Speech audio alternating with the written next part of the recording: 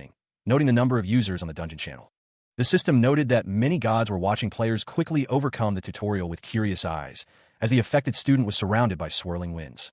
The affected student continued to run, navigating through the vortexes. The swirling winds intensified, engulfing the area and obscuring the figures within. Emerging from the winds, a horde of zombies, their eyes glowing red, advanced. The system message confirms that the rune of enchantment has successfully charmed the rotten zombies. The protagonist, Alex Mercer, uses the rune of enchantment to attract the broken ghoul. The affected student is running away, prompting Alex to remark on her talent for it. Alex Mercer vows to engrave the rune of. The student is told that the enchantment will make the monsters specifically run towards her, allowing her to play mob within the horde. She's also told not to worry about the rest. Alex prepares to strike with his blade. Alex Mercer stands amidst the fallen zombies, asking if he has taken care of the last of them. The affected student confirms that, just as he ordered, she attracted all the monsters within a 300-meter radius. The student confirms that she has everything set and confirmed that it's working properly, before asking if he has anything else for her to do.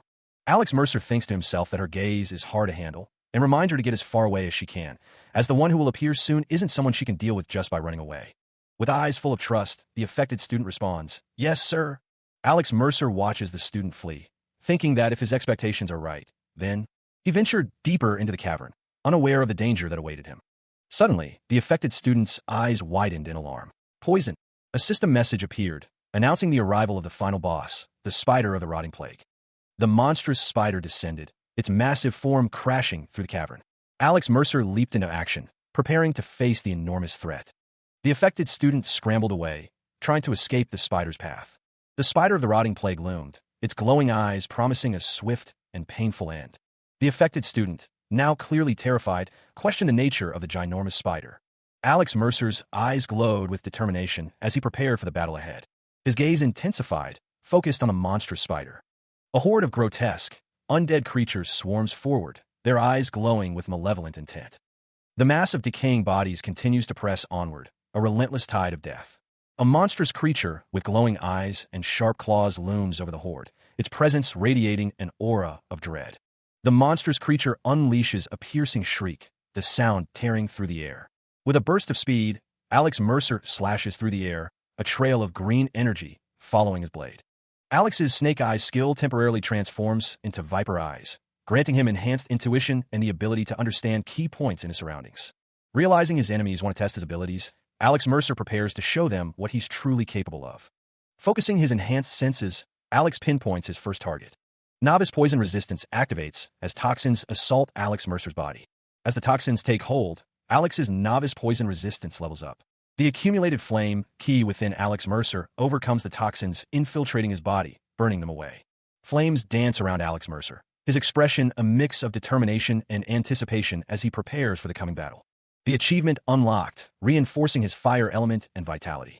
Alex's eyes gleam with a predatory intensity, a smirk playing on his lips as he surveys the battlefield. With a burst of speed, he launches himself toward the horde, drawing his blade, ready to cut through the mass of enemies. The blade flashes, leaving a trail of crimson in its wake as Alex carves a path through the monstrous creatures. One of the plague spider's legs is severed, the air crackling with energy as the blade finds its mark. Mid-air, Alex realizes he needs more firewood for his furnace of 8 divisions, hinting at a strategy to use the spider's toxins against them. The horde of plague-ridden creatures swarms. Their grotesque forms a testament to the deadly toxins they carry. He notes that the most useful firewood would be the toxins of the plague spider, solidifying his plan to weaponize their venom. Among the horde, Alex's viper eyes focus on the source of the venom, his gaze sharpening as he identifies his target. The venom glands of the plague spider are revealed, pulsating with a sickly green glow, the key to his strategy. Alex locks onto the plague spider, his sights set on its venom glands, preparing to strike a decisive blow. He spots his target, the plague spider's heart, and leaps into action, sword raised high. With a burst of speed, Alex Mercer propels himself toward the heart, a trail of energy crackling around him. He brings his blade down, aiming to pierce the heart with a decisive strike. The strike connects, but Alex realizes the heart is tougher than he anticipated. He's surrounded by smaller, pulsating growths. Acidic projectiles erupt from the growths, flying towards Alex. He dodges the incoming acid, realizing that the venom is more potent than he initially thought. It seems that working on increasing the level for 3 days just isn't enough. Alex grits his teeth, resolving to try something else. A system message alerts everyone that he is leaving the area, but the plague spider looms closer, its multiple eyes glowing menacingly. Someone shouts for him to run. Elsewhere, a man is confused by the system message. The man sees Lee Chong-sun standing over a field of bodies and is shocked. He refuses to believe it's Lee Chong-sun, as a system message indicates that rankings are about to be displayed. The confused man stares at the holographic display, which lists the dungeon rankings. Lee Chong-sun sits atop the leaderboard with a staggering lead. Lee Chong-sun's face contorts in a mask of desperation and fear. A message appears, warning him that if he continues to perform poorly and tarnish his prestige, the apostle will never forgive him. Lee Chong-sun, visibly shaken, brings a finger to his lips, a look of disbelief etched on his face. It can't be. Another message flashes, consider this your last chance. Lee Chong-sun's eyes widen, a mix of fear and disbelief swirling within them. He thinks to himself that there must be a mistake, that there's no way an ordinary person could improve that fast. Blood trickles from Lee Chong-sun's lip as he vows to do anything to secure the master's approval, even if it means cheating. The system announces that Lee Chong-sun has encountered a decaying plague spider. Driven by desperation, Lee Chong-sun declares that he needs to kill Lee Chong-sun. Alex Mercer faces the enormous plague spider, ready to strike. The system notes that the giant plague spider is attacking with a lot of enthusiasm. A subordinate reports to Lee Chong-sun that they have eliminated all monsters within a 300-meter radius, as ordered. The subordinate confirms that they have killed all the zombies and checked for any remaining moving ones. The subordinate asks if there are any more orders. Below, Alex Mercer continues his battle against the plague spider. The hunter leaps back as the plague spider crashes through the ground. He thinks to himself that it was nice. An explosive rune activates. As the explosive rune activates, the plague spider is engulfed in light. The explosive rune detonates, sending a shock wave through the area as Alex Mercer stands his ground. The system declares that the giant plague spider is burnt. A piercing rune activates, as the system mocks the spider's terrible trap. The plague spider is impaled by the piercing rune. The system announces that Alex Mercer has unlocked an achievement and gained intelligence in the skill setting traps. Alex Mercer states that this is just the beginning. The monstrous creature, a final boss in this twisted game, rises from the dust and debris. Its grotesque form, riddled with glowing blue weak points, lets out a guttural roar. One of those glowing points, a massive eye, focuses its attention. High above, Alex Mercer descends on a rope, seemingly unaware of the danger below. The protagonist, his eyes glowing with determination, wonders if he'll live up to the title of final boss. The creature unleashes a barrage of red energy spikes, targeting Alex. The spikes explode outwards, a chaotic display of raw power. The monstrous final boss continues its relentless assault, the air crackling with energy. The creature's massive form shifts, preparing for another attack as Alex descends further. The final boss taunts him, questioning if he's trying to run away. Alex Mercer leaps from the rope, declaring that he won't let the creature go. Red lightning crackles and converges, a sign of the immense power at play. The final boss monster is struck by a powerful blow, the force of the impact sending blood splattering. The candidate watches as the protagonist, Alex Mercer, leaps into action, a determined look on her face. The candidate's eyes widen, a bead of sweat trickling down her face as she witnesses the battle unfold. Alex Mercer stands ready, facing the monstrous final boss, the air crackling with energy. The candidate knows that if they fight now, their side will be destroyed. The man with long hair, observing from afar, realizes he must aim for the main ground. The man with long hair waits, biding his time until Alex Mercer loses a bit more stamina. The man with long hair realizes something, a glint of cunning in his eyes. A sinister smile spreads across the face of the man with long hair as he confirms his plan. The man with long hair plans to exhaust the final boss by using ordinary people. The man with long hair notes that the final boss tries to defend ordinary people from any harm, which will make things much easier for him. The man with long hair plots, thinking it would be ideal to have a hostage to ensure the other man is eliminated. Below, the candidate expresses her hope that Alex Mercer saved her. Above, the man with long hair grins, confident that things will become much easier now. Alex Mercer prepares to strike. He slashes through the rotting plague spider's minions. The blade continues its arc, cleaving through the horde. Alex Mercer leaps towards the rotting plague spider. Critical hits land in rapid succession. A system message appears, indicating that Alex Mercer has successfully reproduced the strike filled with the magic of ascension, and that the critical blow has exhausted the rotting plague spider's health. The system announces that Alex Mercer has defeated the rotting plague spider. The rotting plague spider's core is held aloft. Alex Mercer holds aloft the green orb, a symbol of his victory, while a bloody sword hangs at his side. He consumes the orb, its power surging through him. The protagonist's body undergoes a transformation as he levels up, his features sharpening with newfound strength. Now, at level 20, Alex Mercer unleashes a torrent of green energy. The system congratulates him on completing the dungeon mission, Exploitation, having captured the final piece. The system begins counting the final rankings, revealing that Lee Chong-sun holds first place with a significant lead. The Bureau offers Alex Mercer bonus merits for his achievements. The system announces that his merits have accumulated, and that gods are showing interest in him, some with greed. As the dungeon closes, the system reveals that several gods are willing to express their will to him, while the snake watches. The snake solicits, revealing the snake heart to Alex Mercer, and the man with long hair acknowledges that he's got it. Lee Chong-sun grits his teeth, wondering if his fatigue will prevent him from getting up. Lee Chong-sun's subordinates move to attack, shouting now. Meanwhile, Alex Mercer decides to move forward. He finds himself in a new area, the air thick with the scent of ozone and the glow of strange, geometric structures. Elsewhere, John Chung-jae is shocked by something. The source of his shock becomes clear as a blade pierces through the darkness. The subordinate of Lee Chong-sun is surprised to see John Chung-jae laughing. A system message declares that an entertaining scene is about to unfold. The blade continues its descent. The sound of metal echoes. Another system message reveals that John Chung-jae and the others have fallen into a trap, prompting confusion among the subordinates. The subordinates stand in shock. John Chung-jae, now with a glowing eye, wonders what is happening. A sinister grin spreads across John Chung-jae's face. The camera focuses on the protagonist, Alex Mercer, highlighting the details of his jacket. A stark warning appears. It means you're in deep trouble. The throng of pursuers, driven by a singular, bloodthirsty purpose, surged forward, their cries echoing. Kill Lee Chong-sun. Amidst the chaos, Alex Mercer stood his ground, his expression unreadable as he prepared to face the onslaught. The monstrous pursuers closed in, their grotesque forms a testament to the twisted power they wielded. A flicker of determination ignited in Alex's eyes, a silent promise to overcome the odds. The first clash was a whirlwind of blades and desperation, the pursuers screaming for him to stop. With a resounding thud, Alex landed a blow, triggering a system notification. Sudden quest, trap escape, has begun. Elsewhere, a group of onlookers watched with bated breath, a system message revealing that Divine Throne is interestedly observing the sudden quest. The pursuers, undeterred, continued their assault, their blades finding their mark with sickening thuds. One of the pursuers, enraged, lunged forward shouting, "You bastard!" Alex's blade, slick with blood, stood as a testament to the ferocity of the battle. With a final, desperate strike, Alex unleashed a blinding flash of power, hoping to turn the tide. The force of the blow sends Alex Mercer reeling backward, his expression one of pain and shock. The attacker roars, pressing his advantage with a flurry of blows. The attacker's eyes narrow with focused intensity as he continues his assault. Alex grits his teeth against the pain, a bead of sweat trickling down his temple. He is blasted backward by another strike, the force of the impact creating a cloud of dust and debris. The man in the blue jacket cries out, witnessing the brutal assault. Someone shouts for the attackers to stop, but their pleas fall on deaf ears.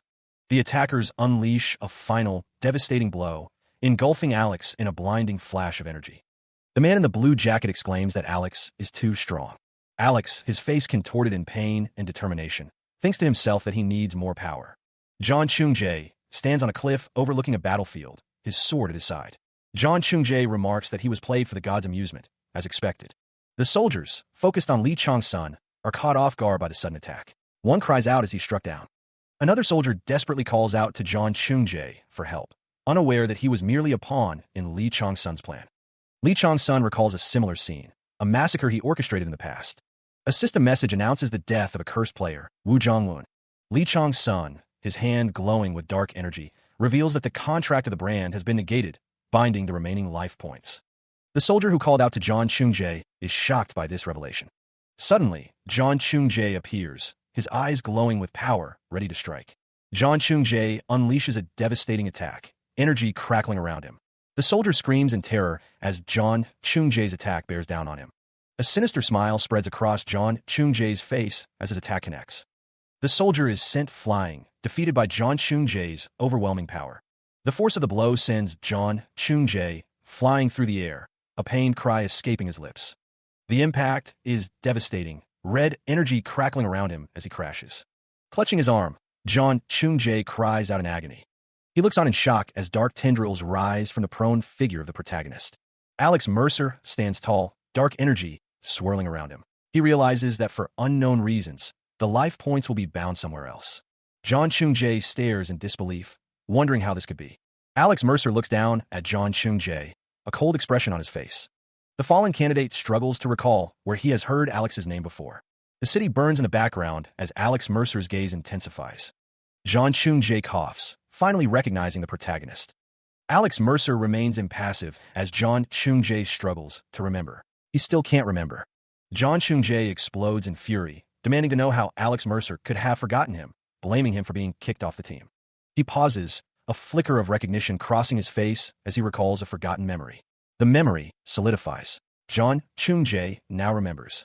The memory replays. A younger John Chungjae stands with another figure in a hallway, then later cries in anguish. The memory continues, showing Alex Mercer walking away as John Chungjae thinks to himself, wondering if it was him who caused his suffering. John Chungjae's expression hardens with renewed anger. He believes Alex Mercer is as annoying as ever. The memory intensifies, showing the younger John Chungjae's face contorted in tears and rage. The younger John Chungjae screams, denying that he is annoying and declaring that he is not the same person he was back then, now having the goddess behind him. The system message appears, stating that the divine throne looks at the pathetic follower with meaningless eyes. The system message repeats, emphasizing the divine throne's disdain for the pathetic follower. He denies what he is seeing, unable to accept the reality unfolding before him. The denial continues as John Chungjae's face contorts in anguish, tears welling in his eyes. The memory stings, bringing tears to his eyes as he recalls a question from the past. Your substitute? A system notification appears, declaring that he has failed to complete the sudden quest, Trap Escape. The weight of his failure crashes down on John Chungjae, and he unleashes a primal scream of despair. The memory shifts, showing the celebration of a tournament victory, a moment that now fills him with regret. The announcement booms. Leader Li Changsun raises the victory cup. He reflects on the past, realizing, I shouldn't have been envious.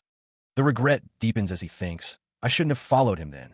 He laments, realizing that if he hadn't followed Li Changsun, he wouldn't have been involved with the gate, and things wouldn't have become like this.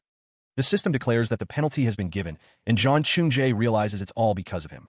The impact of the blow sends John Chungjae reeling, blood splattering from a force. Below, Li Changsun watches as the other man falls, muttering about the bastard. The system announces a penalty of sudden death, as Li Changsun continues to insult the fallen player. The system confirms the death of the cursed player, John Chungjae. The purple energy surges around the fallen figure, its tendrils reaching out like grasping claws. The system message appears, stating that following the contract of the mark, the remaining life force will be bound to the host. The energy continues to envelop the body, the tendrils tightening their grip. Nearby, a man watches with wide eyes as the system declares that there is plenty of energy and incredible power from John Chungjae's body. The purple energy continues to flow, drawn to an unseen source. The system message states that it will take some time to absorb it all as Alex Mercer stands, the energy swirling around him. Elsewhere, a group of men look on with concern, one exclaiming that everything is going to Li Changsun. The purple energy now visibly courses around Alex's head, the power surging within him. The energy manifests as a swirling red mark on Alex's neck, a sign of the power he now wields. The swirling red mark pulses with power, the energy contained within ready to be unleashed. He kneels, carefully drawing on the arm of the candidate with a strange implement. The mark on her arm glows red as a voice explains that she is now a host, like John Chung-jae, but warns that she won't be able to endure the power if it enters her. The rune inscribed on the candidate's arm pulses with energy. The divine throne suggests that the candidate slowly absorb the magic power, as it differs from the original. The divine throne warns that too much greed can be harmful and that some must be thrown away if needed, as the power surges through the candidate. The divine throne is impressed by the knowledge in hacking that level of mark and praises the idea of utilizing a novice rune to use the host as the medium for energies. The candidate grimaces, stating that it feels as if she's eaten 100-year-old medicine, and the quality isn't that great. Alex Mercer realizes that they were testing him, as the divine throne congratulates him for the fun tutorial that matched their expectations. The divine throne considers rewarding Alex Mercer for providing interesting entertainment, as he wonders who this bastard is. The reward has been decided, and a surprise gift will be revealed after 5 seconds. The candidate screams in pain as the power surges through her. The countdown continues, as Alex Mercer stands surrounded by the effects of the ritual. He stares intently, his expression unreadable as the divine throne's test continues. Meanwhile, the candidate is surrounded by desperate figures, begging for salvation as they reach out to her. Elsewhere, a man observes the scene with a knowing smirk, remarking that the divine throne is up to their usual tricks. The man's eyes widen with a hint of fear as he mutters the name of Lee Chong-sun. The protagonist recalls that if he didn't meet their expectations, Lee Chong-sun would have cast him away, saying he was boring. His gaze hardens, devoid of any emotion, as he resolves to receive life. He sees no reason to refuse a gift from the gods, and without hesitation, he stops the countdown. The man with long hair states that he does not trust those who constantly hide their name, and approves of the protagonist's choice. The protagonist's expression remains resolute, his determination unwavering. The divine throne, also known as Abyss chasing Great Demon, give a sly grin while looking directly at Alex. Alex's eyes widen as he hears the name Mephistopheles. He realizes he made a mistake, surprised that the divine throne's name included the words Great Demon. The divine throne questions if he knows him. The name Mephistopheles hangs in the air. Mephistopheles is described as the greatest demon of all, a being so powerful that even Tiamat would surrender to him. The divine throne is known for not revealing himself to the public, preferring to be alone. The divine throne says they no longer care, despite Alex's surprise. The divine throne urges him to tell him what he desires, wondering why someone like Alex would like him. Alex looks off to the side, a bead of sweat trickling down his face. The divine throne, hunting season, strongly protests against the abyss-chasing Great Demon, telling him not to touch something that belongs to her. Alex thinks to himself that he thought she left because he didn't see her for a while, but to think she would go against a being that even her mother watches out for is troublesome. The dungeon closing that it stopped will be continuing. Everyone, brace for impact. Alex stands ready, a sword in his hand. Someone calls out to him, calling him a Jussie. He pauses, a digital notification flashing before him. The rune of allure takes effect, and Alex Mercer hears the candidate calling out to him, begging him to wait. The candidate, desperate, shouts out, offering anything, even her number. Alex Mercer raises his hand, a strange energy emanating from it. The candidate holds her hand up, reaching out. Alex Mercer points, a sinister glint in his eye. He smirks, declaring that he is not that dexterous. Alex Mercer states that they should meet again if there's an opportunity. The candidate calls out to him to take care as she watches him disappear into the light. She shields her eyes as the dungeon closes completely. A message appears, stating, "You've all done well." A woman with purple eyes declares that there is a survivor. She watches from afar as the news reports flood in, confirming that it's not an outbreak, but the successful completion of a dungeon mission by a single player. The streets are filled with people, some injured and others relieved, as they emerge from the dungeon's influence. The candidate's eyes reflect a mix of confusion and hope as she looks around at the scene. A voice calls out to her, asking if she's okay. The candidate spots her family in the crowd and calls out for her dad. Overjoyed, the family reunites in a tearful embrace, relieved to be alive. But amidst the joy, the candidate's expression shifts to concern as she wonders where Alex Mercer is. She calls out for him, her voice filled with worry. Elsewhere, a man searches frantically through the crowd, desperately seeking someone who is nowhere to be found. Tears well up in the candidate's eyes as the reality of his absence sinks in. Her voice cracks as she repeats his name, a desperate plea in the aftermath of the dungeon's closure. Under the watchful gaze of the moon, Alex Mercer sits alone, perched atop a high structure, his fate uncertain. The protagonist, Alex Mercer, contemplates the words of divine throne, world encircling serpent, finding solace in the quiet night sky. He reflects on a different method, one that the old man hadn't considered. Alex Mercer realizes he's finally back home. Standing on a bridge overlooking the city, Alex Mercer gazes at the familiar skyline. The back of Alex Mercer's jacket is visible as he continues to look at the city. Divine Throne, hunting season, makes it clear that she shows strong hostility to gods who have an interest in him. Divine Throne, world encircling serpent, laughs while flicking their tongue, amused by the situation. Divine Throne, abyss chasing great demon, awaits his response, though not even pretending to listen. Divine Throne, hunting season, enrages as she tells them to listen, her patience wearing thin. Divine Throne, abyss chasing great demon, continues to await his response, unyielding in his anticipation. Alex Mercer considers the attention he's garnered, realizing it would be a huge success if he got the attention of around 2 to 3.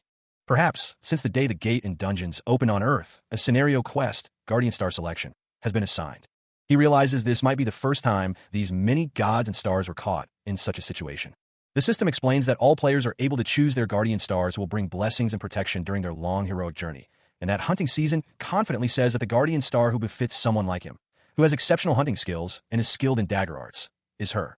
The aforementioned god has promised Alex Mercer the position First Arrow. World Encircling Serpent believes he would be a perfect fit, drawn to his inclination for destructive power and his wicked inner heart. This god has promised Alex Mercer the position of Pioneer of Wisdom. Meanwhile, Abyss Chasing Great Demon awaits his response without a word. This god has promised him the position of Last Observer. The protagonist considers the gods vying for his attention, realizing that the one who would help the most out of these would be. He realizes he doesn't need the rest, as these three are on a completely different level from the recognition alone. Alex Mercer continues to ponder his choices. 4 minutes have passed since the Guardian Star selection began. He thinks of Pabelisag, Jormungandr, and Mephistopheles, but decides there is no exception, except one. Divine Throne, Twilight-Piercing Owl, strongly favors him.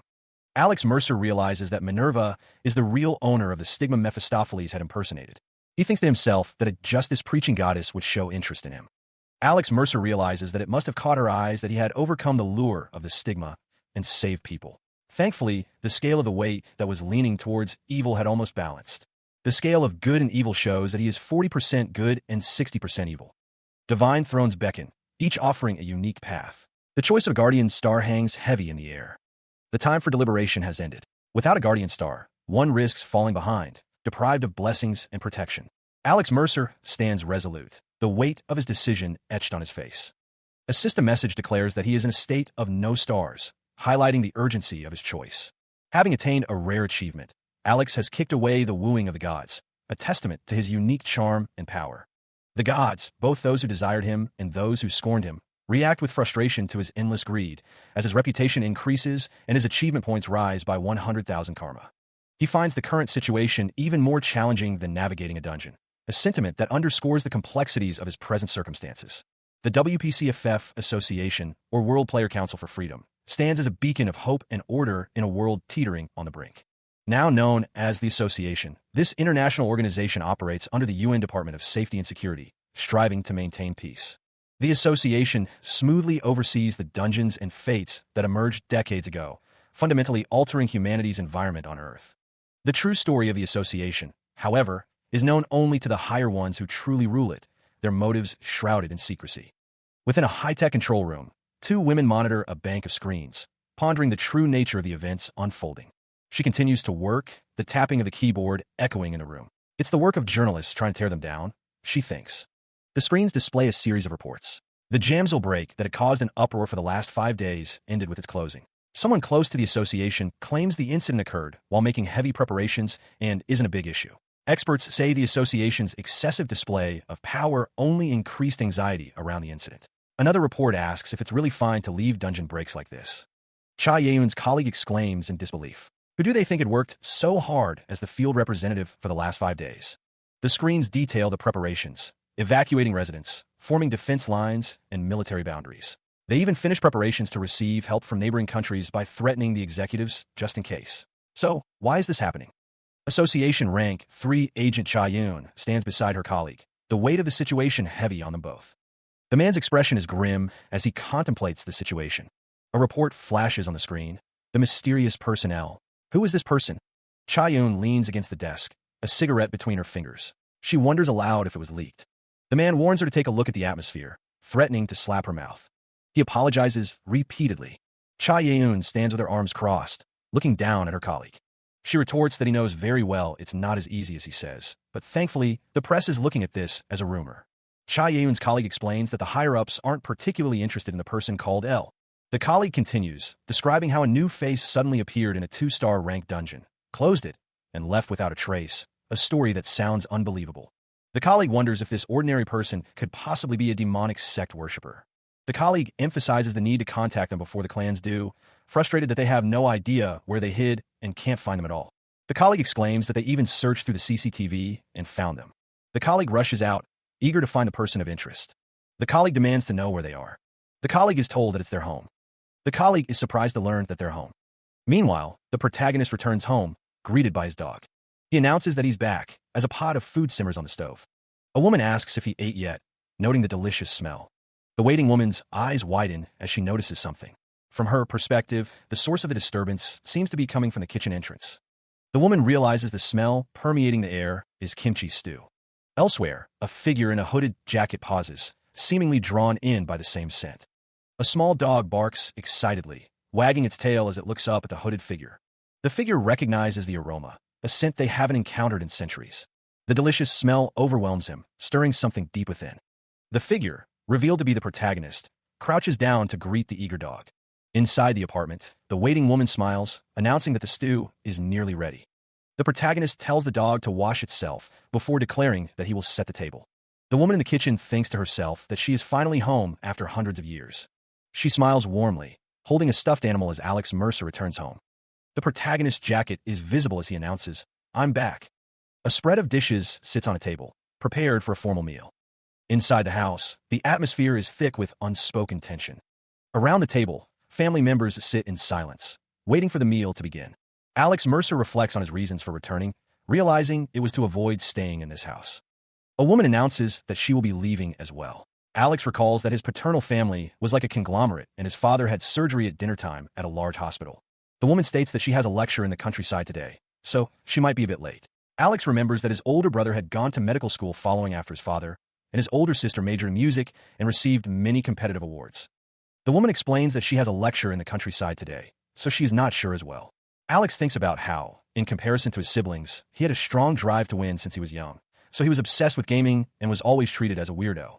The youngest in the family returned home in rags after days, yet there's not a single voice of concern. The youngest in the family returned home in rags after days, yet there's not a single voice of concern. Alex realizes that he had only been remembering the good memories, and this was the reason why he wasn't very attached to his house. He ate in silence, the kimchi stew doing little to lift his spirits. The taste seemed off, though. He slammed his chopsticks down, the sound echoing in the room. The silence was deafening. He hadn't said a word since arriving. His sister, standing beside their father, looked on with worry. The father's silence was a command. He wanted Alex to stay still and listen. The father finally spoke, his voice laced with accusation. He revealed that their mother had collapsed. He continued, explaining that people had visited, suggesting Alex Mercer's involvement with the gate. The father's voice rose in anger, demanding an explanation for his sudden, disheveled return and his audacity to eat without one. Alex Mercer remained silent, his expression unreadable. He wondered how he could stomach the food, given the circumstances. The father's anger reached a boiling point, declaring that even a beast's offspring wouldn't act as he did. He demanded that Alex leave and stop upsetting their siblings and mother. His sister pleaded with their father to stop, suggesting that he, too, must be sorry. The sister, addressing her father, Lee Chong's son, urged him to say something, revealing that his father was also worried. The scene ended with a close-up of a hand gripping a briefcase. He strides purposefully, briefcase in hand, announcing his departure for work.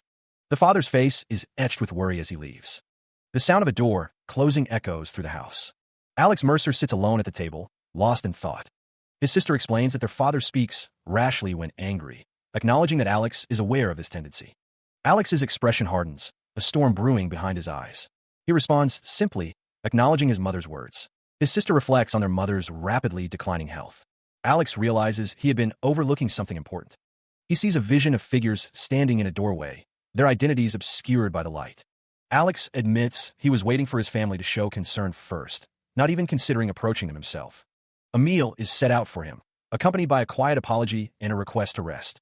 The sister of Alex Mercer looks up, a question forming on her lips as she wonders what he said. Meanwhile, Alex apologizes to his mother, promising to be more careful. The scene shifts to a room in disarray, littered with empty bottles and trash. The state of the room is atrocious. He surveys the mess, disgusted. Alex wonders if he has always lived in such a pigsty. The protagonist's expression hardens, resolve etched on his face. Alex holds a plush toy, contemplating where to begin untangling this complicated knot. He decides to start by finishing the cleaning he can do here and now. Elsewhere, a yellow car speeds along a highway. The driver wonders just how they managed to get the car. Inside the speeding car, one of the occupants questions how they could afford it with their meager pay. The other reveals they run a lot of outside jobs. The declaration rings out. Something is deemed illegal. Meanwhile, a woman with striking purple eyes anticipates seeing what this L looks like, a cigarette dangling from her lips. Elsewhere, a figure collapses onto a bed, exhausted. Relief washes over him as he thinks, now I can finally lie down. As he rests, the man is aware that Divine Throne, hunting season, is curious about his next move, believing her hunting arts will be helpful. Divine Throne, world encircling serpent, also believes rest is important. He realizes they are both taking an interest in this. A figure stands silhouetted in a doorway, watching the resting man. The man's expression shifts, a subtle smile playing on his lips. The man continues to rest, unaware of the watcher. Rising from the bed, Alex Mercer resolves, I need to show that I've changed. He reflects on his past, determined to prove that he's not some parasitic alcohol addict. He needs to make them see he's an adult capable of pulling his weight. Alex's expression hardens with resolve. He thinks that his family should slowly open their hearts as well. He acknowledges that their new star had a better outcome than he thought. Alex believes he should be fine to enter the second stage. He's prepared. He recalls that the empty ruler was here. He lay on his back, the weight of the empty ruler's presence still heavy on his mind. Elsewhere, an ominous figure sits upon a throne, contemplating his next move. He wonders aloud who he should capture first in the mundane world. The camera focuses on the face of the man on the throne, revealing his sinister smile. The man on the throne continues, stating that it would be the ruler of the place Alex Mercer resides. Back in the mundane world, Alex Mercer asks himself who the man on the throne is. The man on the throne responds, stating that it is someone Alex knows very well. The man on the throne clasps his hands together, a gesture that signifies the tiger submerged in hardship. Alex Mercer's expression hardens, a sinister smile spreading across his face as he realizes who the man on the throne is. The camera focuses on Alex's chest, revealing the mark of the empty ruler. Alex Mercer trembles, his eyes wide with a mix of fear and anticipation. The man on the throne declares that he is one of the ringleaders who made Alex undergo divine judgment. The camera pans up to reveal the man on the throne, his face obscured by a hood, as he prepares to make his move.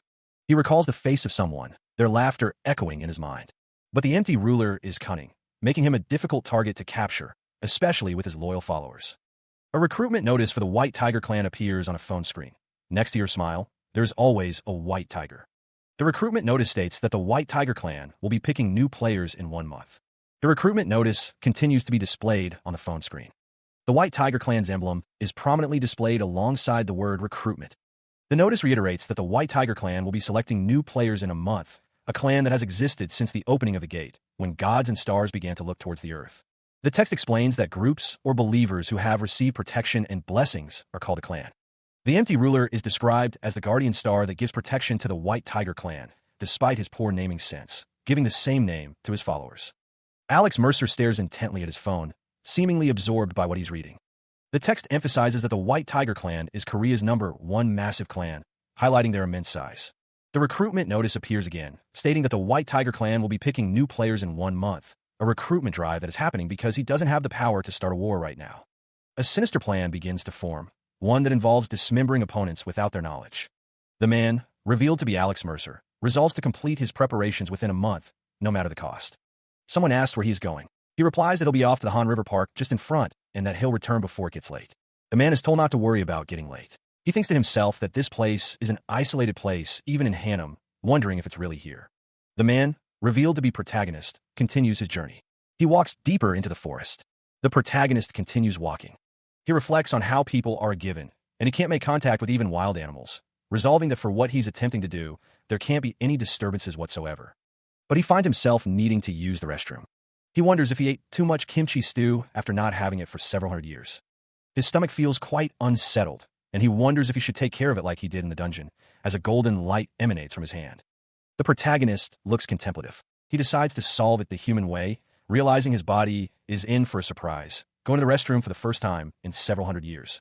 Having relieved himself, Alex Mercer stands before the outhouse, a sense of renewed purpose washing over him. He decides to continue on his journey.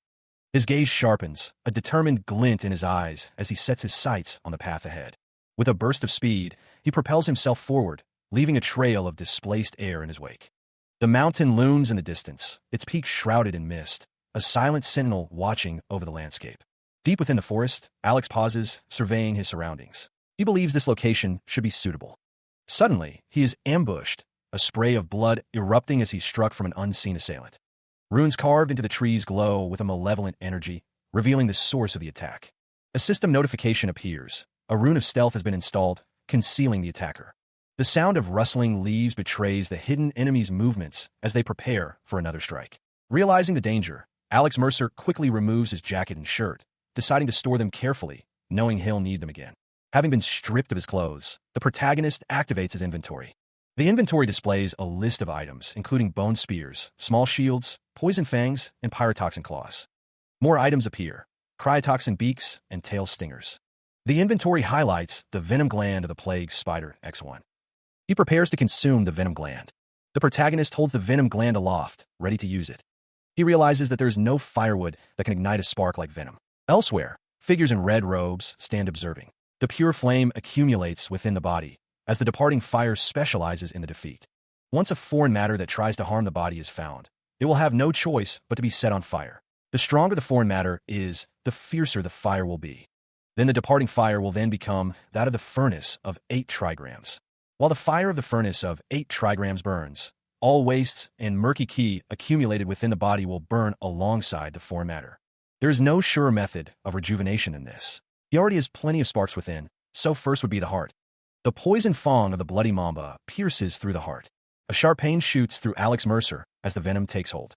The venom is spreading at a very rapid pace. Novice poison resistance is activated, but the effects are insufficient. Alex Mercer cries out as the poison spreads. The system urges him to immediately attempt detoxification. He has completely absorbed the poison fang of the bloody mamba and discovered a hidden piece. He has acquired the knowledge of snake poison. From now on, he will be able to create small amounts of the poison of bloody mamba. Sweat pours down Alex Mercer's face as he grits his teeth against the pain.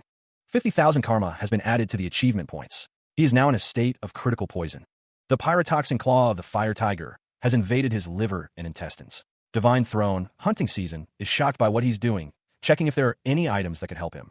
Divine Throne, abyss chasing great demon, is awaiting his answer. Divine Throne, twilight piercing owl, cheers him on. The tail stinger of the burrow scorpion has burrowed into his spleen. Divine Throne, world encircling serpent, releases an exclamation of wonder at the hidden piece he has found, curious to see if he is up to any other schemes. He is in a state of near death, the toxins ravaging his body. The poison continues its assault, seeping into Alex Mercer's system. The system warns that the venom gland of the plague spider has seeped into his lungs, revealing a hidden piece. All 5 of his major organs are now completely filled with toxins. The green energy of the poison courses through him, a visible manifestation of the deadly toxins. The system reports that 5 different kinds of toxins are colliding within him, intensifying the symptoms of poisoning. The poison visibly manifests on his skin, a grotesque display of the internal damage. He grits his teeth, enduring the pain as he pushes himself further, needing a bit more of something. The system announces that his novice poison resistance has been nullified and ignored. A warning flashes, urging him to attempt a cure immediately, as leaving the symptoms untreated risks death, but he thinks to himself that it is not yet. The warnings continue, stating that attempting a detoxification immediately risks the development of severe disabilities, and that all biological activities have been disabled. He steels himself, deciding that now is the time. The system announces that mana has been added to the sparks of the latent departing fire. A vortex of fiery energy swirls, the raw power of the flames intensifying. The flames coalesce, forming a dense, searing inferno. The protagonist, bathed in the light of the flames, stands firm as the fire erupts from his very being. The system announces that departing fire has been illuminated, the power surging within him. The blaze intensifies, engulfing him completely as the system confirms its occurrence. The system indicates that more firepower has been added to the spark of departing fire, increasing its potency. The system congratulates Alex Mercer, announcing that he has succeeded in lighting the flames of furnace of 8 trigrams, the beacon of the forgotten ancient legend, and that its effects are now manifesting. Restoration and regeneration have begun, toxic ki has been burned away, murky ki has been removed, and all ki veins have opened. The system reports that all meridian pathways and small veins have opened, and that a magic organ has been generated. Magic circuits are being installed. The system declares that he has been given the element of fire. Alex Mercer's face is illuminated by the system's announcement that he has attained the Phoenix that rises from the ashes achievement, granting him plus 15 to all stats, maintained rejuvenation, the 10 poison immunity trait, and the blood poison skill. Looking at his hand, Alex Mercer realizes he has obtained 10 poison immunity. Alex Mercer smirks, an open system window displayed before him. He smirks, a plan forming in his mind. It's time to acquire a weapon. The speaker confirms that they've arrived at Lee Chong-sun's residence, a towering skyscraper. The skyscraper looms, a symbol of power and influence. A voice booms from within the building, granting them entry. One of the men present scoffs, finding the association's arrival predictably slow. Cha Yeun is greeted by someone who notes that she arrived earlier than expected. She wonders who the others are. Woo Young-gun, the personnel director of the Sword of Five Stars clan, chuckles, stating that this is why office workers don't work. Seo Jong-won, team leader of Conquest Team 2 of the White Tiger clan, declares himself. The man with long black hair realizes he was too lax. He walks through the manufacturing alley in Seongsu, the narrow passage crowded with signs. Alex Mercer eats a sausage skewer, thinking that eating food and filling up on strength through magic can't compare. Now that he thinks about it, he recalls hearing that the trait of the Twilight Gods is weapons mastery. Elsewhere, a figure asks if that's the case, then wouldn't they need a blacksmith that will fulfill that condition, since they will need a variety of weapons after their return? Alex wonders if there is such a human. The empty ruler smirks, replying, of course. The man with long hair calls out to Alex, telling him to come there if he needs anything. Alex approaches Choi Blacksmith, only to find out that it's been over 5 years since that place shut down. Heavy chains block the entrance, a silent testament to years of disuse. The lock on the chains remains firmly in place, and a disembodied voice notes that it has been 5 years since the store was closed. Even so, Alex Mercer stands before the chained entrance determined. He leans in close, examining the chains and lock with a keen eye. The scent of divine fire permeates the air, a sign that a proper brazier is being used. The disembodied voice of Divine Throne, hunting season, opens her eyes wide, noting the good smell of iron and confirming that the brazier is lit inside. With a surge of power, the chains explode outwards, the force of the blast scattering metal fragments. Alex Mercer tears the chains apart, clearing the way into the store. Divine Throne, hunting season, shows a favorable response to the delightful scent of iron, as Alex realizes there are a lot of weapons inside. The disembodied voice of Divine Throne, hunting season, expresses pleasure with this utopia of weapons. Divine Throne, hunting season, snorts while looking at the high-quality weapons now available to Alex Mercer. Divine Throne, hunting season, expresses its excitement. Divine Throne, hunting season, chides Alex Mercer for fixating on the strange object instead of the weapons. The system urges Alex Mercer to discard the item and focus on the other weapons. Alex Mercer realizes what the strange object is. Alex Mercer turns his head, questioning someone's presence. Elsewhere, a figure walks with a dog towards a brightly lit doorway. The camera focuses on the face of Seo Jong-won, his expression unreadable. A man with long hair and glasses wonders if the person he's looking at is blind. A hand offers a plate of fruit. The woman with black hair smiles knowingly. The woman offers fruit, while below, Seo Jong-won stands beside a man with spiky blonde hair. He is observed by 2 figures, one of whom comments on the woman's beauty, remarking that she is as expected of an actress. Seo Jong-won contemplates the high price of rookies these days, a thought that visibly surprises him. The team leader and director, Seo Jong-won, sports a fake mustache, believing that all strong warriors have mustaches. Seo Jong-won finds it strange that these people would visit just to recruit one rookie. If it's a super rookie, the woman in the suit thinks she has to personally visit them like this, and in just one day too. The narration box describes Seo Jong-won as the face of the White Tiger clan, who possesses the strongest force in all of Korea. The man with the fake mustache believes he's a guy who wears a fake mustache because all strong warriors have mustaches. Starting out as an affiliate of the conglomerate, Osung Group, the Sword of Five Stars became a large clan in a short time, under the leadership of personnel director Woo Young-gun. Woo Young-gun is also the uncle of one of the survivors of the gate this time, Woo Hai-bin. Even if it's a super rookie, Seo Jong-won thinks he can be something more, and Lee Chong-sun. There's something more. But Lee Chong-sun is just one person, the narration states. If they can't recruit him to their side, the woman in the suit thinks they'll definitely try to sabotage others trying to get him. She sat silently as Woo Young-gun questioned why Seo Jong-won had come in person despite being busy. The personnel director added that if the team leader hadn't come, someone might have acted selfishly. The personnel director accused the team leader of sabotaging them and stealing their top secret. Seo Jong-won retorted, asking if that wasn't an abuse of public power. Woo Young-gun asked if Seo Jong-won was saying that they were all there to recruit Lee Chong-sun. The woman with purple eyes remained silent, listening intently. Seo Jong-won confirmed that was correct. The woman with purple eyes thought to herself that the Sword of 5 Stars would provide systematic education to Li Chong-sun, as the White Tiger clan was within their association. She stated that she understood it well. The woman with purple eyes considered that it was a problem their youngest would decide on, so it wasn't a story she should be hearing. Wu Young-gun looked questioningly at the woman with purple eyes. The woman with purple eyes asked if someone could tell her a detailed account of what Li Chong-sun did in that place. Elsewhere, a figure asked if someone wanted to make a weapon, and another voice confirmed that was correct. The woman with purple eyes thought to herself that someone was a funny guy. She observes the man before her, noting his disheveled appearance and the question hanging in the air: why would anyone commission him in his current state? Meanwhile, elsewhere, hunting season nods in agreement with the blind person, while another remarks to stay quiet. The woman with purple eyes, accompanied by her dog Wilson, is told that if she's there to mock him, she has done enough and should go back, as the blacksmith has been gone for a long time. Despite the blacksmith's absence, the man observes that the brazier was lit. The man with the glass's hand is shown gripping a red, rope-like object, his calluses appearing newly formed. The man with the glasses shouts, questioning what the other person thinks he knows. The man in the yellow jacket observes that, by the looks of it, the woman seems to be in a financially difficult situation and at the very least shouldn't starve her friend that acts like her eyes. Wilson, the Doberman, stands alert, his tongue lolling out. The woman is told that she will receive 10 million won for each completed commission, and if everything is completed, she'll pay 50 million won extra, without considering the quality. The man in the yellow jacket thinks that if the quality is better than he thought, he'll add a hefty sum on top of the extra payment. The man in the yellow jacket asks the woman with purple eyes to tell him her account number. An alarm sounds, indicating that 10 million won has been deposited in the W bank, and the name of the depositor is Li Chong-sun. The man with long hair holds up his phone, a bead of sweat trickling down his temple. Meanwhile, the man in the gold and black jacket smirks, stating that the money is the contract fee, not a down payment, and asks if it is lacking. Back in the dimly lit room, the man with long hair begs for more money, tears welling in his eyes. The man in the gold and black jacket looks up, a question forming on his lips.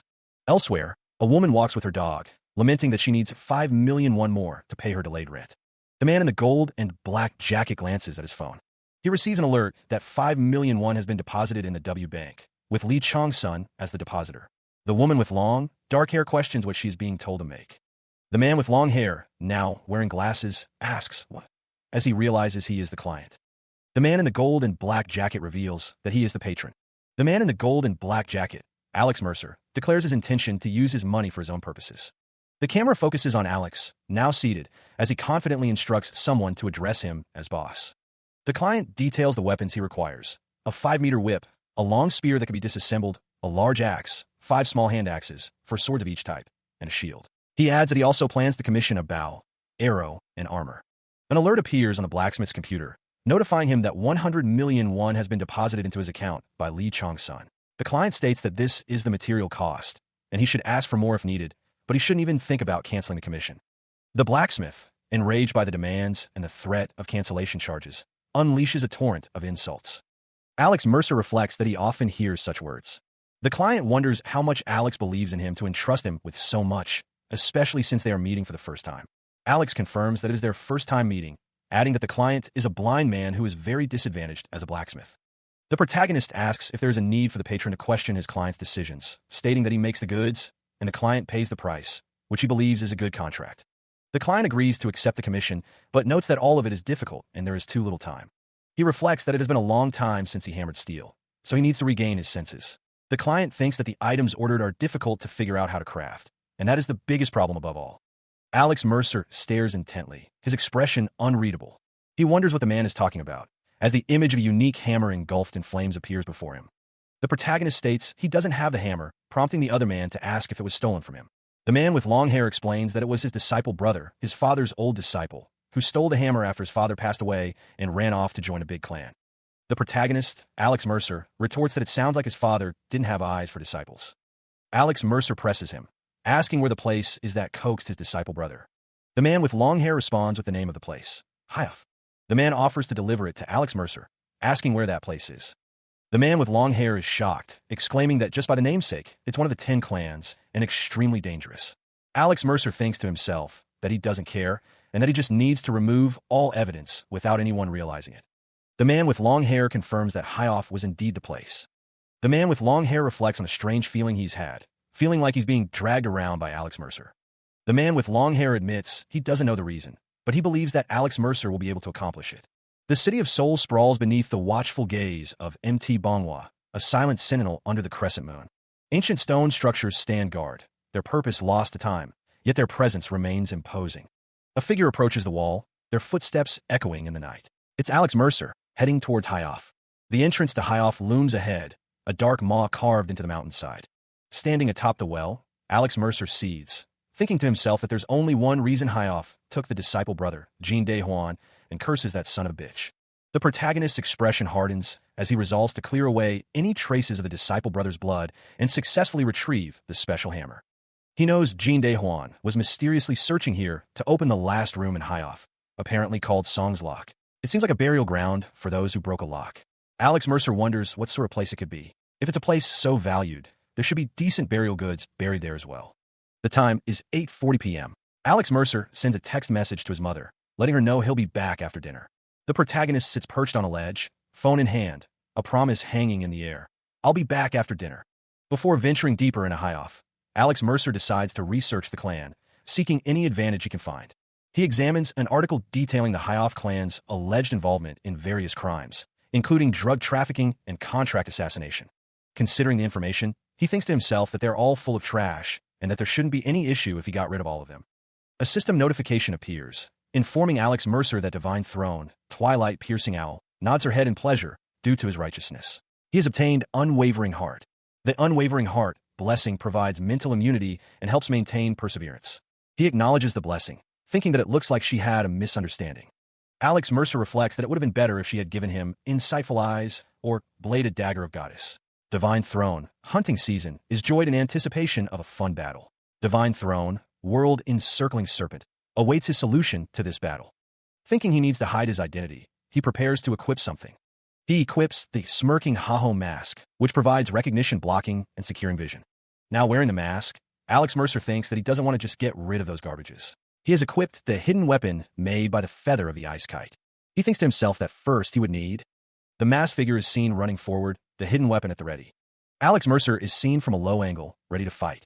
He is immediately struck by a shard of ice, piercing his forehead. The force of the blow sends Alex Mercer reeling, as more ice shards rain down around him. The source of the attack is revealed, an enemy wielding a blade formed of pure ice. The ice wielder unleashes a flurry of attacks, encasing Alex in a prison of jagged ice. The ice shatters as Alex Mercer bursts free, his eyes narrowed in focus. From below, the ice wielder watches, a sinister grin spreading across his face. The masked figure lunges forward, his fist crackling with icy energy. The ice prison explodes outward, the force of the attack immense. The figure's silhouette is briefly visible amidst the shattered ice.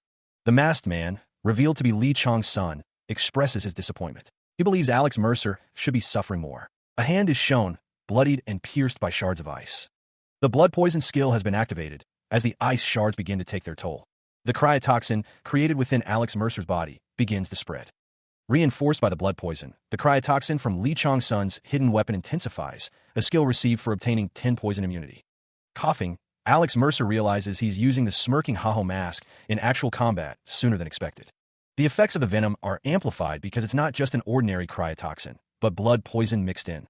The Divine Throne, Hunting Season, is pleased by Alex Mercer's excitement as he descends into the dungeon, ignoring the system's warning not to bother trying to detoxify the poison. The poison takes hold, as the Divine Throne, World Encircling Serpent, observes Alex Mercer's reckless actions with interest. A heavy door grinds open. The system announces that Alex Mercer has entered the dungeon, Tomb of Besla. The effects of the Smirking Haho Mask take hold, securing Alex Mercer's vision. Alex Mercer notes that there's a reason Guyaja lent him the mask. A voice echoes, recalling that to frequently craft the key, one must leave the brazier in front of the boss room. The Smirking Haho Mask expresses its desire to take the burial goods inside the boss room. Dungeon mission has started. The mission theme is grave robbery. The objectives are to defeat the guardians protecting the tomb of Besla and steal the treasure from the final room where the owner of the tomb rests, then run. Within each area, multiple mechanisms are installed to protect the owner's rest from grave robbers, so beware. Divine Throne, Hunting Season, greatly anticipates your performance.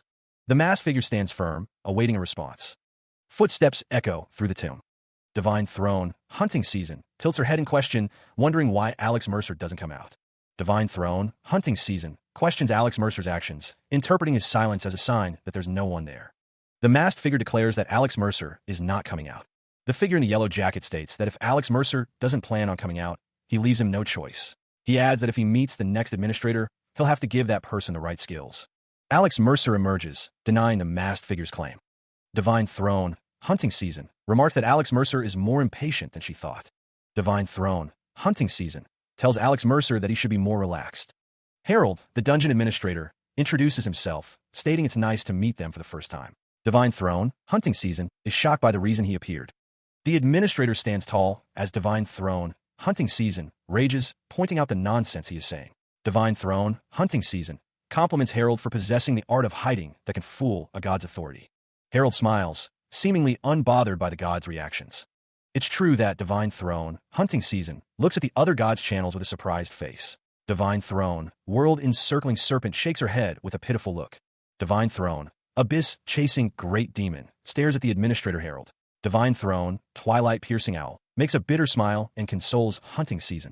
Divine Throne, hunting season, gawks with her mouth wide open, saying this can't be happening. Harold stands before Alex Mercer, claiming he hasn't displayed that high level of trick. The masked man tells him to stop the useless chatter, questioning if he followed after him in order to write the report.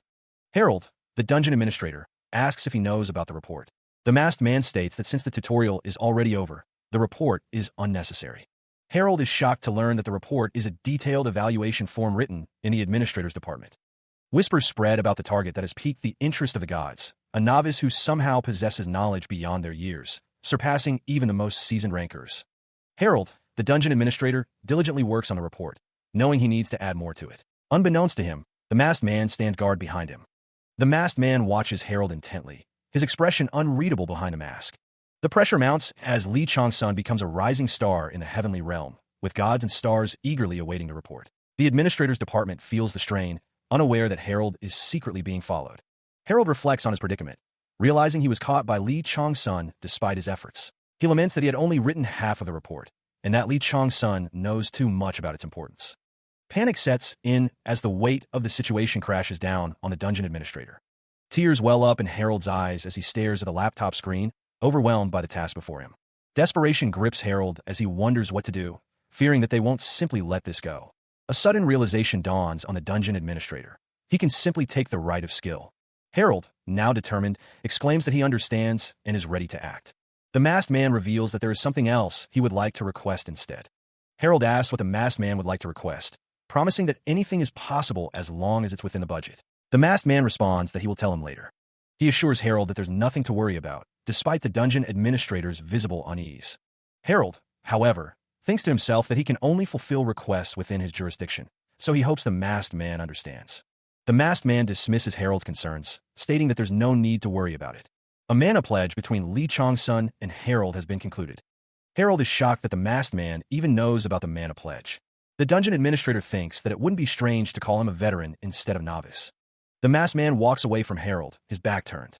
Harold watches as the masked man walks away. A system message appears, stating that the Divine Throne, world-encircling serpent, is pleased that there is a person slyer than them. The scene shifts to a long, empty corridor. A voice declares that this key is another failure. Frustration boils over as someone slams their fist against a wall, exclaiming, "Damn it." Lee Jae-sung, the high-off chief of the Conquest Department, demands to know how the situation turned out this way and how this job was done. At the dungeon entrance, a subordinate fears being dragged off as a sacrifice if things continue this way, knowing he won't be able to avoid punishment at this rate. Lee Jae-sung shouts that there's no choice, ordering his men to bring Jin Dae-hwan to him immediately. The chief expresses his disappointment, asking if they failed this time as well. Jin Dae-hwan, the disciple of the predecessor, Gu Yi-ja, who stole and ran away with the hammer, begs for his life, mentioning the blood. Jin Dae-hwan's hands tremble as he thinks that if he can supplement with a bit more blood, then somehow Lee Jae-sung delivers a brutal kick to Jin Dae-hwan. The impact of the kick sends Jin Dae-hwan reeling.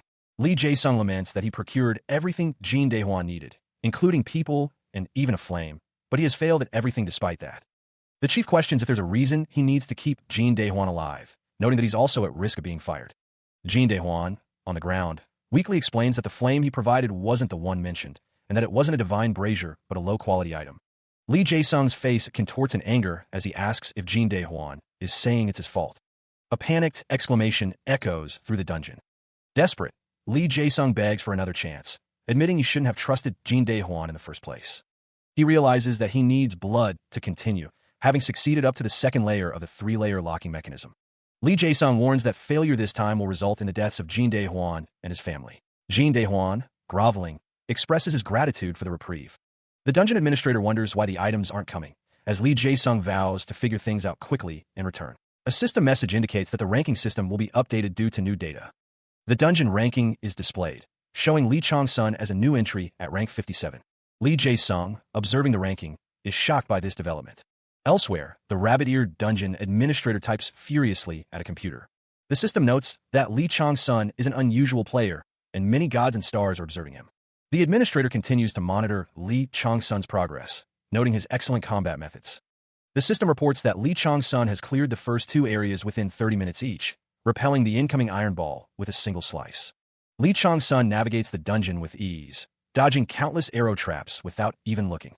The dungeon administrator, Harold, watches with growing interest. He believes Lee Chong-sun might be able to clear the place.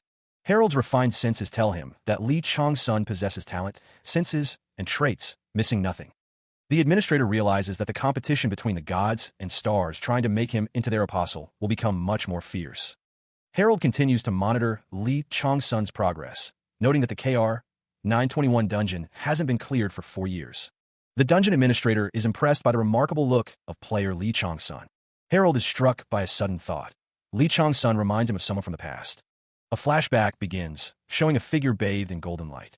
The administrator frowns after reading the description of the figure in the flashback, realizing some gods may not be pleased. The flashback intensifies, showing the figure's power, described as Twilight of the Gods. The flashback reveals the figure as someone who had mocked immeasurable numbers of gods and stars. The flashback concludes with a close-up of the figure's face, revealing a familiar face. The intricate gold detailing of a dark uniform catches the light. Suddenly, a blinding light erupts, then vanishes just as quickly. The golden light intensifies around the man in the black and gold jacket. The light continues to build, obscuring the figure within. As the light fades, a monstrous figure with glowing yellow eyes and sharp teeth is revealed. The monstrous figure, the empty ruler, is shown from a lower angle, his gaze intense. The perspective shifts to a close-up of the empty ruler's face, his expression one of fury. "You! How dare you!" The empty ruler's rage intensifies. He demands, "Laugh at me!" Suddenly, Alex Mercer appears, chained and surrounded by a massive blade. The protagonist, Alex Mercer, is shown in a dynamic pose, lunging forward. A masked figure looms, declaring that Divine Throne, hunting season, thinks the smell of the air has become very disgusting. He pauses, sensing something amiss. The air itself seems thick with the scent of blood. Ahead, the masked man senses something as well. A system message warns of a wicked energy emanating from all around. The system continues, declaring that Twilight-piercing Owl is angered by the horrible sight and orders them to deliver justice. The masked man recalls that they were making a key to the boss room and wonders if they are offering some sort of sacrifice.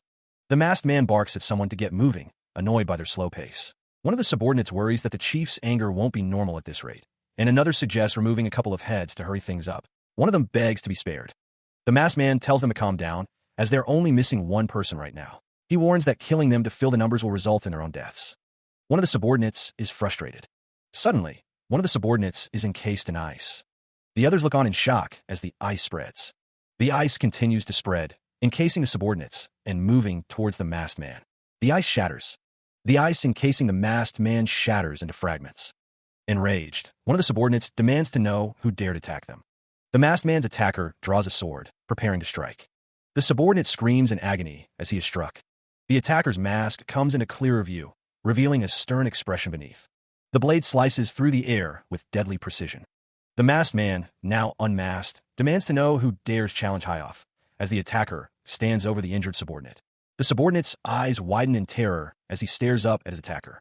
The attacker's face is revealed to be that of the protagonist, Alex Mercer, whose eyes are anything but human. The subordinate begs Alex Mercer to spare him. Alex Mercer asks the subordinate if he wants to live. Alex Mercer demands that the subordinate tell him everything he knows about the situation inside, including the number of members and air levels. The masked man and his subordinate stand in what appears to be an abandoned courtyard. The subordinate, clutching his arm, reveals that there are 30 people stationed inside. The masked man thinks to himself that he only needs to watch out for Lee Jae-sung. Meanwhile, the subordinate, bloodied and bruised, pleads for his life, hoping to be spared now that he has revealed the information. The masked man equips a dagger crafted from the fang of a fire tiger, responding that he only asked if the subordinate wanted to live, not that he would spare him. The masked man strikes, the sound of the blow echoing through the courtyard. The masked man levels up, his back turned to the viewer. The masked man activates his authority, soul exploitation, as he lightly nods to the dark smell of death. Elsewhere, a group of people stand frozen in fear as a pink, geometric energy spreads around them. The pink energy swirls around the masked man, now seen more clearly. The masked man's eyes narrow, his expression intense. The pink energy binds two figures, who cry out in pain as the masked man stands between them. The masked man takes a step forward, the pink energy emanating from his feet. He stands amidst the swirling pink energy, his masked face obscured by shadow as he surveys the scene. The pink energy pulses around the bound figures, the masked man's actions having trapped them. Elsewhere, two figures observe the scene. One with wide eyes wonders if they're seeing a ghost. The other man recalls that Lee Chong-sun was the target of their boss. He recognizes the name. The first man scoffs, saying he heard Lee Chong-sun was a complete loser now. The second man counters that it must be a different person with the same name. Suddenly, the masked man leaps into the air, propelled by an unseen force. The air crackles with energy as he descends, the sound of impact echoing through the corridor. Someone cries out, wondering who is there and what is happening. A burst of pink energy explodes outwards, accompanied by cries of pain. Elsewhere, in what appears to be a control room, a man reacts with shock. The man wonders why those bastards aren't coming. A screen flashes, announcing that the dungeon ranking has been updated. The updated dungeon ranking lists Zhang Eugene at the top, with Lee Chong-sun now appearing at number 11. The masked man's face contorts in fury as he sees the dungeon ranking update, now listing Lee Chong-sun at number 8. His rage intensifies as he notices Lee Chong-sun climbing even higher in the rankings. Where did they go? He roars, desperate to find the interlopers. The dungeon ranking continues to update, showing Lee Chong-sun's rapid ascent. He curses, wondering if his subordinates are already dead. From the shadows, Jin Daehuan cries out, begging for help. The masked man turns, his expression a mix of shock and anger. Jin Daehuan, barely standing, reaches out towards the masked man, pleading for salvation. The masked man shouts at him to get a hold of himself. The masked man's face is a mask of fury as he stares at Jin Daehuan. Jin Daehuan's body is ravaged by burns and what appears to be poison, his condition rapidly deteriorating. The red energy crackles across Jin Daehuan's torso, a testament to the brutal assault he has endured. The masked man unleashes a devastating attack on the already weakened Jin Daehuan. The force of the blow sends Jin Daehuan flying backwards, a pained groan escaping his lips. System messages appear, indicating that Jin Daehuan has been inflicted with a terrible burn, poisoned by necrotoxin and poisoned by acid. His health is rapidly depleting, and detoxification is needed immediately. The system informs Jin Daehuan that he is near death, his body crackling with energy from the masked man's attack. The masked man continues his assault, unleashing a barrage of attacks. The system warns that death is approaching. The masked man prepares to deliver the final blow, his eyes filled with malice. The force of the attack rips through the air. The masked man lunges forward, his attack fueled by a burning rage. The blade, crackling with blue energy, hurtles towards its target. The clash of steel echoes through the air. The masked man's attack is blocked, leaving him momentarily stunned. Despite the blocked attack, the masked man continues his assault, raining down blows. The barrage connects, and Jin Daehuan reels from the impact, surprised he can't see properly due to the blood poison. The masked man, despite his obscured vision, seems to anticipate Jin Daehuan's movements, revealing a surprising level of skill. Jin Daehuan clutches his head, a warning flashing before his eyes as his health rapidly depletes, urging him to detoxify immediately. The masked man's feet pound against the ground as he closes in. The masked man notes that the skill he is using is in the level 30 range, and wonders if something is amplifying his power. From a distance, Alex Mercer observes Jin Daehuan's predicament, noting that there is definitely something going on, and that Jin Daehuan needs an antidote. Now should be around the time they come from headquarters. The masked man thinks to himself, his interest piqued by a secret that the higher-ups are keeping hidden. The masked man knows that this amount of time has passed, so the offerings must have. A man urges everyone to come to this side of the alleyway, leading a group toward a nondescript door. Sweat beads on the brow of the man in the lead as he confirms that this place is the one the Ha-Ho mask guy mentioned. He agrees that it looks like it, his eyes wide with apprehension. The group enters the building, unaware of the danger that awaits them. The masked man watches as the group disappears inside. The Ha-Ho mask guy instructs them to leave that way and pass the two doors on the left, then to go to the alley next to the center, to a third door. He tells them to go there, close the door, and hide. The Ha-Ho mask guy warns them to never come out, even if they hear something. He assures them that then, they can survive. The man from the group wonders if it should be this place, right? The door clicks shut. The Haho mask guy reflects that he explained it simply, so they should have hidden well. Then, the protagonist, Alex Mercer, feels his power surge as the system informs him that he has used 30 additional stats on the strength stat, increasing it from 51 to 81. He also used 30 additional stats on the agility stat, increasing it from 49 to 79. A voice booms, tauntingly offering the antidote that Alex was looking for, urging him to eat up. Lee Jae-sung, his face scarred and twisted in a sneer, holds up the antidote. Lee Jae-sung presents the container, only to reveal that it's empty. The revelation enrages Alex. Lee Jae-sung mocks him, asking if he's an idiot for believing that. Alex, fueled by rage, launches himself at Lee Jae-sung. Alex's attack is swift, his sword crackling with blue energy.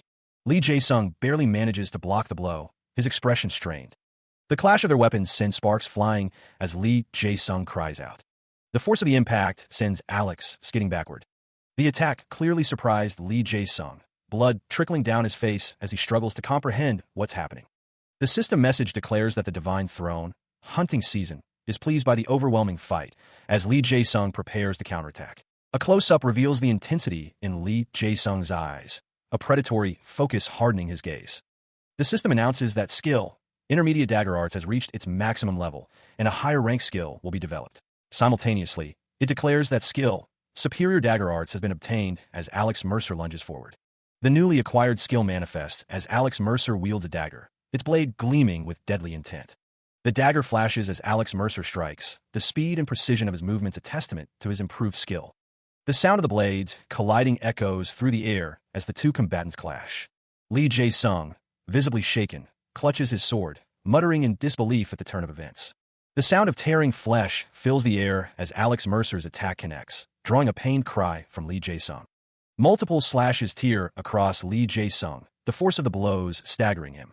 Standing over the wounded Lee Jae-sung, Alex Mercer is bathed in a radiant glow, the embodiment of his newfound power. With a final decisive step, Alex Mercer closes the distance, ready to deliver the finishing blow. The blade, slick with an unknown substance, hangs poised, ready to strike. With a burst of energy, Alex Mercer stands triumphant, bathed in a crimson glow. The camera pans up to reveal the arena where the battle took place, now stained with dark droplets. Lee Jae-sung lies defeated, his face marred with injuries as he wonders why this happened to him. The protagonist, though unseen, finds the situation strange. A close-up reveals the protagonist's masked face, his expression unreadable. The masked man recalls his own words, a chilling warning. If you treated others' lives carelessly, you should have expected the same to happen to you. A system message appears. Authority, soul exploitation has been activated. The system confirms Alex Mercer's success. You have succeeded in obtaining the ashes of player Lee Jae-sung with the activation of the fire of the purgatorial furnace. The protagonist stands amidst the remnants of the battle, surrounded by the lingering energy of his victory.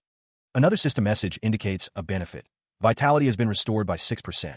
A disembodied voice, identifying itself as Divine Throne, Twilight Piercing Owl, expresses admiration for Alex Mercer's righteous heart, while simultaneously mocking it. The voice grants him a new privilege, Composed Heart. Even with the Composed Heart privilege, the masked man seems skeptical.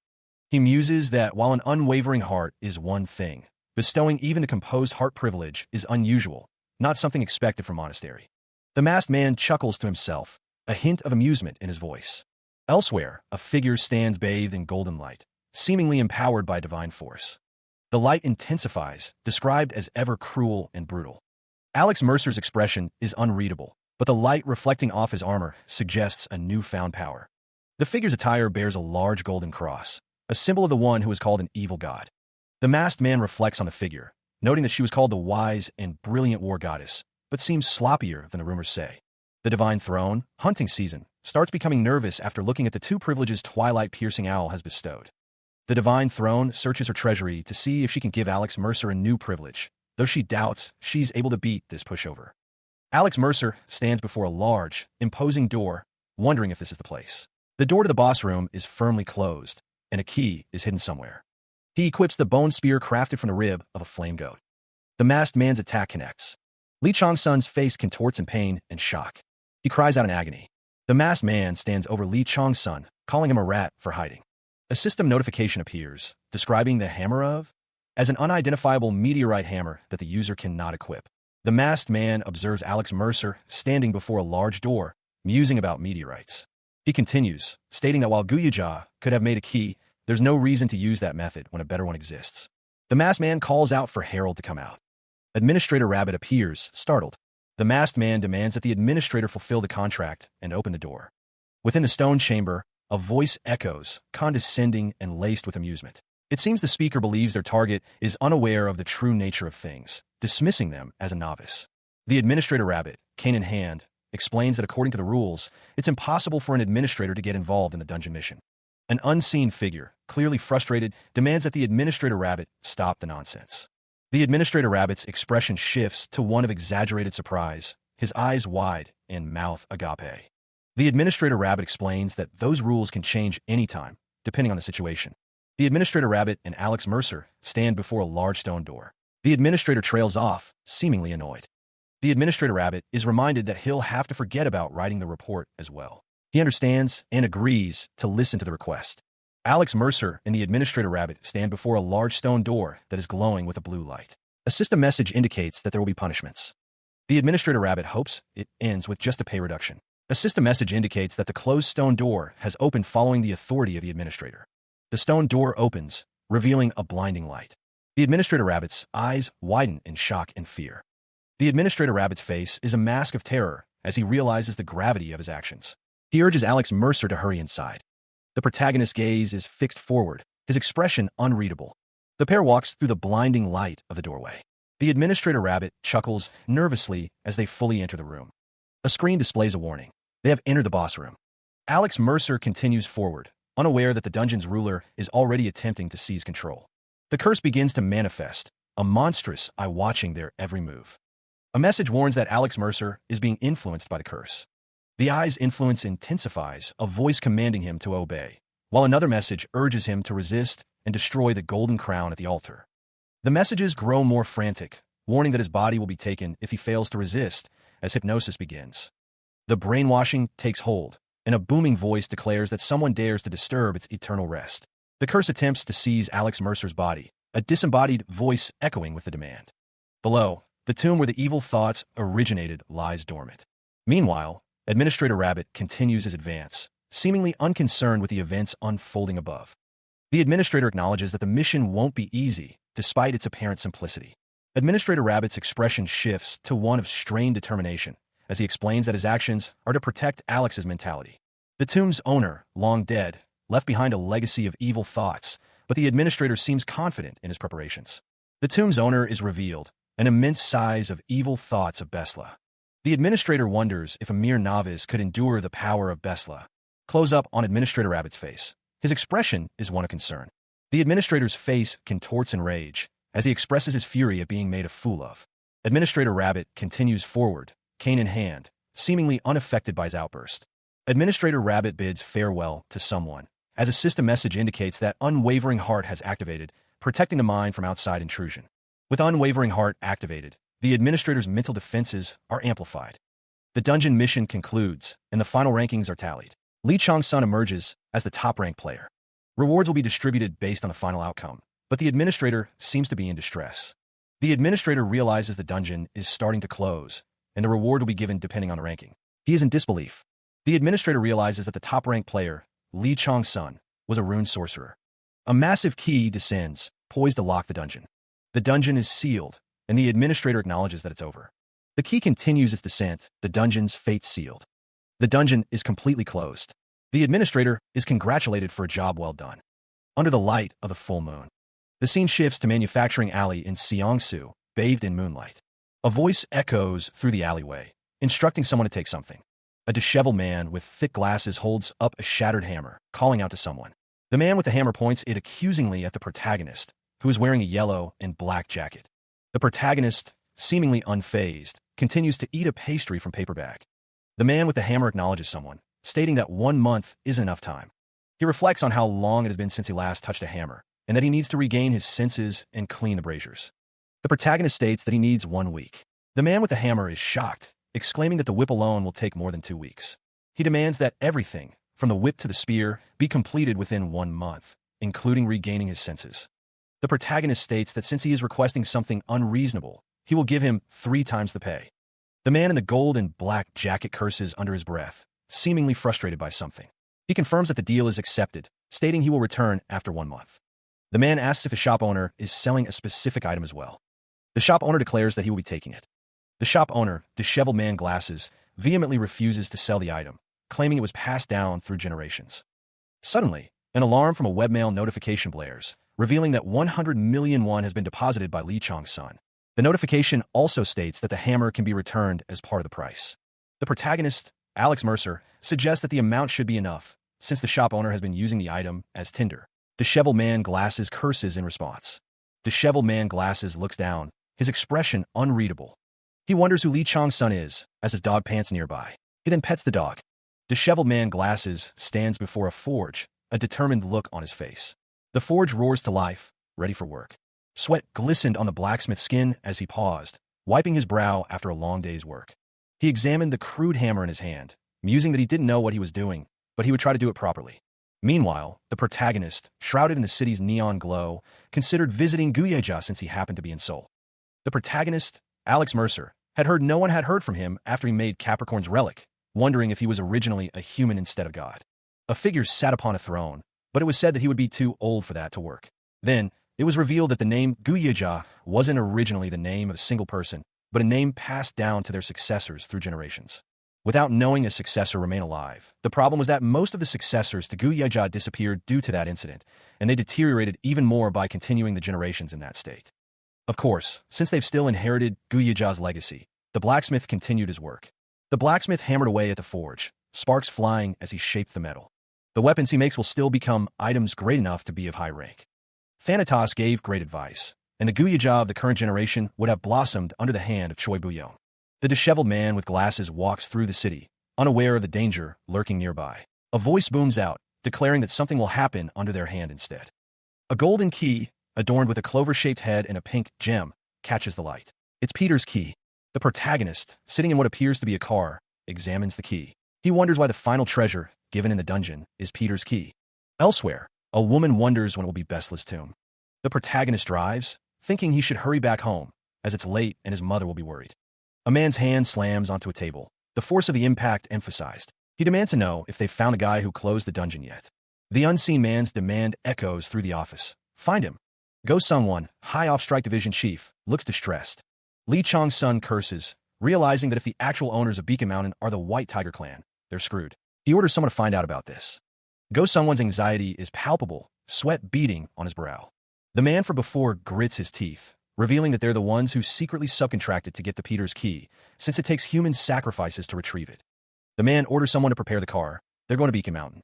As the dungeon closing wasn't bad enough, the theft of Peter's key added insult to injury. The man in the white shirt strides forward, flanked by his subordinates. The man's agitation grew. If the White Tiger clan learned of this, it wouldn't end with just his neck on the chopping board. He urged them to hurry. Especially if CEO Jongwon found out, he'd even go after his family. He couldn't let that happen. The key needed to be found, no matter what. Elsewhere, a tall building stands under the moonlight. Inside, whispers filled the air as Lee Chong-sun spoke to an associate. Two women sat nearby, seemingly oblivious to the hushed conversation. Suddenly, Lee Chong-sun's face contorted in rage, his eyes burning with fury. A surge of golden energy erupted around him, the force of it shaking the very air. The golden aura intensified, engulfing Lee Chong-sun as his power reached its peak. The energy crackled and surged, a tangible manifestation of his building rage. The golden energy took the shape of a monstrous visage as Lee Chong-sun demanded to know what was just said. He is surrounded by golden energy, the raw power radiating outwards. The energy intensifies, filling the room. A woman shouts, calling out to CEO Jongwon. Her eyes dart around, searching for him. She looks on with concern. Elsewhere, CEO Jongwon roars in anger. His subordinate questions the meaning of his actions. The subordinate's face is contorted with rage. The golden energy explodes outwards from Lee Chong-sun, creating a swirling vortex around him. The subordinate, Team Leader CEO, confronts CEO Jongwon, demanding an explanation. Team Leader CEO questions why he would use the tiger's bloodlust with a civilian nearby. Team Leader CEO continues to berate him. Team Leader CEO points towards the exit, signaling their departure to the woman in pink. The woman's expression is unreadable, her gaze fixed and intense. A man with spiky blonde hair declares that Lee Chong-sun won't be back today, and that they'll be taking their leave. The group begins to walk away, their footsteps echoing in the hallway. The woman from before is asked if she is all right. She responds that she is fine, though her posture suggests otherwise. The woman reveals that she has heard that awakened people exist in a completely different world. The woman who asked if she was all right looks on with concern. Someone wonders if it's true, and if their youngest will be like that as well. The woman reflects that Lee Chong's son may seem blunt and unfriendly on the outside, but he is actually very delicate on the inside. She wishes he wouldn't be put in situations where he could get hurt, but acknowledges that it seems to be a difficult request. The woman in the suit stands with a blonde-haired man and another man, listening intently. A voice demands that someone leave immediately. Meanwhile, elsewhere in the building, the situation has become a mess because of team leader CEO. The man with the ponytail states he is not in a position to return without seeing Lee Chong's son's face. He then asks Agents Cha and Jean what they plan to do next. A young girl pleads with the man to bring back her uncle, Lee Chong's son. The man with the ponytail tells the agents that if they plan on staying, they should remain where they are. He then offers to have his secretary bring coffee for the two of them. He muses to himself that he'll have a nice, piping hot caramel macchiato. Elsewhere, Jean Seok-tae is struck by Cha Yun. Cha Yun declines the offer, stating that they have something else scheduled and will have to meet Lee Chong's son another time. The camera focuses on Cha Yun's suit. Jean Seok-tae is in pain from the hit, but Cha Yun thanks the man for the offer but declines. The man with the ponytail says that it can't be helped and that he'll see them next time. As the elevator descends, the man tells them to be careful on their way back and instructs someone to follow them. Following the encounter, Cha Yun and Jean Seok-tae walk towards the elevators, the man with the ponytail trailing behind them. The agent glances back, a flicker of concern in her eyes. The other agent, Jean Seok-tae, notices her unease, his expression hardening. He questions her serious demeanor, his brow furrowed with suspicion. Moments later, a phone displays a message. The message is displayed on the phone. The phone displays a code red alert detailing a situation in Seoul, Yunnan District, Beacon Mountain, where victims were found who were almost offered as human sacrifices and are now under protective custody, with backup needed in preparation for a potential second disaster. The agent's eyes widen in alarm as she reads the urgent message. Outside, team leader CEO barks orders at Cha Yun to get in the car or be left behind, as the agent rushes towards the vehicle. The city skyline looms in the background as they prepare to depart. Elsewhere, someone prepares for battle, a weapon materializing in their hand. The individual stands ready, the weapon crackling with energy. He is questioned by Constellation, a good seasoned hunt, who grumbles about him taking the item. The masked man holds the hilt of the sword, Yu Chong. It was used as kindling for the god's brazier, but he doesn't consider it just a thing. The man's gaze hardens as he considers the weapon.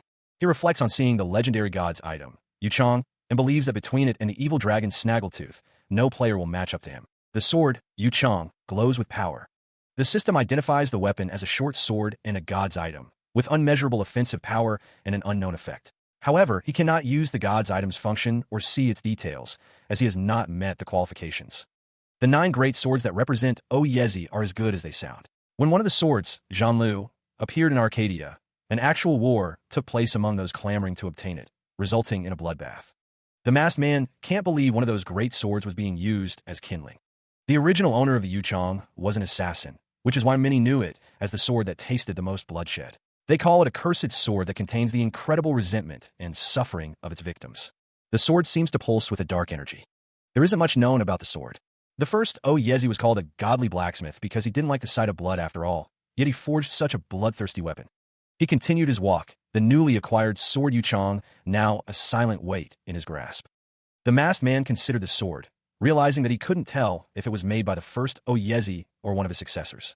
It seemed all the embellishments that could identify the sword had been removed to erase its existence. The sword, he mused, had been reduced to a mere tool, used only to maintain the god's brazier. Suddenly, a voice echoed in his mind, questioning his purpose. A holographic screen appeared before him, displaying a message. Constellation, a good seasoned hunt, is snickering and grumbling about him carrying around such an odd item. As he continued walking, another message appeared. Constellation, owl who pierces through the twilight, is proudly looking at him. The masked man paused, his expression unreadable beneath the mask as he considered the constellation's interest. The voice echoed again, demanding to know what business he had with it. A notification appeared, informing him that he had equipped the dagger carved out of a flame tiger's fawn. He remained silent, the dagger now subtly visible at his side. The masked man's gaze hardened, a silent promise of action in his eyes. The system alerts that an attack has been initiated. The masked man is sent flying backwards from an unseen force. The figure lunges, hand outstretched, towards an unseen target. The force of the impact sends shockwaves through the surrounding forest. The attack connects, the force of the blow creating a blinding flash of light. Nearby, Lee Chong's son's expression remains calm, betraying no hint of surprise at the sudden attack. He admits to hiding his presence, but is still surprised by the suddenness of the assault. The attacker, revealed to be Alex Mercer, swings a blade down towards Lee Chong-sun. Alex's eyes narrow with determination as he presses his attack. Lee Chong-sun's eyes widen in alarm as he recognizes something about Alex. Alex's eyes glow with an intense light as he continues his assault. The blade descends, poised to strike Lee Chong-sun. He grips the hilt of his sword, the blade catching the light as he prepares to strike. The force of Alex Mercer's blow sends Lee Chong-sun hurtling backwards, the air shimmering with displaced energy. The attack connects, the blade aimed directly at the antagonist.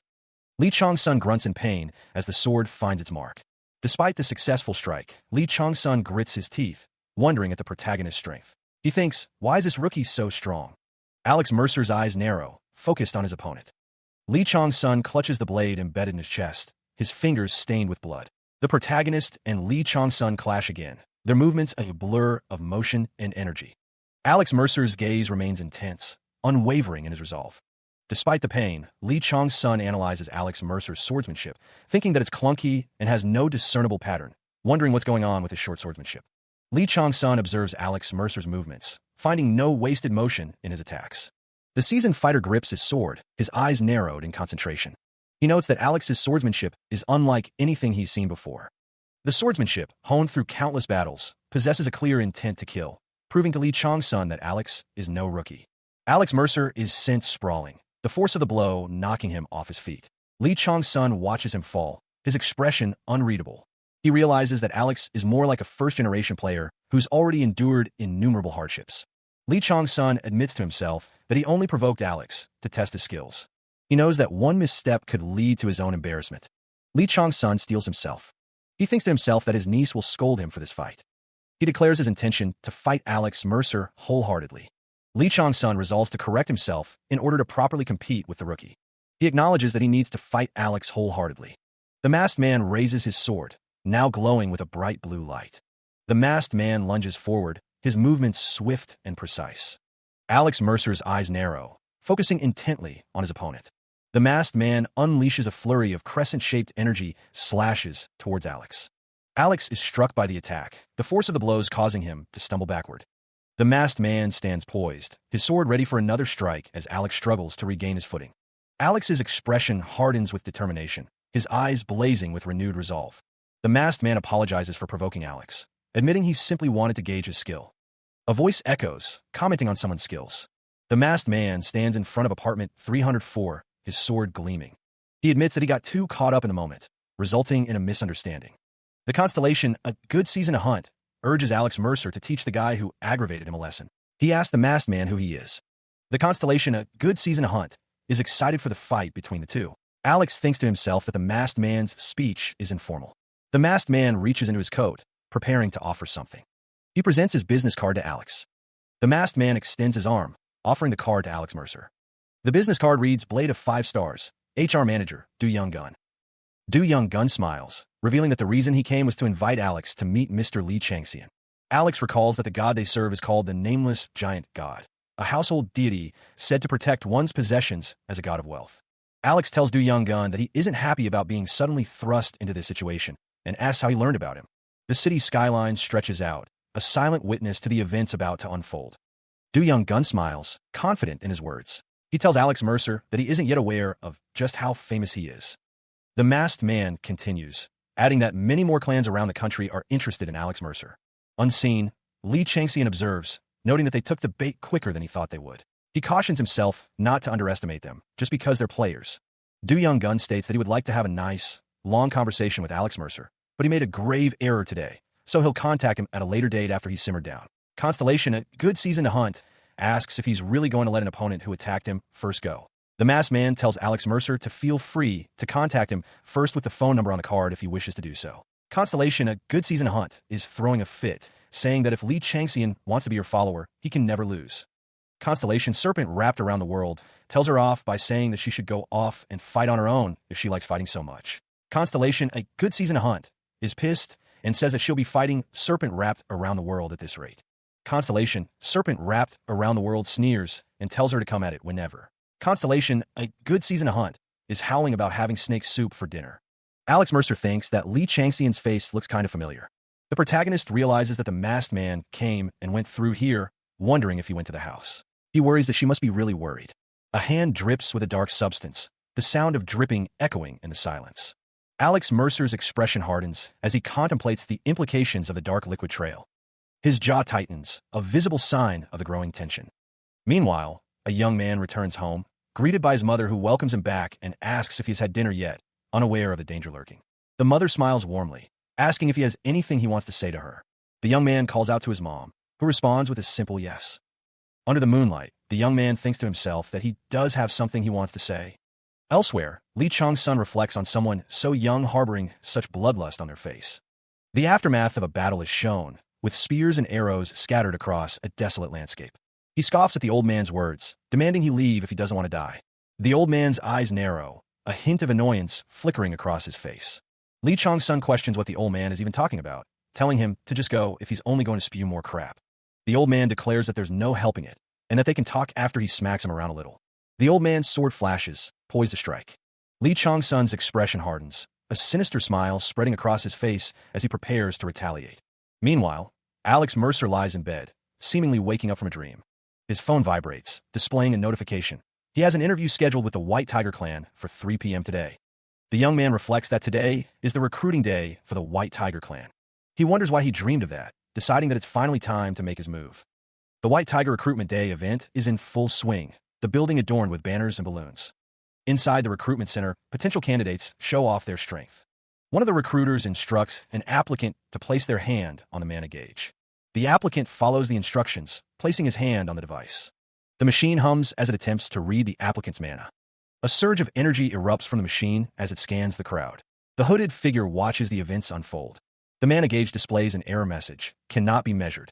The recruiter wonders if the machine is broken as the hooded figure's mana remains unreadable. He stands in line, waiting for his turn to be assessed. The machine fails to register any mana from the hooded figure. The system reports that his mana cannot be measured.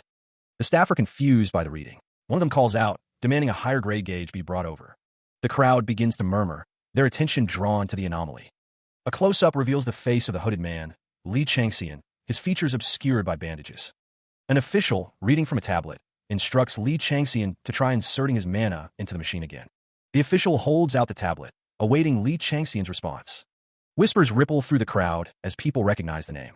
Lee Chang-xian? A woman in the crowd gasps, recognizing the name. The crowd realizes who is standing before them. It's the tyrant. Lee Chang-xian thinks to himself that he tried to avoid this situation by wearing a hoodie, but he should have done more to conceal his identity. The crowd parts, revealing the hand that triggered the system's recognition of Lee Chong-sun. Lee Chong-sun, his face partially obscured by bandages, stands before the crowd, his massive sword a silent threat.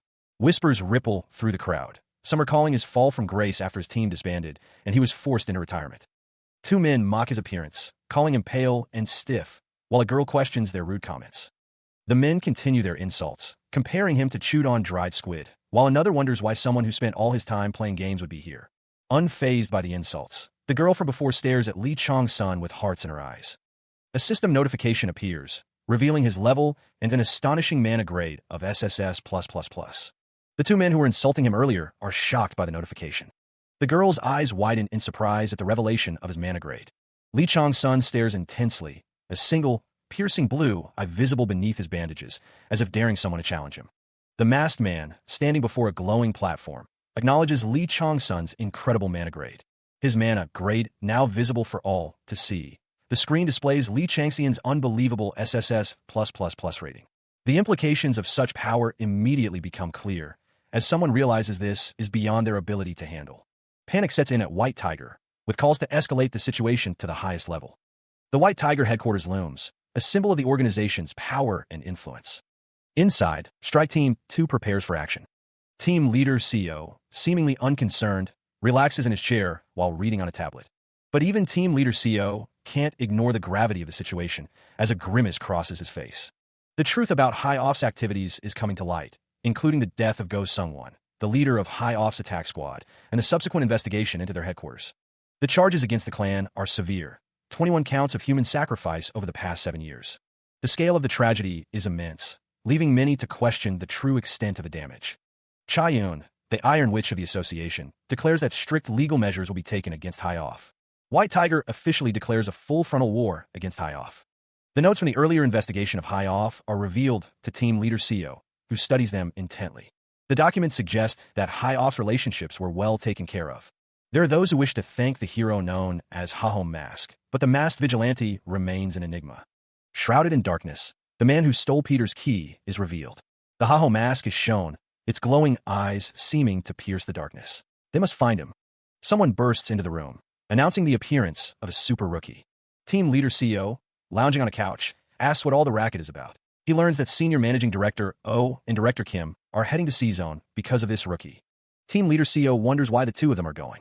The man standing before Team Leader CEO explains that the rookie is the one they waited for alongside the Black Shamsur and the Iron Witch, a name the team leader recognizes.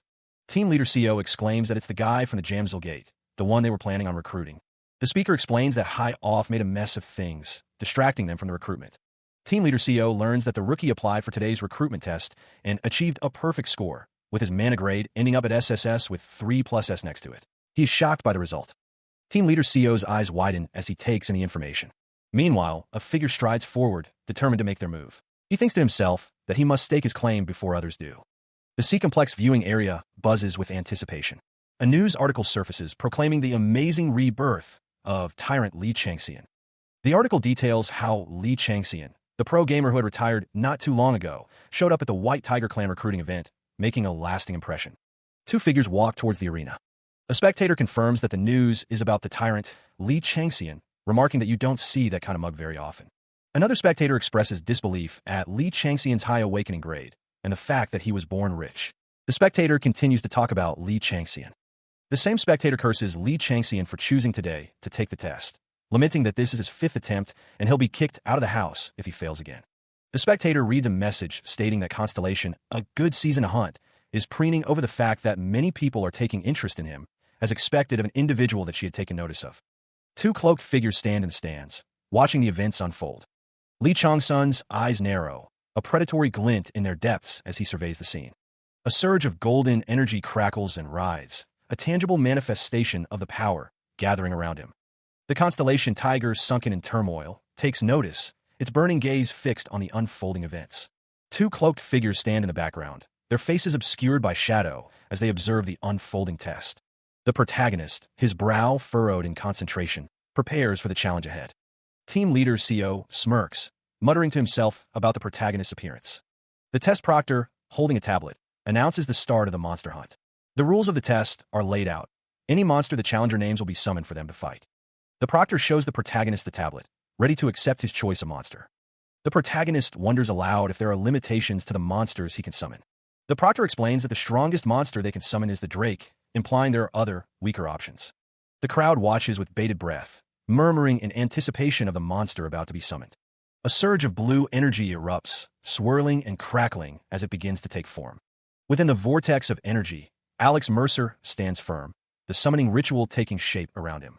The energy coalesces into the head of a massive, shadowy wolf, its eyes glowing with an ominous red light.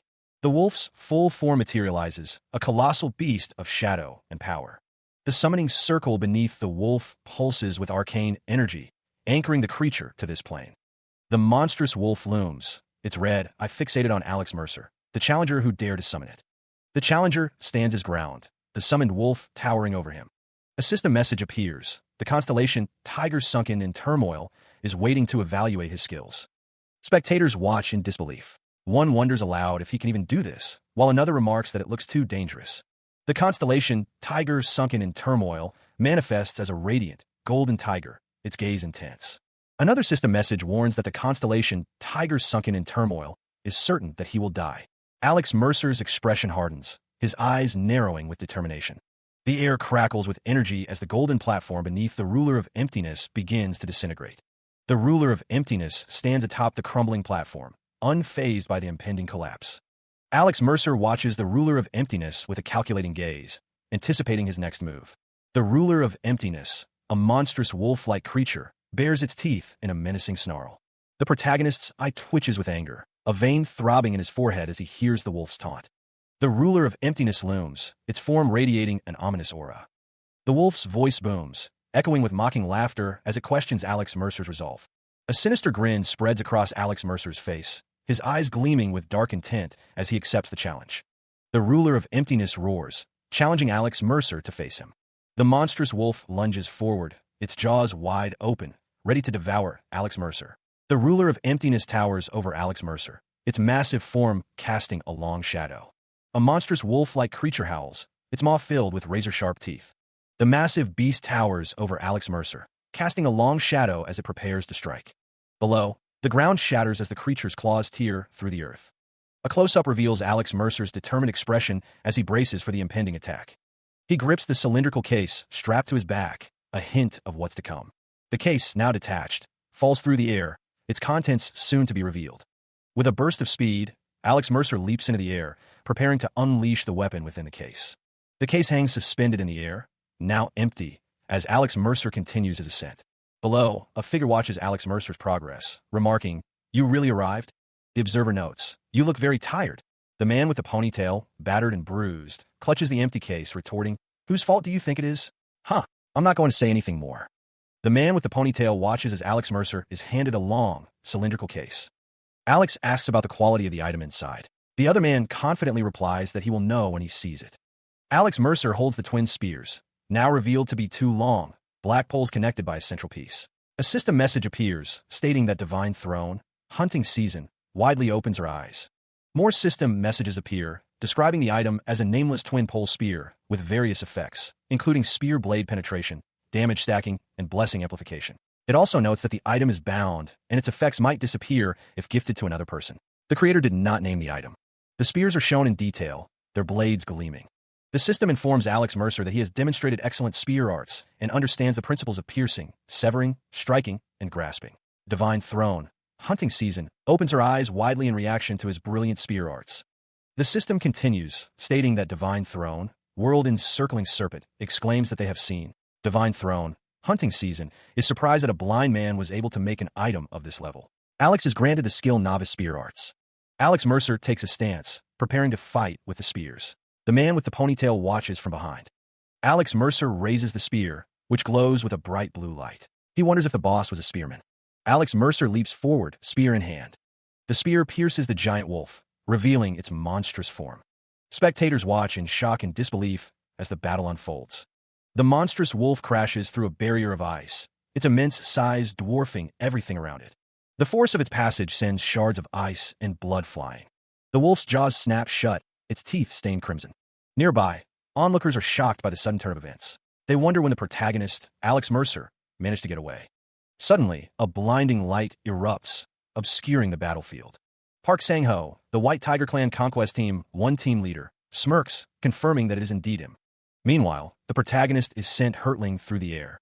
Park Sang-ho's grin widens as he vows to capture the protagonist by any means necessary. The protagonist focuses, channeling energy into his hand. A system message identifies the artifact as the Nameless Cat o' Nine Tails, a whip made by the successor of Guyaja. It is a bound item, and its effects will disappear if gifted to another. The creator did not name the item, so the user must give it a name. Park Sang-ho, clutching his neck, wonders what weapon the protagonist will use this time, realizing it's something other than a spear. The Nameless Cat o' Nine Tails, glowing with ethereal energy, whips through the air. The weapon strikes true, tearing into Park Sang-ho with a resounding impact. Alex Mercer swings the weapon with practiced ease, the chains blurring as they move. The chains of the Nameless Cat o' Nine Tails lash out, tearing into Park Sang-ho's monstrous form. The impact of the chains sends shockwaves through the air, the force of the blows visible in the rippling energy. Alex's grip tightens on the weapon, his knuckles white with effort as he prepares another strike. Blood splatters as the Nameless Cat o' Nine Tails finds its mark, each strike leaving a crimson trail. With a yell, Alex continues his assault, the chains dancing around the transformed Park Sang-ho. The monstrous form of Park Sang-ho reels from the relentless barrage, blood and energy spraying from the wounds. Alex, eyes narrowed in concentration, prepares to deliver the final blow with the Nameless Cat o' Nine Tails. He plants his feet, bracing himself for the force of the swing, every muscle coiled and ready. The final strike connects, the Nameless Cat o' Nine Tails unleashing its full power in a blinding flash of light. The massive dragon-like creature, Park Sang-ho in his transformed state, roars in defiance.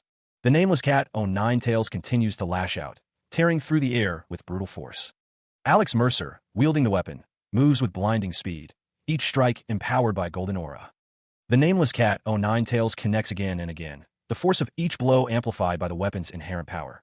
The transformed Park Sang-ho is sent crashing through the stadium, the impact creating a shockwave. From the stands, spectators watch in disbelief as the battle unfolds before them.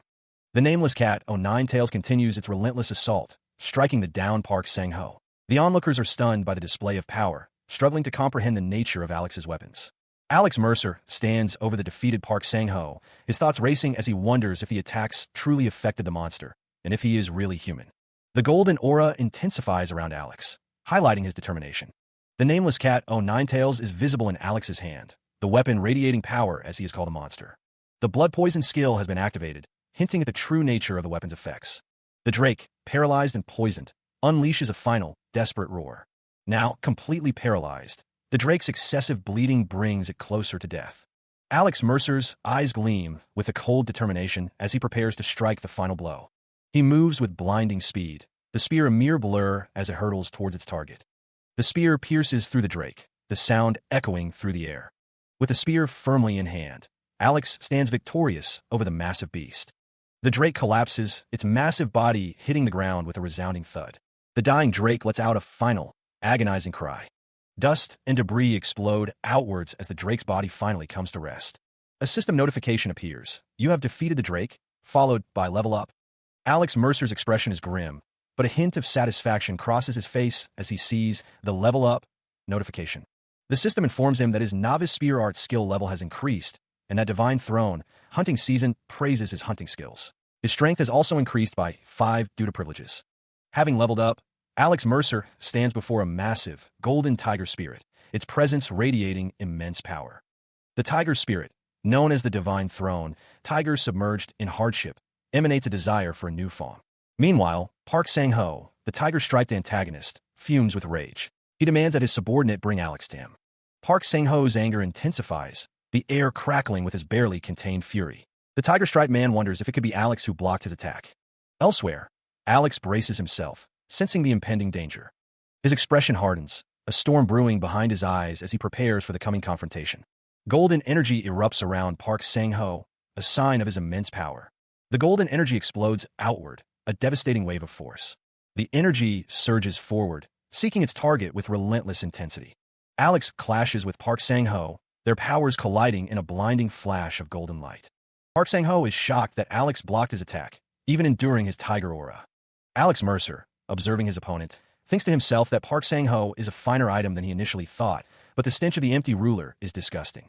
Park Sang-ho, enraged, shouts that he likes Alex and wants him to come under him so he can raise him to be as fine as one can be. The tiger-striped man declares that he will show Alex what a true tiger really is. Golden energy explodes outward. Alex's eyes narrow as he prepares to retaliate. He wonders if he should retaliate, as he might be able to get more attention from the empty ruler, but worries that he'll need to take that out in the Crimson Mountain Range. Park Sang-ho demands to know why Alex doesn't stop there. Red energy crackles around Alex. The protagonist is sent flying backward by an unseen force. Park Sang-ho asks if Alex has a death wish, calling him Team Leader Park. A close-up reveals Park Sang-ho's sinister grin. Red energy emanates from Alex's hand.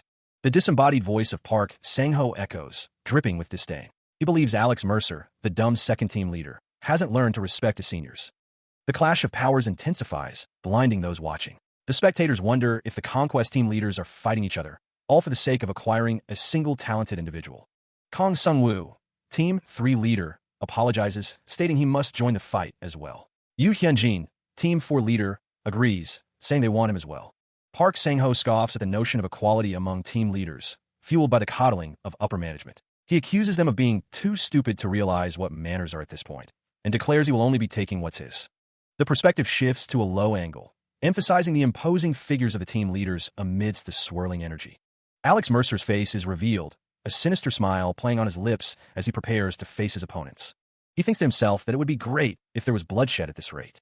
The two men, eager to prove their worth, bicker over who will be the one to claim the protagonist. Their argument escalates, their faces contorted with rage as they vie for the opportunity. One of the men, his patience wearing thin, unleashes a string of insults, challenging his rival to a fight. Meanwhile, Alex Mercer reflects on the men he must eliminate, those who have accepted the ruler of emptiness as their sponsor and are clamoring to be his faithful servant. The two men clash, their power colliding in a burst of golden energy. The force of their blows sends shockwaves through the area. The man in the red suit is sent reeling from the force of the blow. The other man continues his assault, landing another blow. The man in the red suit is shocked by the power of his opponent. The force of the impact sends him flying backwards. The victor stands triumphant, his silhouette framed by the golden light. A subordinate announces the arrival of the managing director. The managing director is revealed to be Oh Saiwon, the White Tiger Clan's executive director. Alex Mercer realizes that Oh Saiwon is the one he must face. Oh Saiwon is the second in command of the White Tiger Clan. A close-up reveals the stern expression of the White Tiger Clan's executive director. A constellation remarks on the strength of the man, as blood trickles down Alex's face. Alex realizes that Oh Saiwon is a high-ranker. Oh Saiwon scolds the insolent brats for fighting amongst each other to take down one man, and questions why Sango, as the first of the team leaders, joined in instead of stopping them. Alex sees no openings. No matter how many simulations he runs in his head against Oh Saiwon, it ends in his defeat. He's strong. One of the subordinates coughs, stating that with the managing director here, it's game over, as he's always on their side and directly under Oh's faction. Park Sang-ho, in his tiger form, angrily demands that everyone leave, declaring that Lee Changxian is his. Oh Saiwon chuckles, remarking that taking a team leader's side would cause a rift, so he has no choice but to take the protagonist in himself. The members of the White Tiger Clan celebrate their success. A voice tells someone that they are covered in blood and should change into the provided clothes inside Managing Director Oh's office. Alex Mercer removes his shirt, revealing his muscular physique. Oh Saiwon observes Alex's physique, commenting on his well-toned body. The executive director notes that those flawless muscles are the result of countless battles. Oh Saiwon remarks that this is the first time he's seen someone of Alex Mercer's caliber, wondering what sort of life he has lived. Alex Mercer, now wearing a black hoodie, states that he has already heard the news about himself. Oh Saiwon says that their sponsor is also quite interested in Alex, so he'll cut to the chase. The protagonist, now wearing a long black coat with gold accents, is asked if there is anything he wants, perhaps money. A close-up shows Alex Mercer's new outfit, complete with black pants and boots. The protagonist, Alex Mercer, states that he has more than enough money to last his entire lifetime. He clarifies that he didn't come for a boring reason like money. Alex Mercer declares his intention to join the Future Strategy Division. The managing director, Oh Saiwon, is told that Alex wants to join the division and that he should be handing it off to someone better suited for the position. Oh Saiwon, visibly angered by the suggestion, demands to know what was said. The executive director's anger intensifies, his power flaring around him. Oh Saiwon is engulfed in a blinding golden aura. The golden aura intensifies, obscuring the executive director's form. Alex Mercer notes that even Oh Saiwon's laughter is enough to make him feel dizzy. Oh Saiwon acknowledges Alex's ambition, stating that he'll need at least this much to call himself a White Tiger member. Alex Mercer realizes that the Future Strategy Division supports the clan and could even be called its head.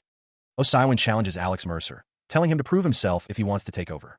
Oh Saiwon, a sinister smile playing on his lips, wonders what Alex Mercer will do to prove himself worthy. Alex Mercer's expression remains unchanged, his gaze unwavering. The executive director proposes setting a new record on the Scarlet Mountain Range. Oh Saiwon explains that all new members must go through the dungeon during their internship, wondering if setting a new record there would be enough. The executive director clarifies that it's not just about being first among the trainees. Alex Mercer realizes that he must first prove himself in the overall dungeon rankings. Alex Mercer agrees to the challenge. Oh Saiwon thinks to himself that no one will be able to say anything against him if Alex succeeds.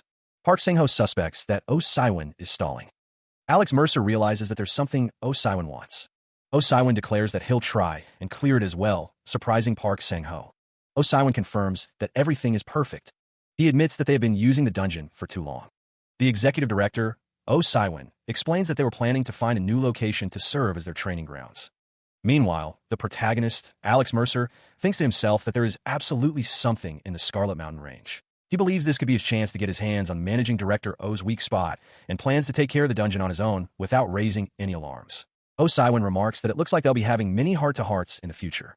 Alex's expression hardens, a subtle hint of determination flickering in his eyes. The executive director thanks someone for their kind words and states that he also has another request. Oh Saiwon, standing in a pristine office, declares that he wants to use the White Tiger Clan's library before he goes to the mountain range.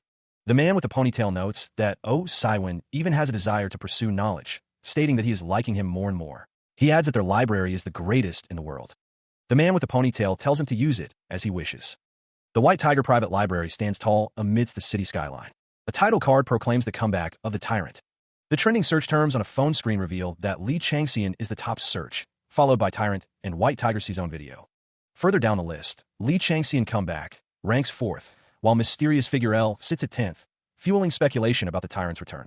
Online commenters express a mix of excitement and disbelief at the news of Lee Changxian's return, with some claiming national pride. Others online debate the legitimacy of the news, with some suggesting it's a government cover-up related to the Jamsil-gate incident. One commenter expresses worry about the Tyrant fandom's reaction, while another notes that White Tiger stocks are at an all-time high. Another online user claims that Lee Changxian was the one who cleared the Jamsil-gate, questioning if this has been fact-checked. A news headline reveals that the mysterious figure L, shrouded in rumors, is actually Lee Changxian, with a quick interview from a Jamsil-gate survivor. A pixelated girl, identified as Miss 0015, claims that Lee Changxian saved her from the nasty John Chung-jae. A pixelated man gave a thumbs up, stating he looked at Lee Changxian and said, "Nice," while a caption reveals Ensign Park Hae-song as Ensign Park Hae-song. A disembodied voice demands to be given someone, presumably located behind the door, labeled Managing Director O's office. The speaker, a muscular man with a mustache and bandages on his face, yells to give him the person, claiming he's a real catch.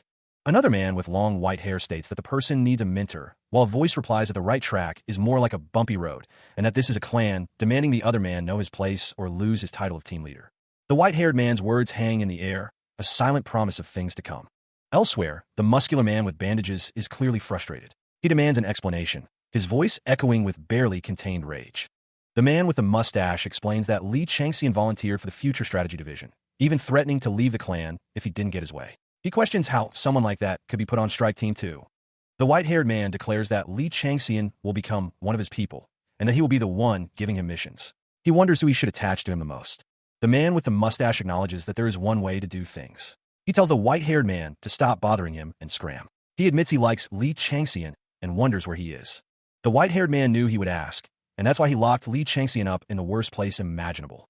A few days later, White Tiger starts its long-awaited training camp, as the Tyrant waits to create a new legend. The text wonders up to where the SSS+++ rank can go, as a figure stands on a mountain. The text indicates that they have entered the Scarlet Mountain Range dungeon. The protagonist, standing atop a mountain peak, realizes he has to completely purify a mountain of this size. Lee Changxian, now with shorter hair, looks up with a curious expression. A towering mountain pierces the sky, its peak radiating a soft, pink light. Above, the mountain's peak fades into the clouds. Standing atop a rocky precipice, the white-haired team leader gazes at the mountain in the distance, recognizing it instantly. Lush greenery surrounds an unseen figure. The protagonist, hidden amongst the leaves, peers out with a wary expression. A surge of energy erupts from the ground, the force of it shaking the very foundations of the mountain. The energy intensifies, becoming a blinding light that washes over the landscape.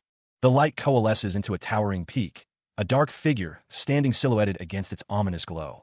Amidst the chaos, Alex Mercer stands firm, unfazed by the unfolding events. The ground trembles as the energy continues to build, the air thick with anticipation. Alex's expression hardens, a flicker of determination in his eyes as he prepares for what's to come. The clasp of his coat gleams, a subtle detail hinting at the power he holds within. Through the swirling energy, a single point becomes visible. There it is, a voice declares, the source of the disturbance finally within reach. A confident smirk plays on Alex's lips, the challenge ahead only fueling his resolve. The system message details the situation. The Scarlet Mountain Range is overrun by creatures due to an unknown magic. The mission: find the source and eliminate it, dividing the range into 8 sections. The mountains of the Scarlet Range lived up to their reputation, stretching wide and red, as the rumors suggested. The protagonist, Alex Mercer, found the place unsettling. He thought he remembered a location in Arcadia that looked similar to this. Alex's eyes narrowed as he scanned the landscape. An exclamation mark appeared, signaling danger. He paused, sensing a presence lurking nearby. A system message appeared. Skill: a faint breeze is following you around. Alex realized they had been watching him at the library, and now they were watching him at the training grounds. His gaze intensified, a storm brewing in his eyes. He wondered what Managing Director was planning. A few days prior, the scene shifts to the White Tiger Library. The White Tiger Library stands as a testament to architectural grandeur, its shelves stretching high into the vaulted ceilings. A figure in a long coat observes the library, remarking that it is just as incredible as Thanatos described. The narration reveals that the ruler of emptiness was not merely a ruffian, but the creator of all sorts of trouble in the celestial plane. Alex Mercer contemplates the trouble in the celestial plane. The scene shifts to a figure seated on a throne, speaking to the man in the long coat. He inquires about the believers who receive the ruler of emptiness's blessing, questioning their dispositions. Alex considers that they might have done the same as their sponsor and created enemies in many places. The man on the throne wonders if they would have stopped at just stealing and extorting from their enemies, then exhibiting those treasures at one single location. He reveals that the location is the White Tiger Library. The man in the long coat is offered a list of things that may prove useful. The man declines, stating he will choose on his own. The executive director, Oh Siwon, stands before Alex Mercer, revealing that he knows of something that will undoubtedly pique his interest. Alex Mercer, intrigued, agrees to listen to what Oh Siwon has to say. Oh Siwon begins to explain the anatomic laws of the zodiac Sagittarius. He elaborates, stating that Sagittarius's Rukbat encompasses 6 anatomical laws, divine skills possessed by one who is said to compare with light itself. The camera focuses on Oh Siwon as he continues his explanation. Oh Siwon describes the skills further: snow-light footfalls, piercing the heavens, water walking, mid-air catapult, and quick step, all culminating in the call of the Advent. He then wonders aloud if the ruler of emptiness possesses one of these skills. Alex Mercer listens intently, absorbing the information. He realizes that if a war hasn't broken out between Sagittarius and the ruler of emptiness, it means Sagittarius doesn't know he owns it. He then asks where Oh Siwon heard about this information. Oh Siwon smiles enigmatically, pondering the question. Alex Mercer learns that the information came from the fallen star. The camera focuses on Alex Mercer as he processes this new information. Alex Mercer realizes that the one he has to look for here is the call of the Advent, and it won't be easy. He stood amidst towering shelves, the sheer volume of knowledge a palpable presence. The call of the Advent, a divine power that placed Sagittarius in the zodiacs, was stolen from the ancient star, a deus ex machina from a dark, archaic point in history. After taking a peek at its special weapon, the call of the ruler, Sagittarius, had become a star. It was said to be a power that allowed one to take complete control of an area in an instant, projecting their holiness to become its absolute ruler. The other zodiac constellations didn't allow themselves to be in close proximity to Sagittarius because of this power. The constellation Tiger, sunken in turmoil, was watching his every move. Alex Mercer reached for a book on the shelf, the weight of the information he sought heavy on his mind. The usage period for the library was 1 week, and it was open 24/7, with permission to use all of the stack rooms. Aside from stack rooms 1 and 2, which were forbidden, Alex had free reign. A sign reminded visitors that the books in this library were not allowed to be taken outside. Another man approached, holding a document. He thought to himself that Alex looked good. He held out the document, explaining that it was a request from his girlfriend that Alex sign it. Alex Mercer, holding the document, is lost in thought, unaware that one of the men behind him is upset at being ignored. The ruler of emptiness, it was said, tried to copy the Singlehorn tribe's martial art libraries, and it might pique one's amusement to look around the place. The ruler of emptiness sits upon his throne. Alex's eyes narrow in concentration. His eyes still closed, Alex activates resolute will. Managing director O and the ruler of emptiness would have to be evaded. A surge of power emanates from his eyes. The skill ruler over a serene heart is being applied.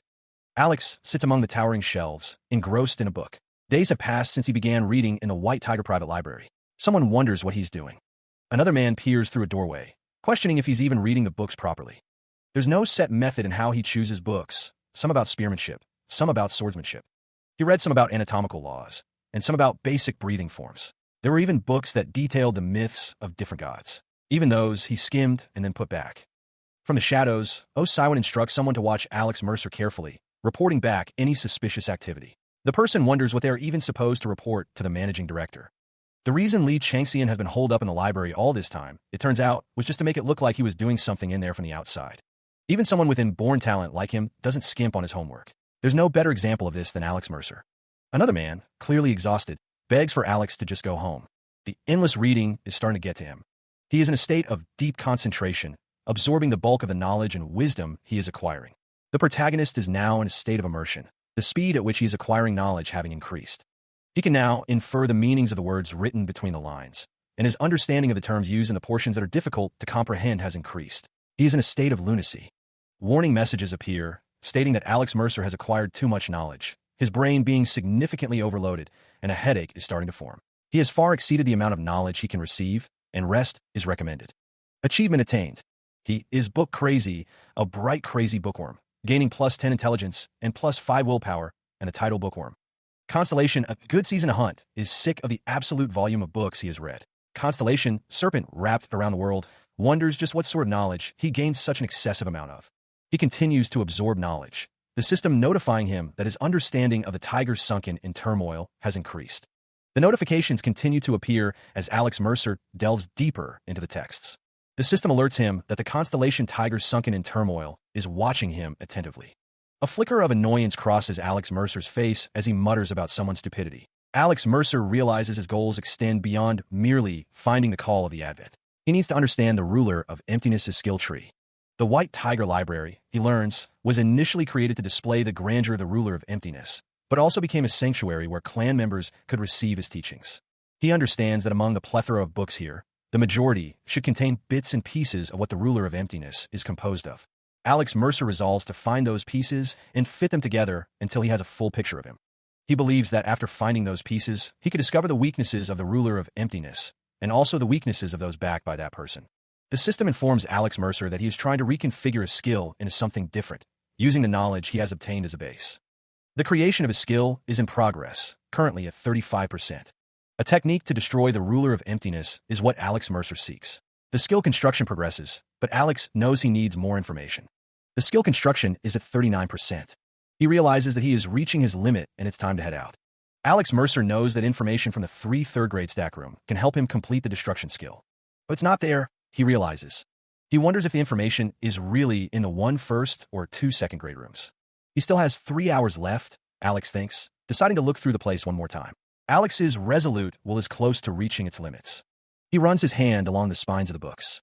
His hand glows as he touches the books. Alex Mercer finds it, a look of triumph on his face. Holding the book titled 100 Recipes You Can Make with Monster Meat, Alex Mercer considers its contents. He isn't entirely certain this is the call of the Advent, but he knows it hides some sort of unusual secret. He decides that if he flips the book upside down, starting from the opposite direction, he might find something. The pages are blank, but he notices that the petals are falling in a certain pattern. He realizes that this isn't the call of the Advent. He vows to keep searching. A single petal falls, seemingly weightless. A voice echoes, stating that he will leave. A deep sense of anguish begins to stir. The anguish intensifies as chains appear. A figure lies impaled, surrounded by petals. The figure's eyes are open, filled with a golden light. A voice whispers that the answer is here. Do you know how it feels to be betrayed by someone you treated like a sibling? The protagonist, Alex Mercer, reads the words aloud, a flicker of recognition in his eyes as he considers the sheer anguish that comes with it. The figure in the background, obscured by shadow, clutches a cookbook titled 100 Recipes You Can Make with Monster Meat. A low voice rumbles, confessing that Mun Seong betrayed them. The focus shifts back to Alex Mercer, the light around him intensifying. Alex's eyes widen, a bead of sweat trickling down his face as he whispers the name Mun Seong. His shock intensifies, his eye wide with disbelief. The revelation hits him like a physical blow. The man, now revealed to be Jiam Chanho, smirks. Jiam Chanho's hand rests on the hilt of his sword, the weapon gleaming in the light. The camera focuses on the intricate patterns woven into his robes. The narration reveals Jiam Chanho's identity, one of the 9 strongest swordsmen in the world and a White Tiger clan chief who worked alongside Executive Director O. He is revealed to be a follower of the ruler of emptiness. Meanwhile, a crowd gathers, their faces a mix of anticipation and apprehension. Alex wonders if someone like Jiam Chanho is mentioned as a close brother. Alex Mercer considers if they have some sort of connection to Jiam Chanho. Jiam Chanho was known for making his mark in the player world as one of its few mercenaries. The book details how he developed his own fighting style through countless experiences, and the ruler of emptiness, who had been eyeing his progress, took him in as a follower. But it seems like that might not be the case, if this book is to be believed. A figure, impaled by swords and bound by chains, reveals their name. Hanyu, a fellow disciple of Mun Seong. Tears stream down Hanyu's face, a mixture of pain and regret etched into his features. Hanyu reveals that he was a fellow disciple of Mun Seong. He was once the successor of a little-known clan, endlessly polishing and practicing his blade techniques. The successor, Hanyu, possessed a serene countenance, his long white hair framing a face of quiet determination. Hanyu recalls that his master brought him a disciple who was much younger than himself. The young disciple stood beside his master, a solemn expression on his face. The boy's eyes held a quiet intensity, hinting at the potential within. His youthful face was set with a seriousness beyond his years. In the eyes of his master, whose health was declining due to his old age, Hanyu treated the disciple as a brother, teaching him the songs of the blade. But Hanyu now realizes he should have understood something back then. Hanyu's expression is knowing, as if he now understands the full weight of past events. The young disciple, Jiam Chanho, looks towards the horizon, his expression unreadable.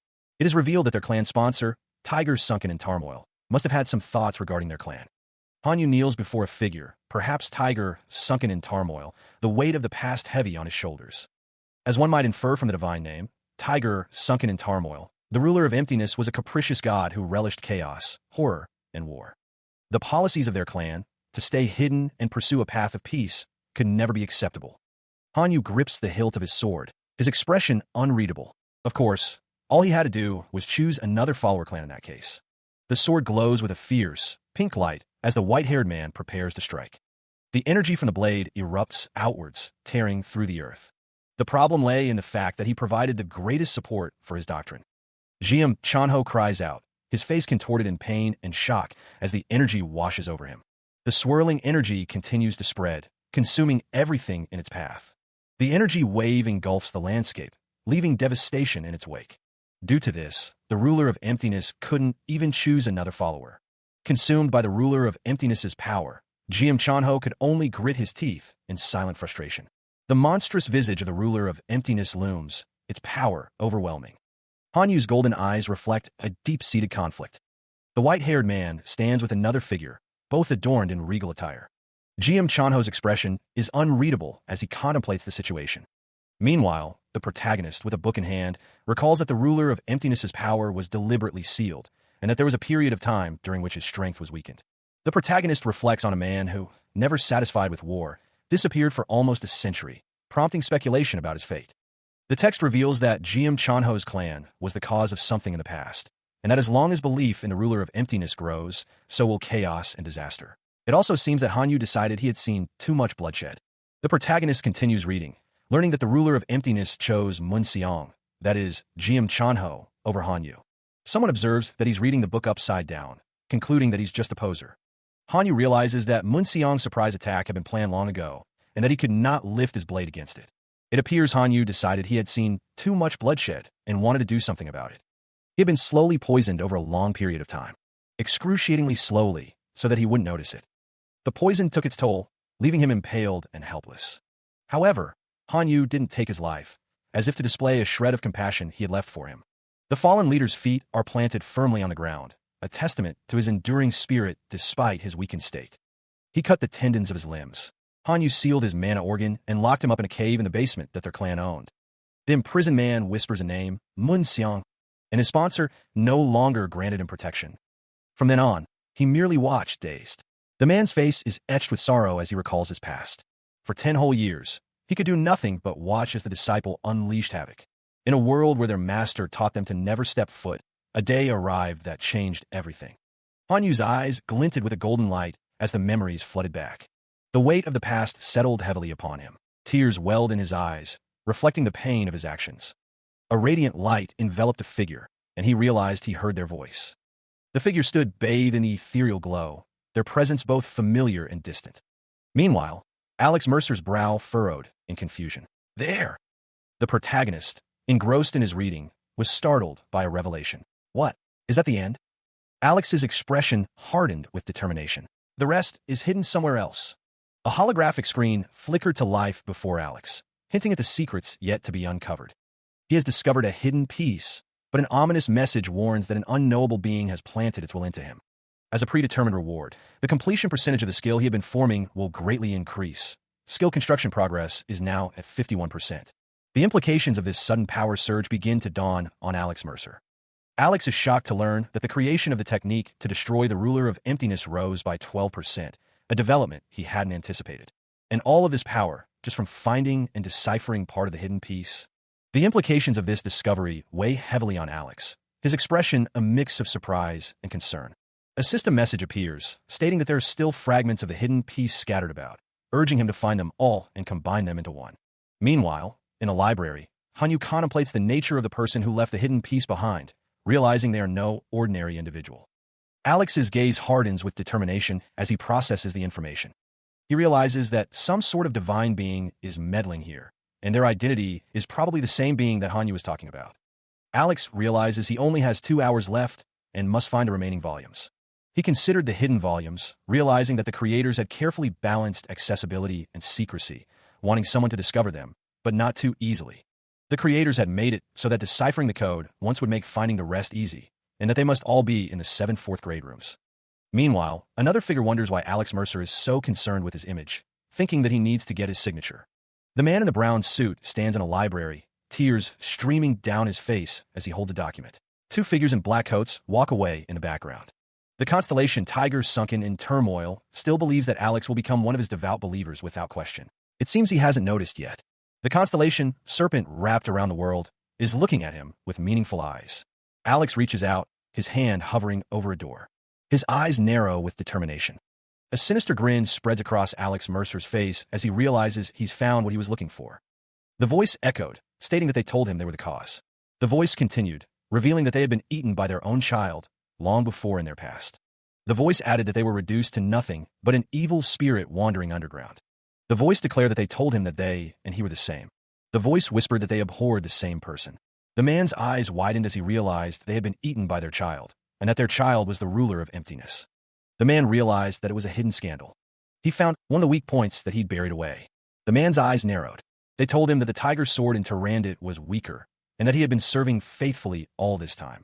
The memory surfaces. A Yuma, not merely a Yukai, had devoured his entire family after ascending to godhood. They told him that only when he saw the neck of that Yuma snapped would he be free. Would he be able to accomplish such a feat? Would he ever be able to finally let his eyes rest? They tried to teach him a way to kill the tiger, sunken in turmoil. He focused on the teachings, seeking a path forward. The weight of his past and the burden of his future pressed down on him. He used this idea as a crutch to regain his strength once more and managed to stand up. From then on, he avoided the praying eyes of the others and began to train and build up his strength once again. He could devote all of his efforts into healing his body, as they taught him to.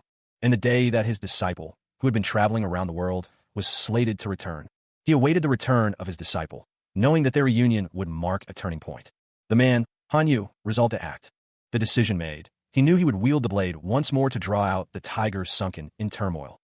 He remembered a past encounter, one where he had been killed. The memory of that death steeled his resolve. The cherry blossoms danced around him as he steeled himself.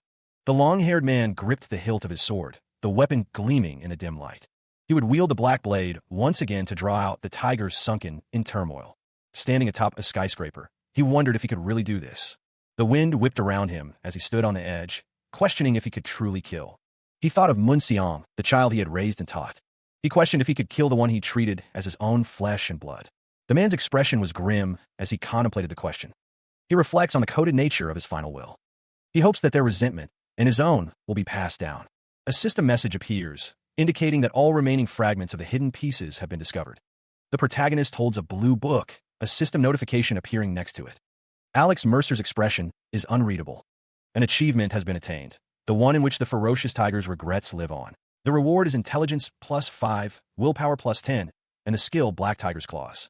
The description for Black Tiger's first claw states that there is nothing more terrifying than a beast wielding every single one of its claws. It is a level 1 active counter skill, with authority that is currently unusable. The effect is profusive bleeding, chain attack, nested shock, and interchangeable skills. The profusive bleeding effect has an effect 1 stage higher than continuous bleeding, which forces a wound to never close up. It can drive the opponent into critical condition in an instant. The white-haired man, Hanyu, descends upon the battlefield, his robes billowing around him as he prepares to unleash his power. The system highlights a new skill, Chain Attack, which allows for continuous skill activation without cooldown. Hanyu floats in the air, surrounded by a swirling vortex of energy, ready to strike. Another system message appears, this one detailing the Nested Shock skill, which increases attack power based on the number of skills used in succession. Hanyu's attack tears through the ground, leaving deep fissures in its wake. The system highlights interchangeable skills, noting that skills can be hidden among others or combined to increase effectiveness. GM Chanho's face is obscured by the light as he looks up, seemingly caught off guard by the sudden assault. Someone shouts GM Chanho's name, their voice filled with urgency. The speaker, unseen, curses Munsung, calling him a piece of trash. GM Chanho's expression is grim as he braces himself for the incoming attack. Alex Mercer realizes that the Black Tiger's first claw skill has many of the White Tiger clan skills. The protagonist understands that the Black Tiger's first claw is a good counter against the White Tiger clan. Hanyu, wielding his sword, acknowledges that the Black Tiger's first claw skill might be better suited to his abilities. The sword glows with power, the source of its strength stemming from the skill it possesses. The clash of Hanyu's skill against Jiam Chanho's reveals that they share the same origin as the White Tiger skills. The knowledge of the skill's origin is revealed, a skill from a past god, now forgotten. Meanwhile, Alex Mercer stands in a library, contemplating that there can be no greater grudge held than that of a forgotten god. He realizes that too much mana is consumed at once when the skill is used, and with his current skill level, he can only manage to take out one of the claws. The protagonist realizes he needs as many elixirs as he can get his hands on. Alex Mercer walks through the library. He decides he should get some training from the institute. The protagonist continues his walk through the library. Alex Mercer laments that he will have to look for the Call of the Advent another time. Books lay scattered on the floor. Resting on a table lies a cookbook titled 100 Recipes You Can Make with Monster Meat. The Scarlet Mountain Range looms, a dangerous dungeon awaiting. The information Alex Mercer gathered painted a grim picture. This dungeon was notoriously difficult. Despite the danger, Managing Director O's orders were clear. The dungeon had to be cleared. Alex Mercer realized that he needed to unearth the secret hidden within the dungeon. The reason O Saiwin desired it cleared to such an extent. Unbeknownst to Alex, the skill of Faint Breeze is following him from behind. Peeking from behind a tree, Song Yujun watches Alex, a faint blue aura surrounding him. Alex realizes that if he wants to accomplish his goal, he'll have to chase Song Yujun out first. Song Yujun thinks to himself that Alex was fine at the library, but he hadn't even thought about the ramifications until now. Song Yujun declares that he's not here, just like he wasn't at the library. Alex knows he can't catch Song Yujun with his current abilities, so he'll have to find a chance to kick him out, first and foremost. Alex Mercer walks towards the safety zone. The surrounding crowd reacts with shock to the arrival of someone powerful. The crowd murmurs in excitement, recognizing Li Changxian. Meanwhile, one of the onlookers wonders what Li Changxian intends to do. Another onlooker expresses his insecurity, not wanting to be compared to the newcomer. Alex Mercer observes the situation, calculating the number of potentially useful individuals present. The arrival of Li Changxian causes a stir among the crowd, with one woman exclaiming that he looked at her. The woman's companion tells her to contain her excitement, while Li Changxian finds the situation burdensome. Li Changxian's gaze is intense and focused. A figure with white hair and a large spear stands in the background, observing the scene. The crowd continues to react to Li Changxian's presence. Their face is a mix of awe and excitement. He is seen from the side, his expression unreadable. The camera focuses on Li Changxian's White Winter identification badge. A poster advertises the White Tiger newbie training program, also called White Winter. A voice wonders what White Winter is. Alex Mercer watches the scene unfold, wondering who the bandaged man is. An amplified voice booms out, requesting everyone's attention.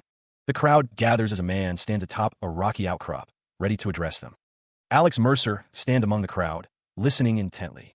He glances to his side, his expression thoughtful as he looks at the bandaged man. The announcement declares that the White Tiger Clan's 26th fourth newbie training session is about to begin. A document states that White Tiger is starting its long-awaited training camp, waiting for the tyrant to create a new legend and wondering where the SSS+++ rank can go. The document continues, questioning where the SSS+++ rank can go. A sinister smile spreads across someone's face as they think that things just got complicated. HR manager Du Young-gun sits at his desk, his hands clasped in front of him. He asks if he's being listened to. Du Young-gun's eyes widen, and he insists that he is listening. Du Young-gun, with a sinister smile, asks if White TS wants him to get a limited edition photo car of the main model for their company's car commercial. Du Young-gun's niece, Haibin, scolds him for not listening. The sound of a camera shutter clicks. Du Young-gun looks startled, his hand flying to his head as he calls out Haibin's name. Du Young-gun sighs, finding the situation depressing. Du Young-gun laments the blasted Jamsil gate, wishing it had never opened. A vision of Haibin as a child appears, thanking her uncle. He reflects on how touched he was seeing her grow over the years, admitting he's wrapped around her finger. Du Young-gun is overcome with terror, hearing that Haibin had been taken by the Jamsil gate. He begs for her to be alive. Du Young-gun explains that he did everything he could to dispatch a rescue team into the gate. He prayed fervently to his sponsor, the Nameless Giant, but there was nothing to do but wait for a dungeon break, hoping nothing had happened to his niece. The Nameless Giant is interrupted mid-prayer. He is informed that Haibin has returned safe and sound to protect her over and over again. Tears stream down the Nameless Giant's face. The Nameless Giant is shocked by the news. Elsewhere, Li Changxian is approached by a young girl who wants to know more about him, expressing her gratitude. The girl worries that Li Changxian is embarrassed about being known to the public, as he concealed himself right after the dungeon mission was completed. She thinks it would be better if he revealed himself to the public on his own. Li Changxian smiles, stating that they will hire him into the clan their group is running, as a show of thanks. The girl hugs Li Changxian, calling him the best, to which he responds by calling her a little rascal. Li Changxian seems troubled by the situation. He thought back to his meeting with Li Changxian, frustrated that all he did was get angry. Suddenly, the protagonist, male brown hair, is attacked by an unseen force, a blinding light erupting around him. The attack continues, the force of it concentrated on his legs. The protagonist, male brown hair, grits his teeth, bracing himself against the onslaught. He roars in defiance, pushing back against the unseen assailant. The attack intensifies, the energy now focused on his torso. The energy coalesces into a single, devastating beam. The scene fades to black, the aftermath of the attack unknown. Elsewhere, Li Changxian stands at his office, reflecting on his encounter. He couldn't even hold a proper conversation with the protagonist, male brown hair. He clutches his head, overwhelmed by the situation. Li Changxian realizes that offering the protagonist, male brown hair, his business card, essentially offering him a direct recruitment into the Blade of 5 Stars, was a mistake. Golden energy crackles ominously. Li Changxian reflects on the protagonist's recent actions, surprised that he ignored them for a month only to appear at the White Tiger's recruitment campaign. He acknowledges the protagonist's SSS+++ rank, realizing that he's a genius who could easily be categorized as EX or a rank, if not higher. The HR manager, Du Younggun, thinks he should have realized the protagonist was strong even back then, even if he seemed like a novice. Du Younggun continues to stew, revealing that his niece has been calling him several times a day to express her hatred. He reflects on how his lack of effort led to Li Changxian's decision. Du Younggun laments that his brother, sister-in-law, and even his father, the head of the group, scorn him as if they all agree with her. He admits he feels he was too complacent in the matter. The HR manager, visibly stressed, claims to be busy and questions what he was supposed to do, stating he just assumed Li Changxian wanted to hide himself.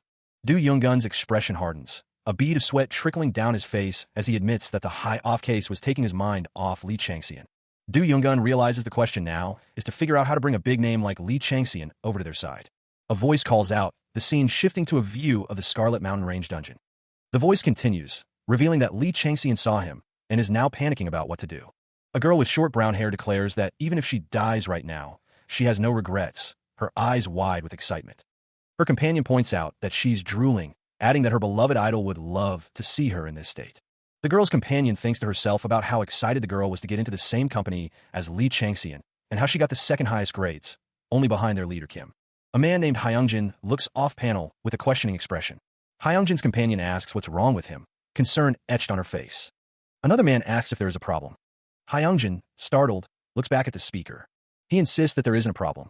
Hyungjin's companion notes that they're likely talking about the rules for the training camp right now, urging him to focus. A man with sunglasses announces that he will now repeat the most important parts. The man with sunglasses stands on a stage in front of a crowd at the training camp. The training period will last 100 days, the screen details, and for the first month, trainees will learn and hone the 3 basic skills of the White Tiger clan. The rules continue, stating that achievements in the dungeon reward points, and instructors will watch the trainees and award them points, but they will not intervene unless a trainee is in danger.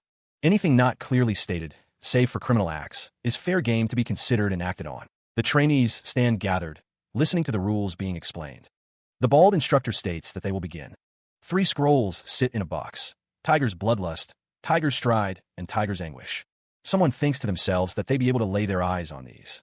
The instructor formally announces that he has become a member of the White Tiger clan. The scroll of Tiger's Bloodlust details that it is a basic skill of the tiger sunken in turmoil and allows the user to expel their mana outwards and use it as an attack, overpowering the opponent. The scroll of Tiger's Stride details that allows the user to infuse their spirit into the simple action of walking, strengthening their attacks. The scroll of Tiger's Anguish details that it increases the user's offensive capabilities, just like how a tiger tears into and rips apart its prey, increasing offensive capabilities. The instructor shouts for everyone to rip the scrolls and gain the skills. He rips the scroll, a surge of energy coursing through him as he acquires new skills.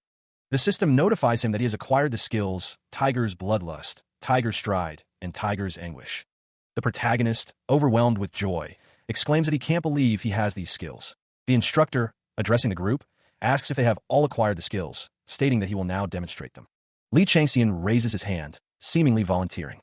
One of the trainees confidently states that he has already mastered these techniques. The instructor is surprised. The other trainees react with shock and disbelief at the trainee's claim. The trainee who claimed to have mastered the techniques looks determined. The trainee explains that he heard they can leave the safety zone even during the 30-day period if they can perfectly perform these skills. Someone questions if he has already learned them all. The protagonist, Alex Mercer, stands among the other trainees, a question hanging in the air. How did he get the scrolls before everyone else? The question lingers, followed by another. How could he have taught himself the movements, posture, and everything else just by tearing up a scroll? The other trainees watch Alex Mercer, one commenting that no matter how talented he is, what he's attempting is impossible. One of the trainees is impressed by Alex Mercer's confidence, wondering how he can be so bold. Li Changxian, watching from afar, decides there's no need to get angry, confident that Alex Mercer will fail anyway. Li Changxian thinks to himself that no one knows his father is an executive of the White Tiger clan. He recalls being told that Li Changxian was definitely not given the 3 skills. Li Changxian tells Alex Mercer to show him what he's got, thinking that he probably believes he's special enough to perform these techniques after just seeing them once, calling him an idiot whose talent has gone to his head. The trainee from before thinks that when Alex Mercer humiliates himself, even Shin Yunxiu will. He stood cloaked in shadow, the gold trim of his jacket barely visible. The skin around Alex Mercer's mouth was marked with strange symbols, a sign of the power he was about to unleash. One of the trainees watched with wide eyes, a gasp escaping his lips as he realized what was happening. The system announced the deployment of skill, Tiger Stride. A surge of golden energy erupted around Alex. The golden energy coalesced into the shape of a roaring tiger. Bathed in the golden light of the tiger's energy, Alex Mercer stood ready, a sword strapped to his back. The trainee's eyes widened in disbelief.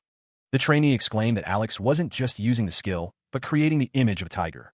Li Changxian watched with a mix of shock and anger, wondering how Alex could have achieved such a feat. The trainee wondered if Alex could also use Tiger's Anguish. The system announced that skill, Tiger's Anguish, was being cast. The air crackles with energy as the Tiger's Anguish technique takes form, ready to be unleashed. A surge of golden energy erupts, its raw power palpable. Amidst the blinding light, Alex Mercer stands defiant, seemingly at the epicenter of the unleashed energy. The force of the blast sends a figure flying backward, their scream of pain echoing through the air. The figure, revealed to be Li Changxian, is battered and bruised, his face contorted in agony.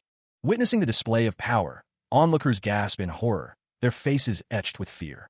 The impact of the energy is devastating, the air itself crackling with residual power. The golden energy continues its relentless assault, tearing through everything in its path. Alex Mercer stands tall, his arm raised, seemingly channeling the immense power that now surrounds him. The energy converges, focusing its destructive force on a single point. Li Changxi embraces for the final blow, his expression a mix of pain and disbelief. The full force of the energy slams into Li Changxian, eliciting a final, desperate cry. The aftermath of Alex Mercer's attack leaves the area devastated, the ground scorched and cracked. Amidst the destruction, the protagonist stands, his sword still drawn, ready for whatever comes next. The golden energy lingers in the air, a testament to the power he unleashed.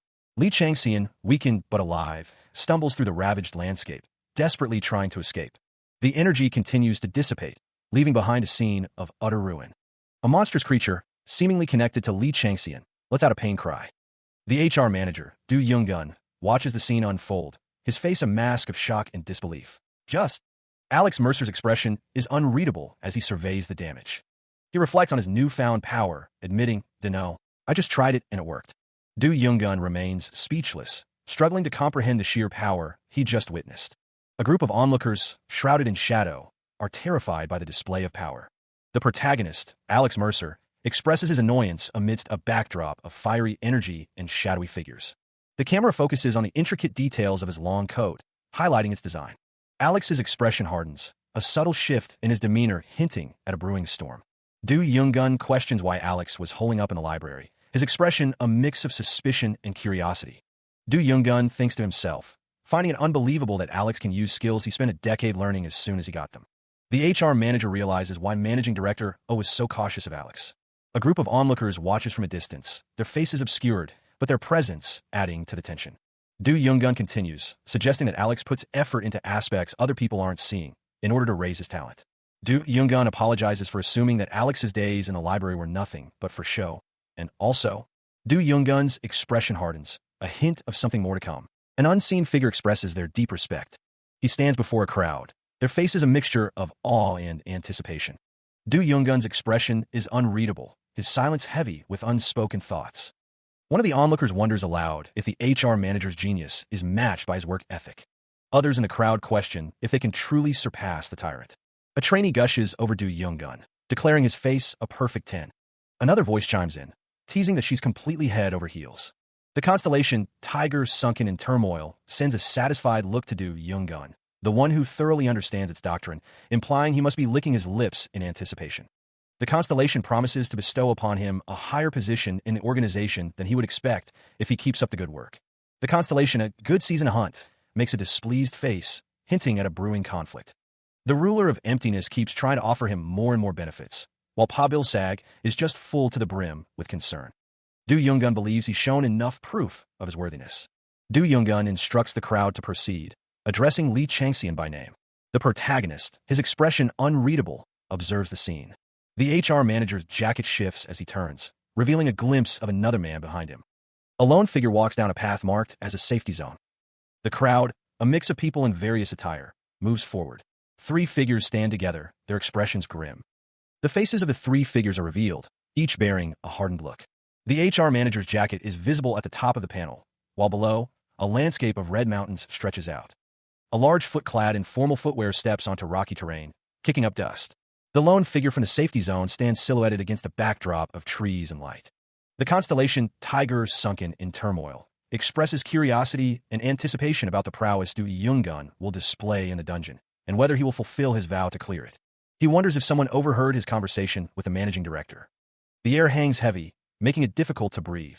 The environment has been warped by an unknown magic, causing the deformations. The air is so thick that even regular players would have a hard time withstanding it. The fire of the 8 trigrams begins purification. Resolute will is activating within Du Yungun. The skill ruler over a serene heart is being applied. Du Yungun grips his spear tightly, preparing for what's to come. The spear glows with power as Du Yungun prepares to strike. The constellation, serpent wrapped around the world, watches with anticipation, eager to see what trickery Du Yungun will display next. The forest is filled with an ominous energy. Du Yungun stands ready, spear in hand, amidst the strange forest. Du Yungun's eyes narrow, a predatory glint in them. He realizes, so it's over there. As Du Yungun prepares to strike, the system announces the activation of Tiger Stride. The skill envelopes him in a fierce, golden aura, readying him for the battle ahead. He focuses his power, the golden light intensifying around his weapon. The energy explodes outward, a concentrated blast of magical force. The force of the skill rips through the air, tearing apart the magical energy that permeates the forest. Du Yungun charges forward, the activated skill propelling him towards his target. A monstrous Dotgaki appears, roaring in defiance of the sudden intrusion. Alex Mercer, observing the scene, realizes the true nature of the warped forest. The Dotgaki swarm, their unsettling cries echoing through the corrupted woods as they converge on Du Yungun. The Dotgaki's red eyes gleam menacingly, revealing a habitat for the creatures. The text reveals that the area is indeed a habitat for the Dotgaki. Alex realizes that this Dotgaki habitat is what he has been searching for. He stands amidst swirling purple energy, the air crackling with unseen power. The Dotgaki are definitely here. He realizes, the air thick with their presence. The purple energy intensifies, a palpable force building around him. The energy coalesces, forming a sharp, claw-like shape. The ground trembles as the energy surges, the air shimmering with heat. Alex Mercer thinks to himself that he'll have to test this out before he finds them. The purple energy continues to gather around Alex, swirling like a shroud. He raises his hand, the energy responding to his will. A system message appears. Skill, Black Tiger's first claw, is activating. Alex's eyes glow with power, a predatory grin spreading across his face as the skill activates. The Black Tiger's claws begin to manifest, sharp and deadly. The narrator declares that it is the Black Tiger's claws. The figure's eyes glow with an unnatural intensity, a crimson light burning beneath furrowed brows. The man's expression is grim, a hint of a snarl playing on his lips as he prepares for the coming battle. With a burst of speed, Alex Mercer launches himself forward, a trail of crimson energy following in his wake. The air crackles with energy as the protagonist unleashes his power, the force of his attack tearing through the very fabric of reality. The monstrous creature roars in defiance, its grotesque features contorted in rage as it prepares to meet Alex's onslaught head-on. The hunter moves with blinding speed, his movements a blur as he closes the distance between himself and his prey. The landscape is ravaged by the force of their collision, the ground torn asunder and the trees reduced to splinters.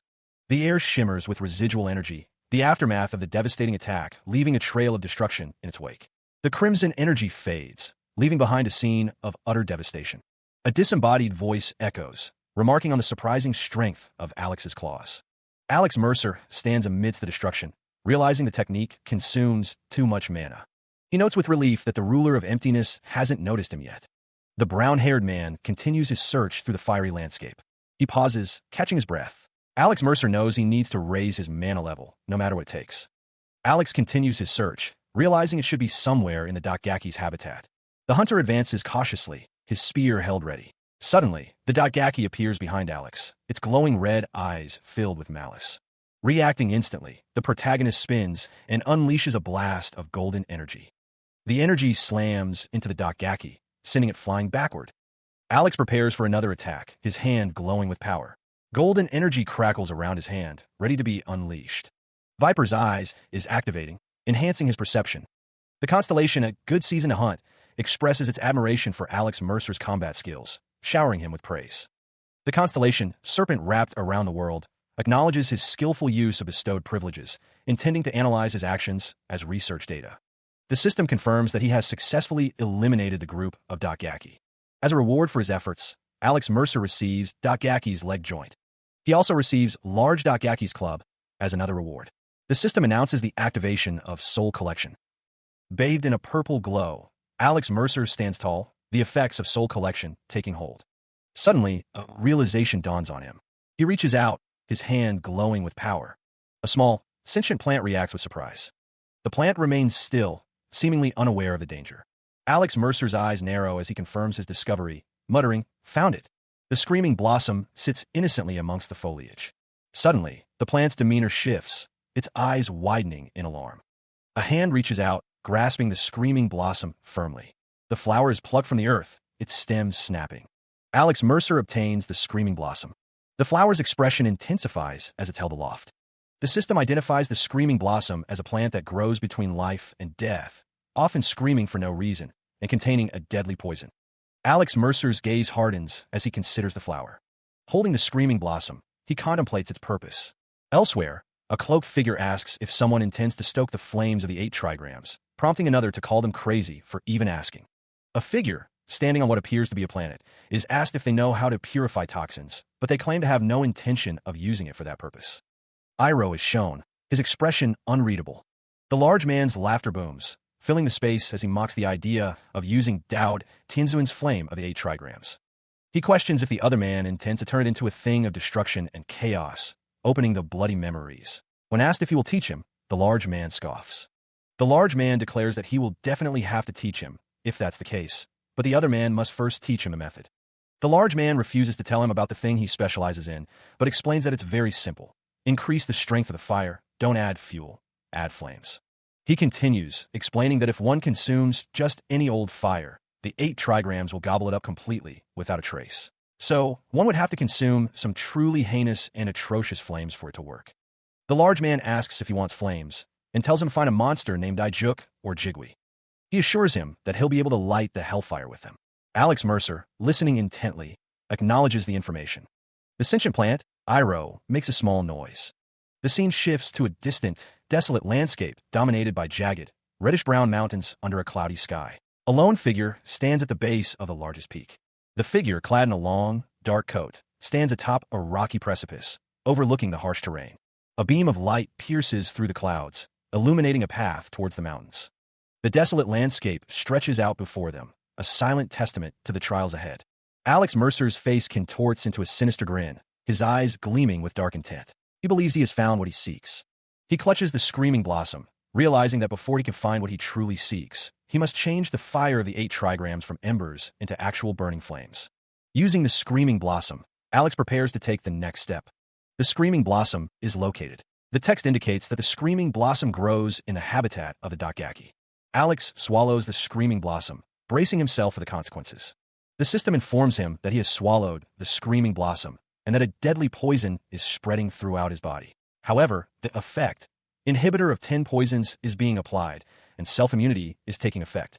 The flames of the 8 trigrams are activating and starting the purification process. The system notifies Alex Mercer that his mana has increased by 0.3. The screaming blossom lights Alex's flames and increases his. The power surges through him, and he finds it good, very good.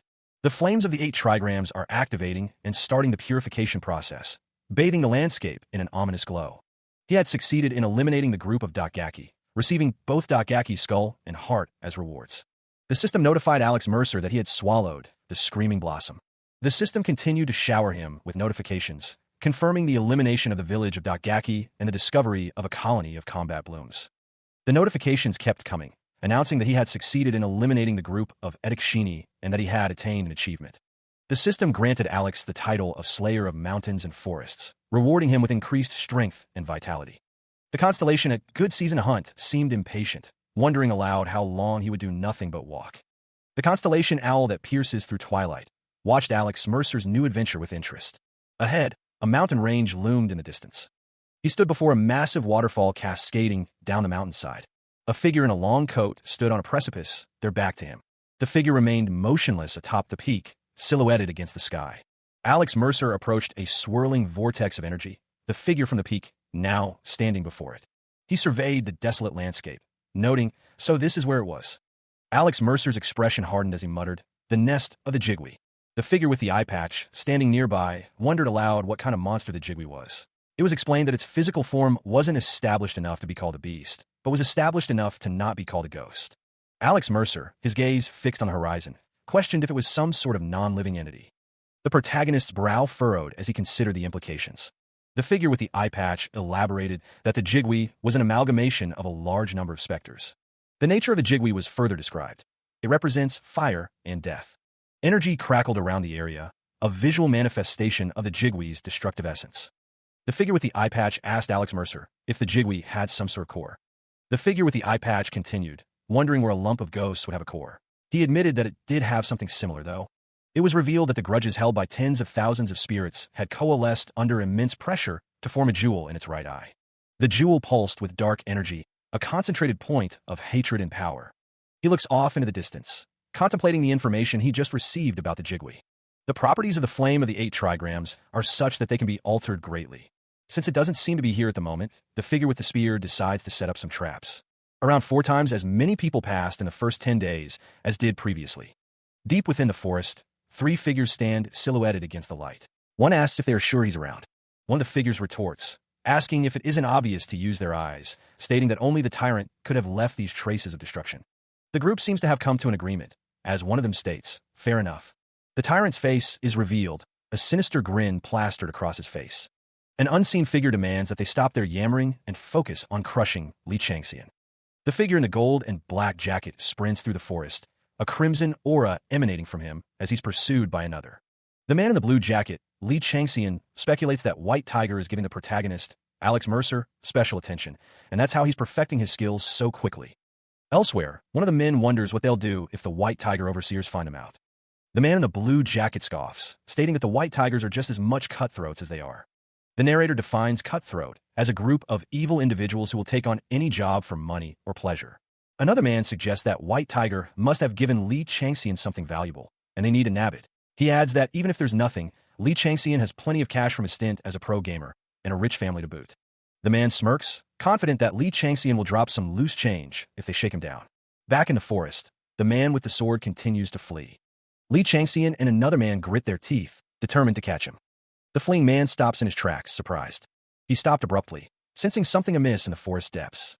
Meanwhile, the men who were pursuing him discussed the mission. They knew that causing too much of a disturbance could jeopardize their objective. The group's goal was to steal the Delusion Orb from the White Tiger training camp. One of the men lamented that the White Tiger had cornered them, but he believed the orb would turn the tide in their favor. Li Changxian, visibly agitated, questioned if his subordinate was worried about handling a novice. The man cowered, and Li Changxian gave him a choice: complete the mission or die. The subordinate, terrified, agreed to do it. Li Changxian threatened to rip the man's head off and feed it to the Dotgaki if he didn't behave. Meanwhile, the protagonist, Alex Mercer, stood before a barrier. He looked back, his expression a mix of fear and determination. Alex Mercer's eyes glowed red as he prepared to face whatever lay ahead. A spear of pure energy hurtles through a dense, otherworldly forest, leaving a trail of destruction in its wake. The moon hangs heavy over jagged, crimson peaks, casting long shadows across the desolate landscape. The energy spear strikes its target, erupting in a blinding explosion of light and force. The system announces that the Rune of Explosion and Rune of Penetration are activating, and that the paralyzing venom is taking effect. The corrosive venom has poisoned the target. The system reports that the twin-headed Mugi, the Bulgi, and the Homunjo have all fallen into the trap. A level up, Notification flashes as a voice declares that the Jigwe isn't coming. Alex Mercer observes the unfolding events, realizing that all of this is only luring in monsters with fire affinities and that a large massacre is occurring. Constellation, a good season to hunt, expresses her enjoyment of the explosions and laughs. It has been 10 days, and the speaker has leveled up from 29 to 32, but the Jigwe still hasn't returned to its nest, which means that players without a sponsor level up several times slower than others. Alex Mercer stands before a massive, swirling vortex of fire, the system message confirming that the Jigwe has left. He stood atop the rocky precipice, the vortex of fire still raging behind him. The problem now, Alex Mercer mused, was what to do next. Should he simply follow the river again? With a gust of wind, he dove into the swirling vortex. But before he could fully commit, Alex knew he had to take care of something first. With a burst of energy, he propelled himself forward. A blinding light erupted, revealing a figure emerging from the vortex. Alex Mercer's expression hardened, his eyes narrowed in anticipation of the coming fight. The figure lunged, their weapon aimed directly at Alex. The attack revealed the figure to be White Winter, her face marred with injuries, her single visible eye burning with intensity. White Winter, surprised by the protagonist's appearance, wondered aloud how he was able to deflect her spear. Her spear crackled with energy, ready for another strike. Alex Mercer stood his ground, questioning why White Winter was here, if she had been tailing him. White Winter stood tall, her spear held high, ready to face Alex Mercer. He stood his ground, the earth beneath him scorched from the vortex he had just emerged from. White Winter, unfazed by the display of power, declared that what he had seen didn't matter. The figure in white armor stated his intention to kill Alex Mercer. Alex Mercer's expression hardened, a grim resolve settling over his features. White Winter lunged forward, his spear a blur of motion. The spear connected, leaving a bloody gash across Alex Mercer's face. The force of the blow sent the protagonist staggering back. White Winter maintained his relentless assault, his spear aimed for another strike. The clash of spear against the protagonist's defenses echoed through the battlefield. Alex Mercer, despite the injury, narrowed his eyes, thinking that he had judged his opponent correctly. He analyzed White Winter's movements, realizing that handling a spear over 3 meters long with such finesse indicated a skill level around 35 or 36. The clash of steel and magic erupts in a blinding flash of light, the force of the impact sending shockwaves through the air. White Winter, his face partially obscured by bandages, recognizes the threat. He notes the speed and precision of his opponent's attacks, realizing the strikes are aimed for his neck. Alex Mercer, his expression grim, advances with his weapon drawn, ready to press the attack. White Winter's eyes widen in alarm, realizing he's in danger as the next attack approaches. The intensity of the battle is etched on White Winter's face, sweat and blood mingling as he braces for the next strike. Alex's hand moves with incredible speed, the air crackling with energy as he strikes. The protagonist's hair whips around as he narrowly avoids the blow. Alex's eyes are focused and determined, his brow furrowed in concentration as he fights. The hunter and his prey are locked in a deadly dance, each move calculated and precise. He narrowly dodges the attack, a golden arc of energy trailing behind him. The protagonist's dark energy flares around him as he wonders if he managed to dodge the attack. The spear, radiating heat, is suddenly stopped mid-thrust. The force of the abrupt halt sends tremors through the air. White Winter's face, marred by wounds, is visible through the gaps in his armor. Energy crackles intensely, the air shimmering with displaced heat. The white-haired warrior remains silent, processing the sudden shift in the battle. White Winter wonders why the protagonist stopped his attack. Alex Mercer's hand, wrapped in bandages, glows with a faint blue light as he realizes he's alive because of the sudden stop. The protagonist's gaze hardens as he focuses on his opponent. Alex Mercer stands firm, his expression unreadable as he stares at White Winter. The protagonist's eyes narrow, a hint of determination flickering within them. Alex Mercer demands to know how White Winter is able to use the secret shadow arts. White Winter, his face still bearing the marks of battle, stares back in disbelief. The question hangs in the air, a challenge to White Winter's knowledge. That's because the figure thinks, his gaze hardening. He recalls a time of monsters and endless conflict, a past life filled with the weight of a spear and the threat of towering beasts. Back when he lived an existence rife with nothing but battle and war, the figure remembers. The memories flood back, monstrous faces looming large in his mind's eye. He remembers the weight of his coat, the feel of the battlefield beneath his feet. He'd had some precious comrades that he could entrust his back to, the figure reflects. They were a precious part of his memories, even after they left him due to his madness. The memories coalesce into a single, piercing gaze. The goddess of slaughter and destruction, he recalls. The dragon who slumbered for 1,000 years, another fragment of his past. The iron-blooded lion, a final piece of the puzzle of his forgotten life. He recalls the wandering shadows of Xerxes. The memory takes the form of a towering figure wreathed in shadow. The figure muses that the secret shadow arts are the culmination of Xerxes' skills and authority, adding that his power is quite unique. The shadow figure continues, stating he is not but one friend. The memory shifts, focusing on the figure's ornate robes. The memory of Xerxes declares that he is the only god in existence and should have only one authority. The focus tightens on the sword at his side. The memory shows the protagonist, Alex Mercer, standing alongside White Winter. Alex wonders what relation this person has to Xerxes, noting that the term secret shadow arts is only known by Xerxes' comrades. The scene fades, leaving only the impression of a desolate landscape. A system message appears, stating that the constellation, serpent wrapped around the world, has questions about the skill that player, White Winter, has displayed. Alex realizes there must be a huge difference between the secret shadow arts that Xerxes displayed and the secret shadow arts that a mere mortal can display, and he finds himself interested in figuring out just what that difference is. The question hangs in the air, Alex Mercer demanding to know how the other party knows the name. The figure looms over him, shrouded in shadow, but Alex stands his ground, awaiting an answer. The figure responds, stating that he is the one who asked. The camera focuses on the face of the figure, revealing a grotesque visage, barely held together by bandages. His one visible eye glows with an unnatural light, and his mouth hangs open in a silent scream. The figure threatens to force open Alex's mouth, promising to extract the information he seeks.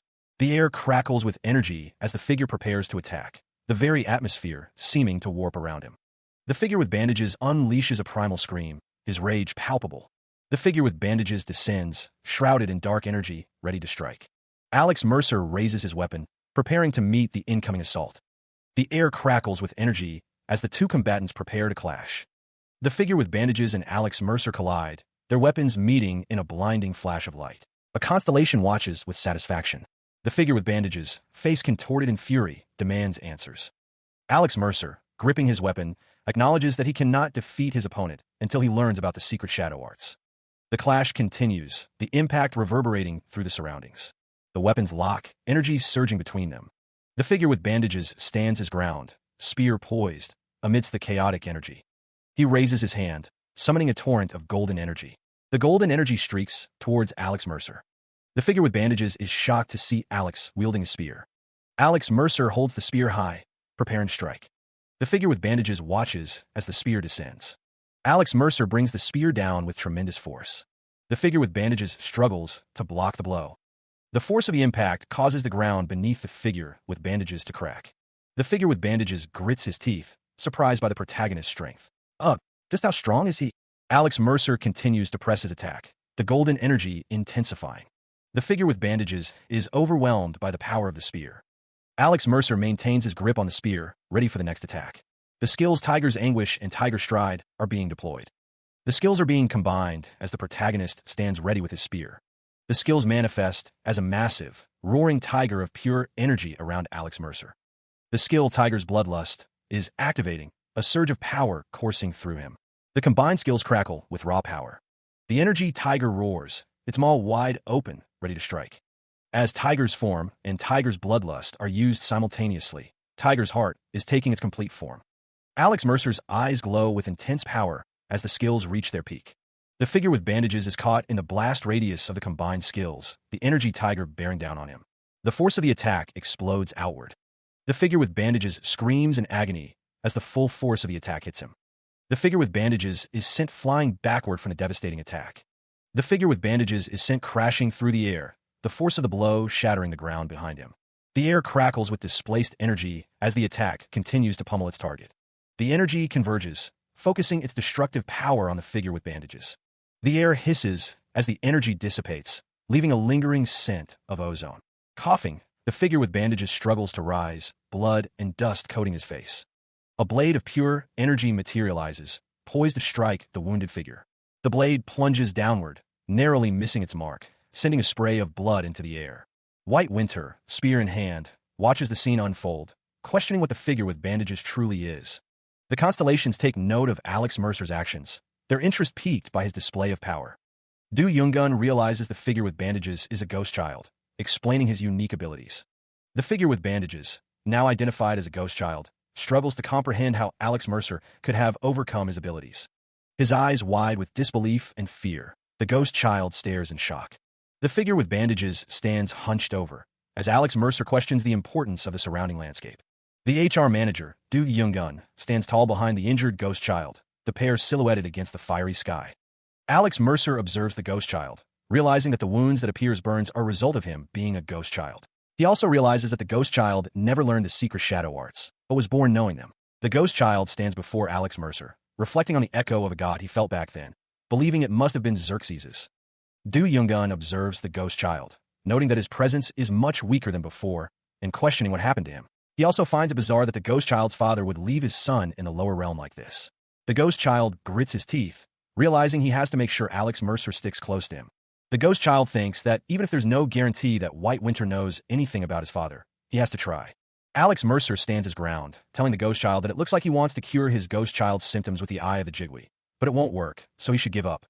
Do Young-gun asks what Alex Mercer knows about it, implying that he knows a lot, even more than he is letting on. The ghost child is confused by Alex Mercer's words. Alex Mercer states that he immediately pinpointed the ghost child as a ghost child after trading a few blows, and asks if that isn't enough proof. He begins to explain to the ghost child that the scars on his face are not from a fire affinity ghost parent. Alex Mercer continues, stating that the Jigwe's eyes will never be able to heal the scars.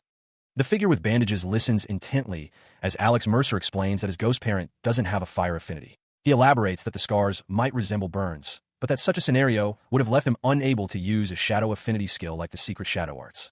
The spectral energy surrounding the figure with bandages crackles with power.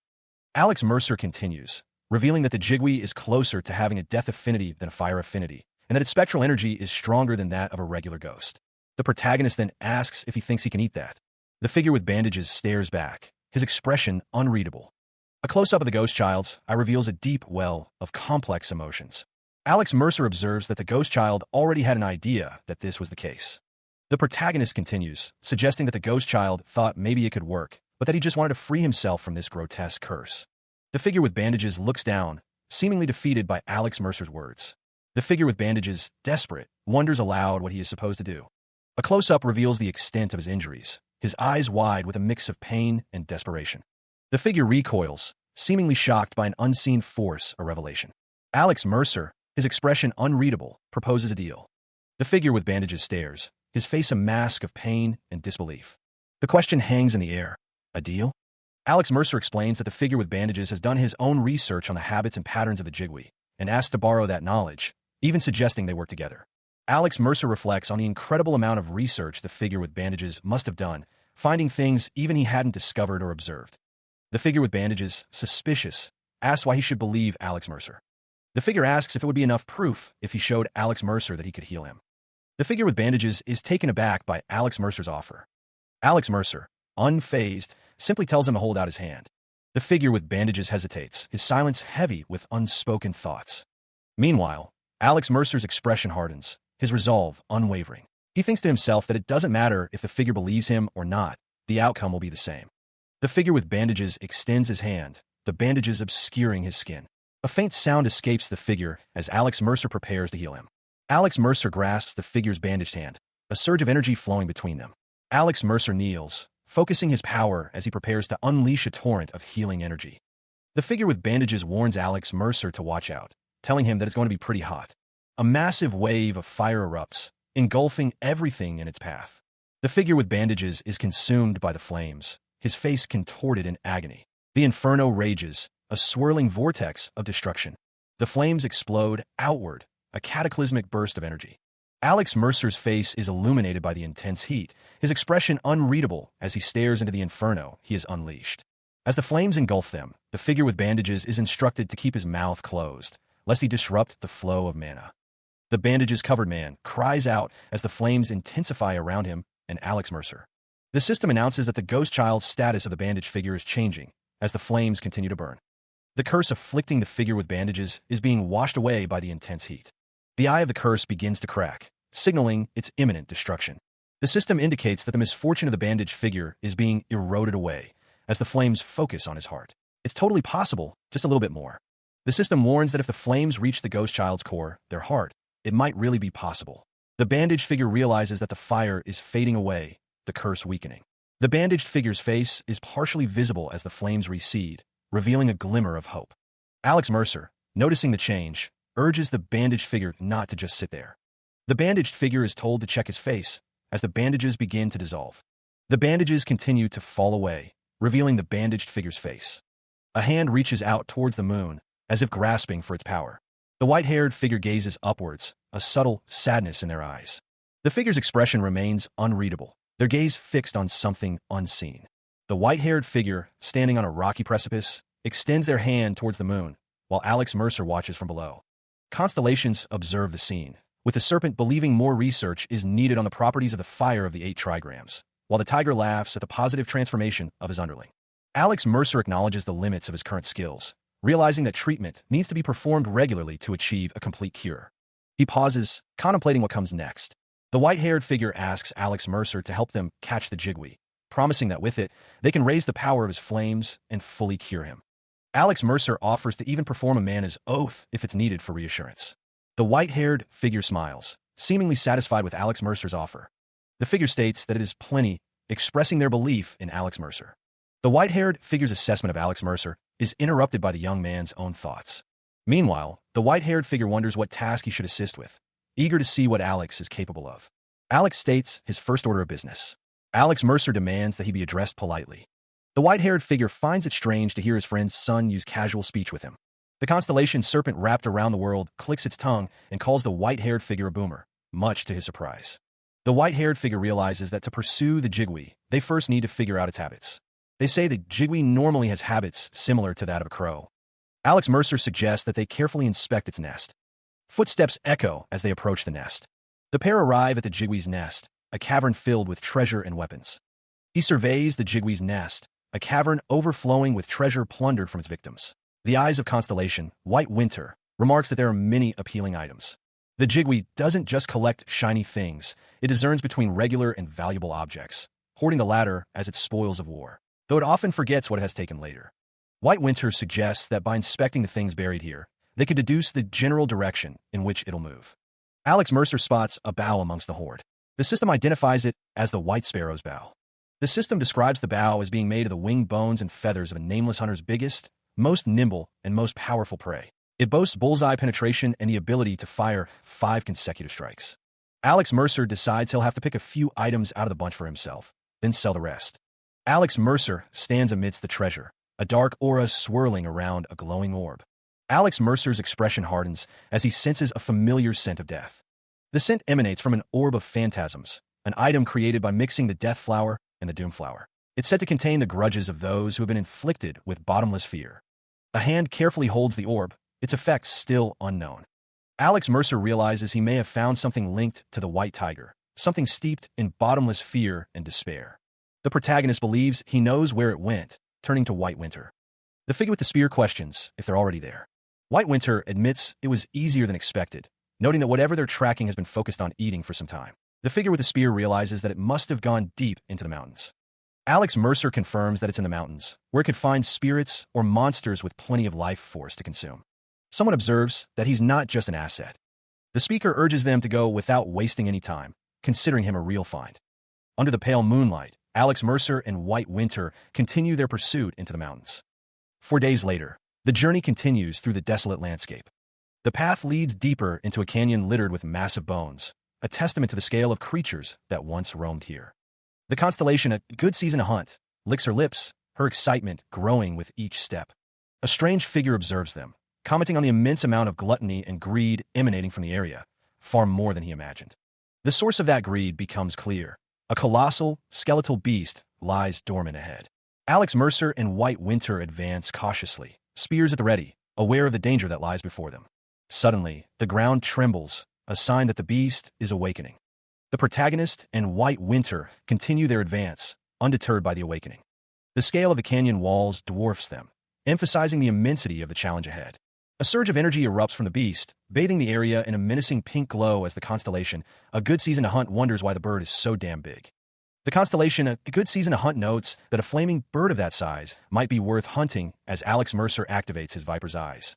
The constellation's interest is palpable, a tangible pressure in the air. The skeletal beast pulses with a malevolent energy, its form coalescing from raw power. The crimson energy intensifies, swirling around a dark core within the skeletal beast. Tendrils of dark energy writhe and crackle, a visual representation of the immense greed emanating from the creature. Alex Mercer, now wielding a spear crackling with blue energy, prepares to strike. The blue energy intensifies around the spear, a visible manifestation of the power he is channeling. Golden light erupts as White Winter unleashes an attack, the spear glowing with immense power.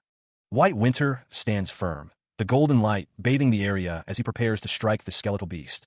Alex Mercer's expression shifts to one of intense focus, a slight smile playing on his lips as he notes his eyesight is getting clearer.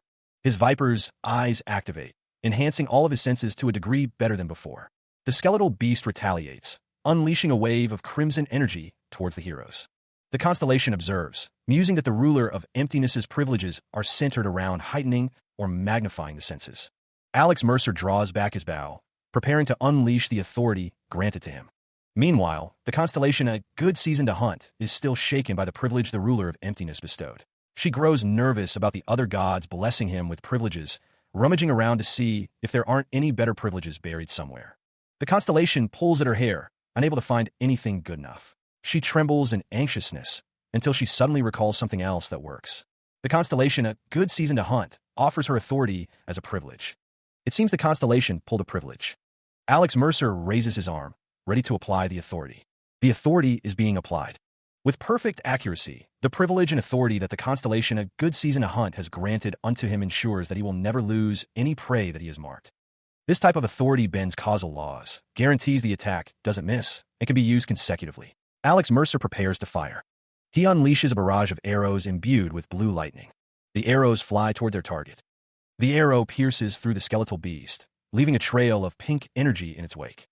The arrows, crackling with blue lightning, streak toward their target. The arrows strike the skeletal beast, the impact echoing with a thunderous boom. The skills Explosive Lightning and Prospect of Lightning activate simultaneously, creating a temporary electrical storm. The attack inflicts a great shock to the Jigui. The silver-haired man gasps, seemingly affected by the attack.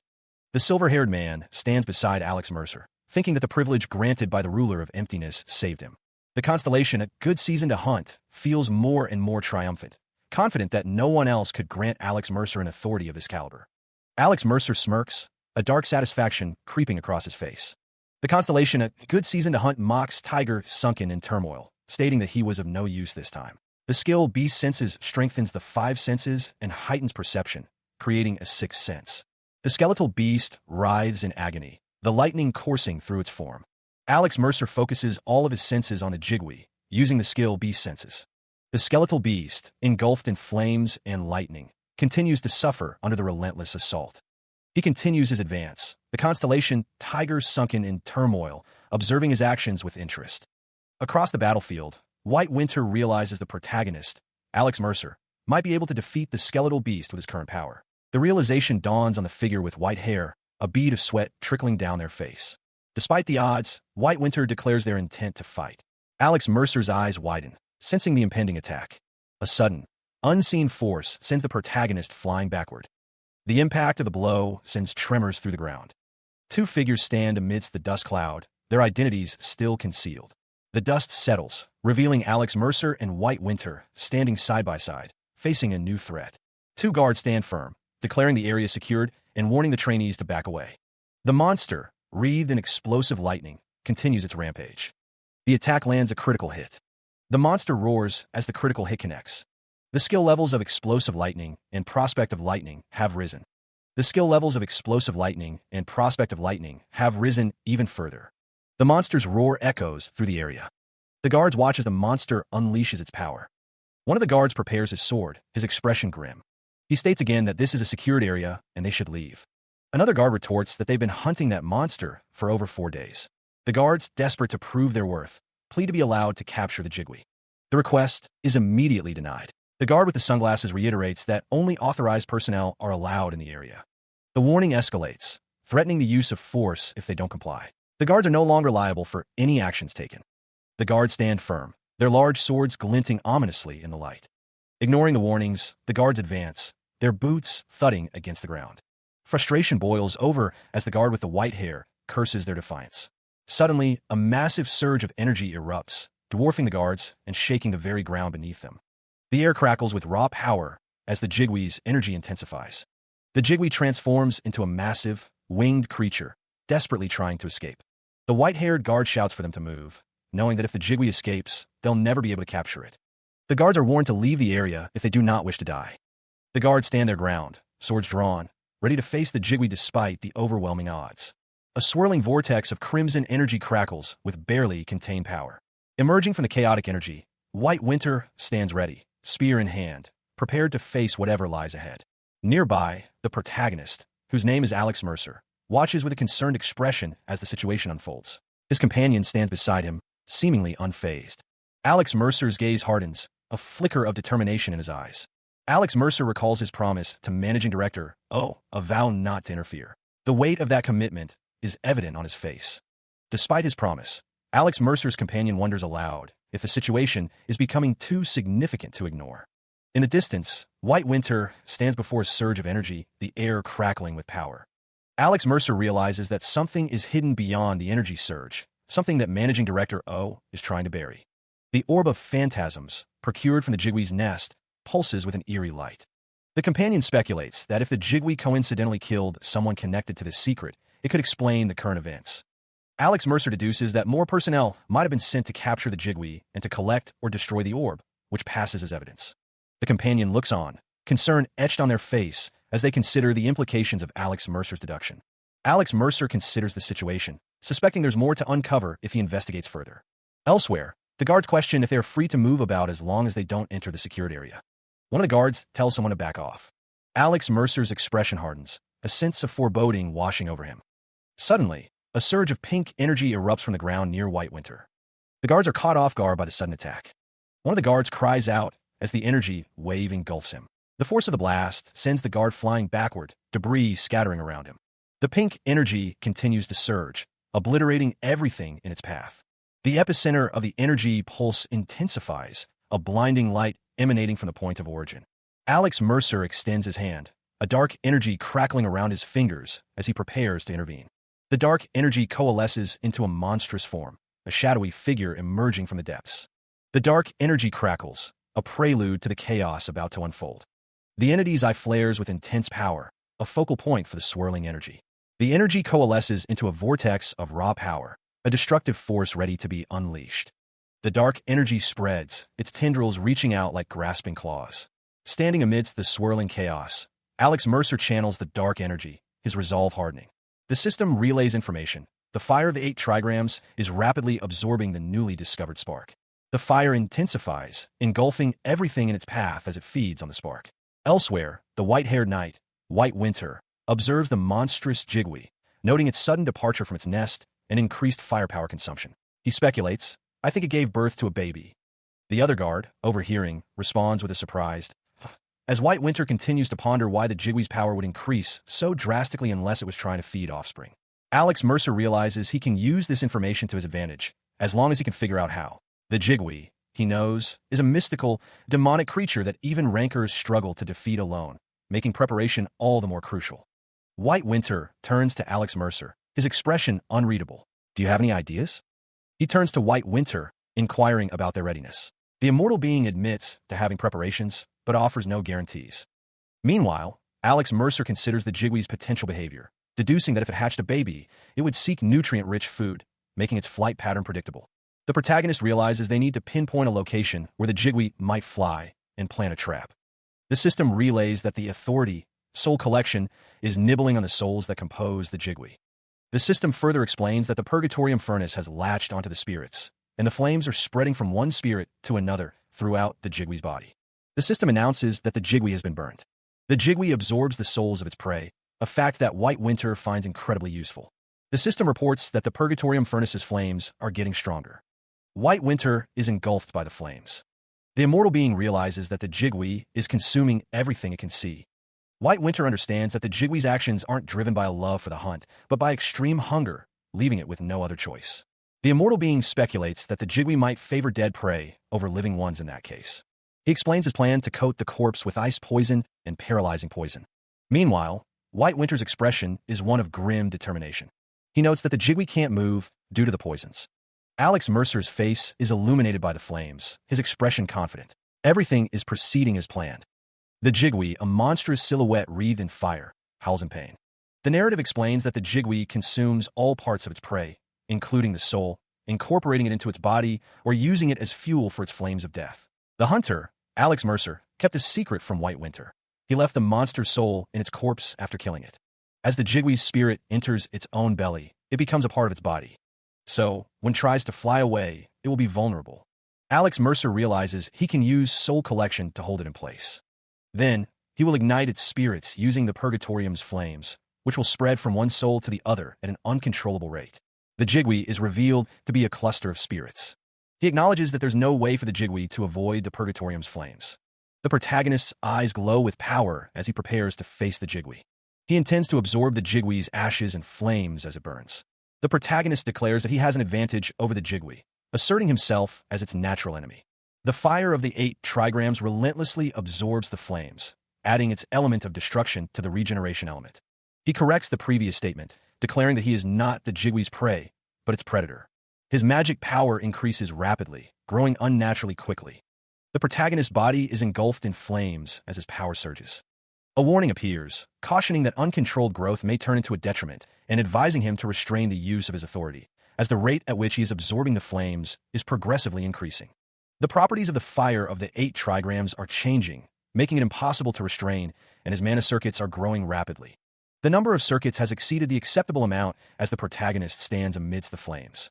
His growth and strengthening are reaching their limits, and additional pathways are being installed, though they have already reached their limits as well. New pathways will be installed. The new pathways have reached their limits, and no more apparatus can be added to Alex Mercer's system. The mana circuits determine that they cannot absorb all of the Jigui's magic power in their current state and will attempt a different sort of transformation. An achievement is attained as the transformation progresses. The system announces the reward for the one who swallowed the sun. Intelligence plus 20, willpower plus 20, magic power plus, and mana integrated circuits installed. The skill level of authority, soul collection, has increased, hinting at the power he is about to unleash. The collection rate has increased as the Jigui attempts to fight back. The guards can only utter a stunned teach as they witness the transformation. One of the guards wonders what they should do, while the protagonist, Alex Mercer, realizes he'll be able to unseal it now. Alex Mercer clenches his fist, preparing to unleash the newly acquired power. The destruction element has been completely absorbed into the 8 trigrams. Its properties are changing, the system announces. Ionic fire begins to form, ember by ember, seeping into the Yuchong. The fire has roused within the sword. The blood has been carved in, succeeding in awakening the hidden requirement that lay dormant in the divine item. Alex Mercer, his face contorted in anticipation, declares that he has been waiting for this moment. He is commanded to cry out. The sword glows brightly, bathed in the ionic fire. The fire intensifies, engulfing the sword. The energy continues to build. To effectively hunt the Jigui, a certain ritual must be performed. The protagonist, Alex Mercer, grits his teeth, the flames reflecting in his determined eyes. He realizes he needs an incredibly large amount of ionic fire. To awaken the true form of the Yuchong, a great sacrifice is needed. The ionic fire swirls and intensifies. The Yuchong sword is absorbing the fire, seemingly devouring it whole. Alex realizes that the sword needs something else. He grips the hilt of the Yuchong, his knuckles white with effort. The sword thirsts for blood. The ionic fire continues to burn intensely.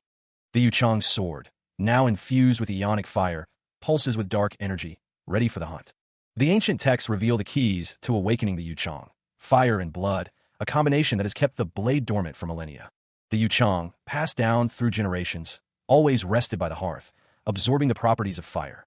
Before Oyezi claimed it, the Yuchong had passed through the hands of assassins, becoming a demonic blade that had drunk its fill of blood, an essence that could never be washed away. The fire has roused within the blade. The blood has been carved in, and the protagonist has succeeded in his task, awakening the hidden requirement that lay dormant in the divine item. A voice echoes, declaring that the sword has consumed its fire and drank its blood, claiming it as its own. The Yuchong pulses with power, its form shifting. The blade is now fully awakened, radiating intense heat and energy. Alex Mercer cries out, his face contorted in a mixture of pain and triumph as the sword's power surges through him. The Yuchong demands that he cry out, its power overwhelming. The presence of a new owner is being engraved into the Yuchong sword. The sword pulses with power. The energy intensifies. The Yuchong sword unleashes a shockwave of energy, shattering the ground around Alex Mercer. The force of the blast is immense. A voice echoes from the sword, a faint F, escaping its depths. The voice grows stronger, now pleading free. The plea intensifies as multiple voices cry out, "Free me." The voices converge, now demanding, "Wield me." Alex's eyes glow with a dark power, the Yu Chang's sword's influence taking hold. The voices clamor for attention, each spirit within the sword vine to be chosen. "Pick me. Know me." Alex Mercedes stands resolute, declaring, "No, no, I'm a better choice." The white-haired man watches in disbelief as the power of the Yu Chang's sword continues to surge. The surge manifests as a swirling vortex of energy around Alex. The energy continues to build, the air crackling with unseen power. Shadowy figures, each adorned with a king's crown, emerge from the swirling energy, vying for control. They plead with Alex to choose them. Alex, his face contorted with effort, commands the spirits to be silent. His outburst causes the shadowy figures to recoil, their forms flickering in the intense energy. The protagonist stands firm, the swirling energy now coalescing around him, a testament to his growing control. A surge of power emanates from Alex, pushing back against the spirit's influence. The Yu Chang's sword glows intensely, its power resonating with Alex's will. Alex Mercer raises the Yu Chang sword, a notification appearing that he has succeeded in becoming one with the sword. His gaze sharp and determined, Alex prepares to unleash the full power of the Yu Chang sword. A blinding flash of golden energy erupts from the sword, signaling a new level of power. The ground trembles as energy surges from below. The force of the energy throws the jigui off balance. The energy continues to build, crackling with destructive potential. Alex Mercer raises the Yu Chang sword, channeling the raw power. The energy coalesces into a focused beam. A critical hit lands on the jigui. The system announces that the jigui has taken massive damage. The jigui roars in pain as the energy tears through its form. Alex Mercer grits his teeth, pushing the sword's power to its limit. The system declares that Tiger's heart is bursting forth. Alex Mercer stands firm, the full force of Tiger's heart unleashed. The jigui is engulfed in a blinding explosion of energy. The skill Black Tiger's first claw is being cast, the air crackling with dark energy. The dark energy intensifies, swirling around the area. The energy coalesces, forming a vortex of power around Alex Mercer. The vortex continues to grow, consuming everything in its path. The dark energy solidifies into the shape of a massive claw. The claw unleashes a devastating blast of energy. Alex Mercer reaches out, his hand glowing with power. The energy swirls around him as he prepares to seize his prize. The dark energy continues to surge, crackling with immense power. A brilliant blue jewel appears, radiating intense light. A system message appears. You have obtained Jigui's right jewel, I-11. The jewel I is described as a core where all of the Jigui's ghostly, demonic, and fire energy is gathered, allowing one to observe changes in various worlds. The system reveals the properties of the Yu Chang, identifying it as a jewel ingredient possessing ghostly, demonic, and fire energy. The system also indicates that the secret of the Yu Chang has been uncovered, and the understanding of the blade rises greatly. The level of skill, high-level short sword technique, has reached its maximum potential, unlocking advanced skills. The system announces the creation of both skill, pinnacle short sword technique, and skill, low-level long sword technique, indicating that the skill level has risen. The system indicates that various sword techniques will be combined together as Alex Mercer stands with the Yu Chang sword. Constellation, a good season of hunt, is incredibly surprised as she looks at the Yu Chang, nervous that she didn't know the iron poker was a divine sword, and blames herself for rashly telling him to throw it away. Constellation serpent wrapped around the world shakes its head, claiming it's not surprising that he knew how to undo the seal on the divine item. Constellation demon, chasing the abyss, watches his progress, still waiting for his answer. Constellation owl that pierces through twilight congratulates him, saying the sword fits his righteous heart. The gods watching over him are greatly surprised about the reappearance of divine craftsman Oyezi's masterpiece. The system displays the name of the sword, Yu Chang. Energy crackles around the Yu Chang sword. The system reveals that the Yu Chang is one of the 9 famous swords forged by the divine craftsman Oyezi. It can be used as a dagger or a long sword when its true form is awakened, revealing its sinister design. The fire and blood smeared on the item will display wondrous power to its new owner. Alex Mercer is shown holding the Yu Chang sword. The system announces the creation of the hidden quest, Oyezi's secret. The explanation details that the 9 blades created by Oyezi each have different features and properties, acting as one whole to cover weaknesses and amplify strengths. The more blades collected, the more they interlock and draw out hidden functions. The system urges him to find the other 8 swords, warning that other owners will also be vying to steal his Yu Chang. Alex Mercer is surrounded by a surge of energy, the symbols swirling around him as he realizes the Yu Chang sword is reacting to something. The energy intensifies, focusing into a blinding point of light. The surge of power continues to build around Alex, the air crackling with energy. The energy coalesces into a concentrated beam, the ancient symbols glowing brightly. Alex grits his teeth, pushing himself harder as the Yuchong's sword resonates with an unknown force. His fist clenches, the power building to a crescendo. Alex's expression hardens with determination as he focuses his energy. Below, the red-tinged blade of another sword rests dormant, waiting to be awakened. He wonders why the sword is reacting so strongly now, when it never has before. Alex's magic power surges, increasing by 60 points. He feels the surge of power within him, a magical river that has almost tripled since reaching level 30. The guards stand in the distance, observing the scene. One of the guards curses, not expecting the Jigui to be stolen from them so easily. He asks what they should do. The other guard believes it's the right time to kill him. The guard thinks someone died while harvesting the combat blooms, and that they have the Orb of Phantasms. He adds that there's a training session happening at the same time. The guard states that they can't let the orb fall into someone else's hands, so they need to kill them and check the nest from top to bottom, just in case. He asks if the other guard has some sort of plan. Alex Mercer stands amidst the swirling energy, unaware of the guard's plans. The protagonist wonders what he is. The guard notes that his fatigue levels haven't changed. The guard agrees and says they should confront him now and ask him about the Orb of Phantasms. The guard thinks that Managing Director O had quite the eye on him and that it's the price he has to pay for getting caught. The guard didn't think he'd hit 2 jackpots here, but now he guesses it's 3. The guards exchange a knowing glance, a silent agreement passing between them. One of them explains that they've found Li Changxian, the Jigui's treasure, and even the White Tiger's hunting dogs. Meanwhile, Alex Mercer walks alongside another figure, musing that their good fortune is too convenient. He wonders if it's someone's birthday. The landscape around them is barren and rocky, hinting at the dangers that lie ahead. The group stands on the precipice, the dust settling behind them. One of them demands to know how they managed to get in. The question hangs in the air, unanswered. A sinister grin spreads across Yang Xinhe's face as he explains that they simply walked through. Yang Xinhe's words echo in the minds of his opponents, the realization dawning on them that there's a breach in their perimeter. The camera focuses on 2 figures, their identities about to be revealed. The tension mounts as the opposition remains silent.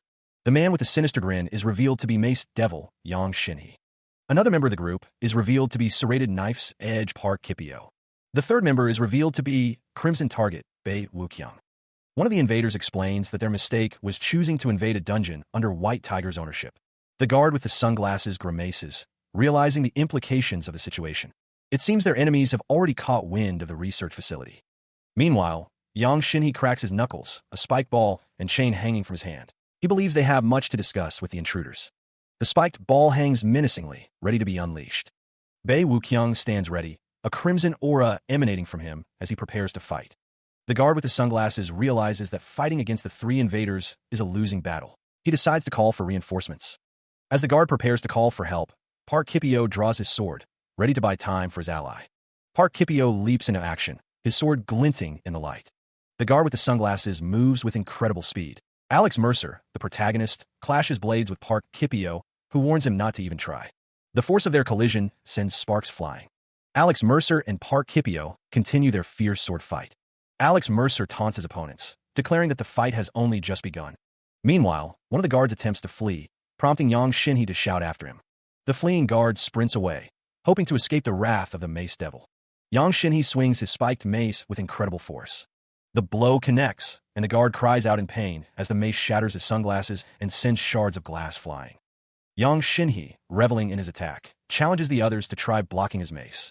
The spiked mace slams into the guard's face, the force of the impact clearly visible. With another swing, Yang Xinhe continues his relentless assault. The guard's vision blurs as the spiked mace hurtles towards him once more. The sound of impact echoes through the air. The force of the blow is enough to send the guard's arm flying. The guard, enraged, shouts, "Kwaha, weak! You're too weak. Is this much even allowed? Oi, careful, asshole! The hell are you doing, killing off a..." The guard's face is bloodied, but a sinister smile spreads across it. What's the problem? There's another. Yang Xinhe, furious, retorts, "Oh, fucking hell. You just here to piss me off, aren't you?" White Winter stands with another figure, both looking down at the scene below. The figure with White Winter apologizes, saying, "Sorry, you're gonna have to die for us." The protagonist, Alex Mercer, walks away, his sword slung over his shoulder. White Winter, injured and bleeding, demands, "And just what are you planning to do with us?" The figure with White Winter replies, "To be honest, I don't really want to do this, but circumstances are circumstances." Alex Mercer smirks, stating, "I don't have any plans of doing that, though." The figure with white winter watches Alex Mercer, his expression unreadable. Meanwhile, Yang Shinhee prepares to strike, a red aura surrounding him and his sword. With a shout, Yang Shinhee raises his hand, ready to unleash his attack. The landscape shifts, the sky turning a fiery orange as something massive approaches. Alex Mercer's face is set in a grim smile, his eyes narrowed with determination. Yang Shinhee taunts him, saying he'll think over their deal if Alex Mercer can avoid the coming attack. The incoming attack causes Alex Mercer to sweat nervously. A system message declares that the boss monster Jigui has emerged. Alex Mercer smirks, realizing that the Jigui has given birth to offspring. Yang Shinhee wonders what sort of reaction the female Jigui would have to its mate being killed, suggesting Alex Mercer try dodging the attack. The system announces that the Jigui is raining down a torrent of fire bolts. The fire bolts explode across the landscape. A storm of fire engulfs the area, the Jigui's fiery assault relentless. The air crackles with energy as the creature's power intensifies. The massive, crimson bird unleashes another devastating blast. Yang Shinhee curses as he and another guard are sent flying by the blast. Alex Mercer shouts a command, ordering someone to throw the meteor hammer and rip the scroll. The guards struggle against the Jigui's overwhelming power. The Jigui looms over the battlefield, its glowing eyes fixed on its prey. Another explosion rocks the area. Yang Shinhee yells in pain, berating someone for getting hit. Alex Mercer stands firm amidst the chaos, his expression grim. The figure with white winter explains that the female protects the young while the male hunts for food, implying the Jigui is protecting its offspring. A realization dawns. The Jigui's mate is in danger. White Winter looks on with concern, wondering just who Alex Mercer is. The question hangs in the air, unspoken but palpable. Who is this person? Alex Mercer, turning back, is asked where he is heading off to. The protagonist explains that he is gathering more jewel eyes. White Winter expresses concern, noting that Alex Mercer's body isn't fully healed. Alex Mercer assures him that he is much better now, his health basically recovered.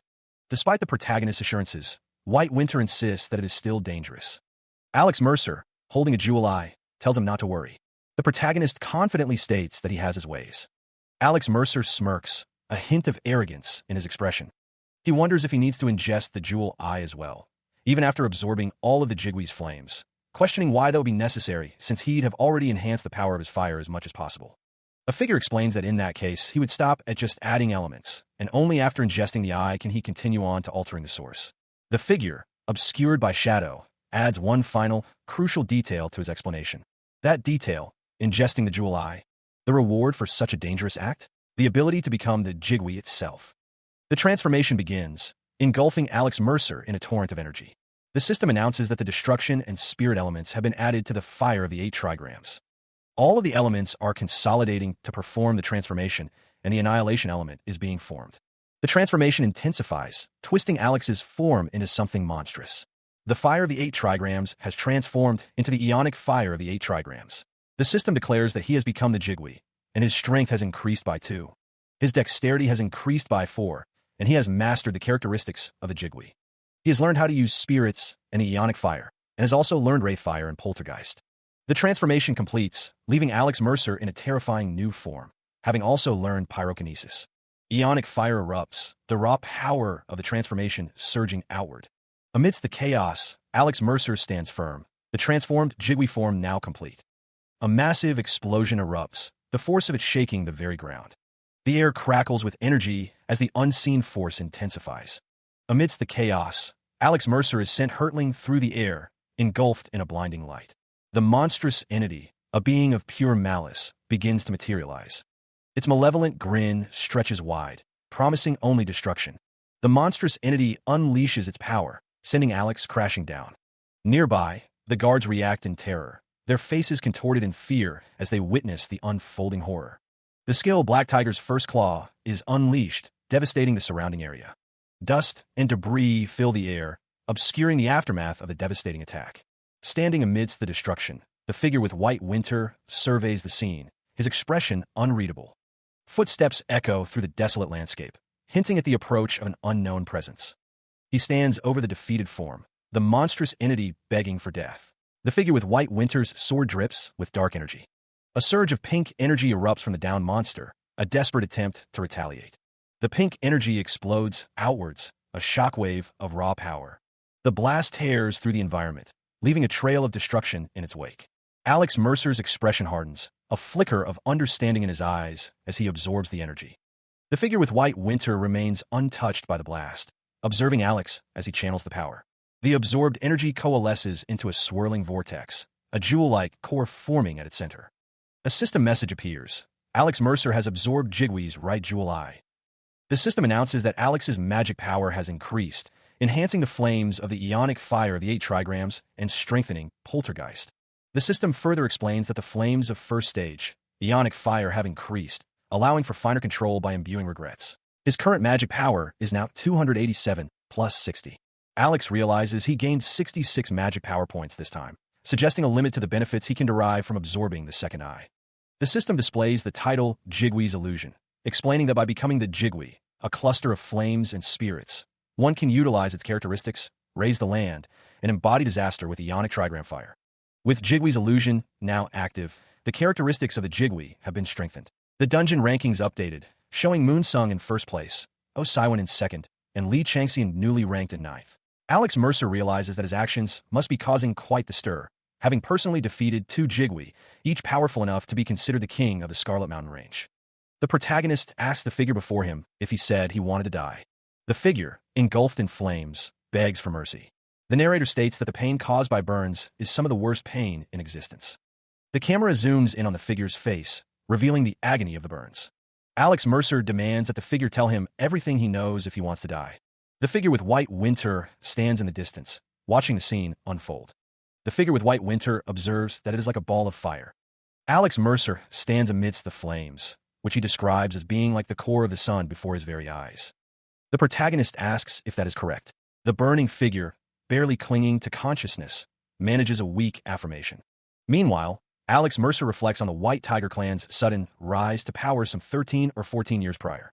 The 7 cryptical books of San. 20 years ago, the White Tiger clan discovered this relic in a nameless dungeon. It consists of a total of 7 scrolls. The White Tiger clan only managed to acquire 3 of the 7 scrolls, but even that was enough to achieve fruitful results, seemingly unlocking some sort of unusual knowledge. The clan leader, Jiam Chanho, was a world-class swordsman, but that didn't necessarily mean he had an incredible number of followers to match. Even so, Jiam Chanho commanded an explosive growth rate and spread his name far and wide. It didn't take long for the White Tiger to become a large clan renowned throughout the world. The figure with white winter watches as Alex Mercer continues his interrogation. The burning man begs for death if he reveals the details. Alex Mercer listens intently, his expression unreadable. He states that he will decide whether or not to listen to the request after he hears what the man has to say, demanding that he speak now. The burning figure, coughing and sputtering, manages to choke out that he has the information. The burning man reveals that each scroll of the 7 cryptical books of San contains a different topic, teaching how to call upon the powers of the long-forgotten ancient constellations. Alex Mercer's eyes narrow as he considers the implications of these forgotten stars. In the beginning, only a handful of constellations existed. Then, light was born, creating the universe as it is known. Countless years passed, and the constellations found their place among the rules governing the universe. Their traces can still be found throughout space and all around the world. Those constellations were named the Forgotten Stars. Yet, some believe they can still call upon their powers. Alex Mercer's expression hardens as he considers the implications.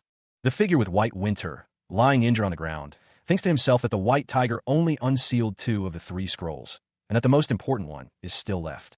Alex realizes that he needs Peter's key. It was meant to unlock the cryptical book. The key is long and ornate, hinting at the power it holds. The figure with white winter wonders why they came here, stating that it doesn't look like simple terrorism or revenge. He then weakly says, that's. Wounded and weary, the figure with white winter murmurs about finding the orb of phantasms. The words echo in his mind. The orb of phantasms. Meanwhile, Alex Mercer contemplates the orb, a sense of unease washing over him. He felt the grudges of those it had inflicted bottomless fear on. The scene shifts to a desolate landscape. A figure stands over another, who is lying on the ground. The text on the scroll reveals a way to create invincible soldiers. The contents of the first of the 7 secret books apparently concern those who have lost their soul to Starlight's allure. The text continues, explaining that a person who loses their soul loses their self, the gap left behind then filled by Starlight, creating invincible warriors, reborn as faithful paladins who obey orders from the stars. The invincible warriors stand together, bathed in an eerie blue light. The ingredients needed to create these warriors were wildflowers which grew on the Siakian flower fields, such as the weeping blooms and the laughing blooms. What is created as a result is the orb of phantasms. Alex realizes that this is the reason they created a training institute there. The geographical features of the Scarlet Mountain Range are similar to the Siakian flower fields. It's also good for sorting out those amongst the new recruits fit to be turned into warriors. If anyone disappears, they could just say that they ran outside of the safety zone, disregarding the words of the instructors, and had something unfortunate happen to them, Alex realizes. The one in command, tying this whole project together, is probably Managing Director O, the second in command of the White Tiger clan. Something had thrown a wrench in their plans. Vestla's tomb disappearing overnight, along with Peter's key. The man in the gold and black jacket's expression hardens. He believes that with the Orb of Phantasms, he could reveal the White Tiger's true face to the world. The figure on the ground, battered and bruised, weakly confirms that he has other proof. With that, the majority of secrets have been revealed to Alex Mercer. The protagonist holds a sword, knowing there's definitely more to the situation than the figure on the ground knows. A blade flashes. The figure on the ground groans as Alex Mercer stands over him, the sword now sheathed. Alex realizes he'll have to dig the rest up himself. The scene shifts to a distant mountain range. The text reveals that this is a research facility zone that can create the Orb of Phantasms and mass-produce invincible warriors. Alex stands overlooking the scene, knowing what he has to talk about now. He presses the figure on the ground, demanding confirmation that he knows what's coming. The figure on the ground is sent sprawling by Alex Mercer's attack. Struggling to sit up, the figure with White Winter admits he is afraid of their sponsor's claws. Alex Mercer scoffs, questioning if the figure truly believes their sponsor is on his side. The figure is shocked by Alex's words, as a system message reveals that the constellation Tigers Sunken in Turmoil has lost interest in such an insignificant believer. The figure's sponsor now desires stronger and more durable believers. The figure with White Winter, now standing, smiles confidently, claiming that he is not afraid of the sponsor's claws. The figure with White Winter insults Alex Mercer, calling him a half-dead moron. A sinister grin spreads across the figure's face. The constellation Tigers Sunken in Turmoil watches Alex and laughs wickedly. The air crackles with unseen energy. Alex Mercer, surrounded by dark tendrils, is taken by surprise. White Winter, his eyes wide with shock, demands to know what he's doing. White Winter's expression shifts to one of determination. He knows he must sit in the lotus position. The protagonist, kneeling on the ground, confirms that he will do it now, as White Winter questions his intentions. White Winter, his eyes narrowed, declares that he will treat Alex Mercer right now. Finally, the ritual begins. The protagonist explains that steadying the residual energy of a Ghostborn is going to take some time, and that it's easy to get distracted as well. Alex Mercer continues, stating that even if it will only take an hour or two in the real world, it'll feel like dozens of hours for White Winter. White Winter thinks to himself that quieting such hysterical energy is going to be draining. Alex Mercer states that the ritual will eventually end, so White Winter shouldn't give up. The man in the black jacket continues, warning that if White Winter even thinks about giving up for a second, they will undergo demonization. White Winter declares that they will become a monster or a ghost, if that's what it takes. The protagonist and White Winter are sitting in a cave, and the protagonist agrees with White Winter's statement. Alex Mercer thinks to himself that if he sees even the slightest indication that White Winter is about to give up, he will dispose of them without a second thought. The scene shifts to a city engulfed in flames. Alex Mercer thinks that if he allows a broken Xerxes to roam around freely, it will result in catastrophe. A shadowy figure looms amidst the burning city, the source of the destruction. Back in the cave, Alex Mercer's expression hardens with resolve. White Winter smiles, their eyes closed, seemingly unconcerned by the threat. Alex Mercer assures White Winter not to worry, his face determined. The protagonist reflects that although Xerxes acts like he lacks a sense of self, he's always had one very strong desire. Alex Mercer declares that they should begin, his body now glowing with purple energy. He is engulfed in a torrent of purple energy, the ritual beginning to take hold. The flames of the first form world-ending flame envelop his body, causing the Ghostborn to burst into flames. The strain of the ritual is visible on his face as the energy intensifies. A voice echoes in his mind, urging him not to lose himself in the process. The voice continues, a desperate plea to never give up. The purple energy explodes outward, consuming everything in its path. The scene shifts abruptly to a snowy landscape, the sound of wind whistling through the air. Alex Mercer stands alone in the snow, disoriented and questioning his location. His expression is grim, the weight of his situation settling upon him. Alex Mercer hardens his resolve, declaring that if he has to be here, he'd rather. The figure collapses in the snow, exhausted. In the distance, another figure runs towards him. The sound of the wind intensifies as the running figure approaches the fallen one. He finds himself within a mental landscape, a realm of his own creation. This unconscious world holds memories he'd rather forget, a past he desperately tries to bury. The scene shifts, revealing the source of his trauma, a memory of being discarded and labeled a monster. The memory intensifies, the sounds of abuse echoing in his mind. Another memory surfaces, this one of being left amongst trash and discarded boxes.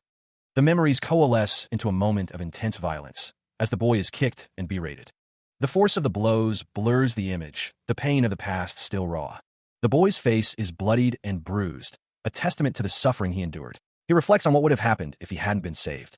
The boy, now older, stands in the snow, contemplating the life he would have lost. He realizes that possessing such traumatic memories was unnecessary, and that he has found the source of his pain. The man's expression hardens with resolve, declaring that he was looking for someone.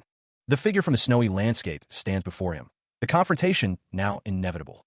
They extended a hand, the silhouette of their forms stark against the falling snow. White Winter urged Alex Mercer to leave before the encroaching winter worsened, offering a chance to escape the torment. The wind howled, carrying the promise of a bitter cold as the snow continued to fall. White Winter's expression softened, a hint of vulnerability in their eyes. They confessed that they didn't want to be alone anymore. An outstretched hand waited, a silent invitation to trust and companionship. The hand remained open, a beacon of hope in the desolate landscape. White Winter stood firm, their gaze unwavering as they offered their hand once more. The figure urged Alex to take their hand, a plea to not lose himself in the encroaching darkness. A flicker of determination ignited in White Winter's eyes, a refusal to succumb to despair. White Winter implored Alex Mercer to never give up, their words echoing with a desperate hope. The dark figure, still shrouded in shadow, questioned what was wrong. White Winter ran forward, determined to reach Alex, their footsteps crunching in the snow. White Winter's expression hardened, a fierce resolve etched on their face. They knew this wasn't where they were meant to be.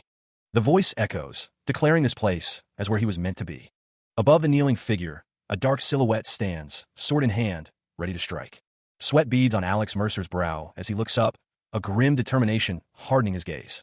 The disembodied voice notes that they've passed the critical moment, but that the Ghostborn is very persistent.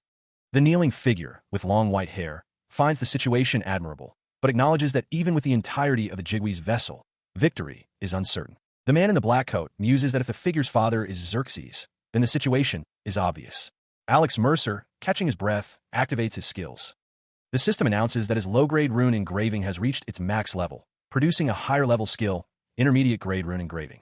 Alex Mercer decides to take a look at the Illusion Pearls research facility. But before that, something else must be done. The system announces that the rune of stealth and the skill, Beast Sense, have been activated. Alex Mercer realizes he has to get rid of the useless witnesses first.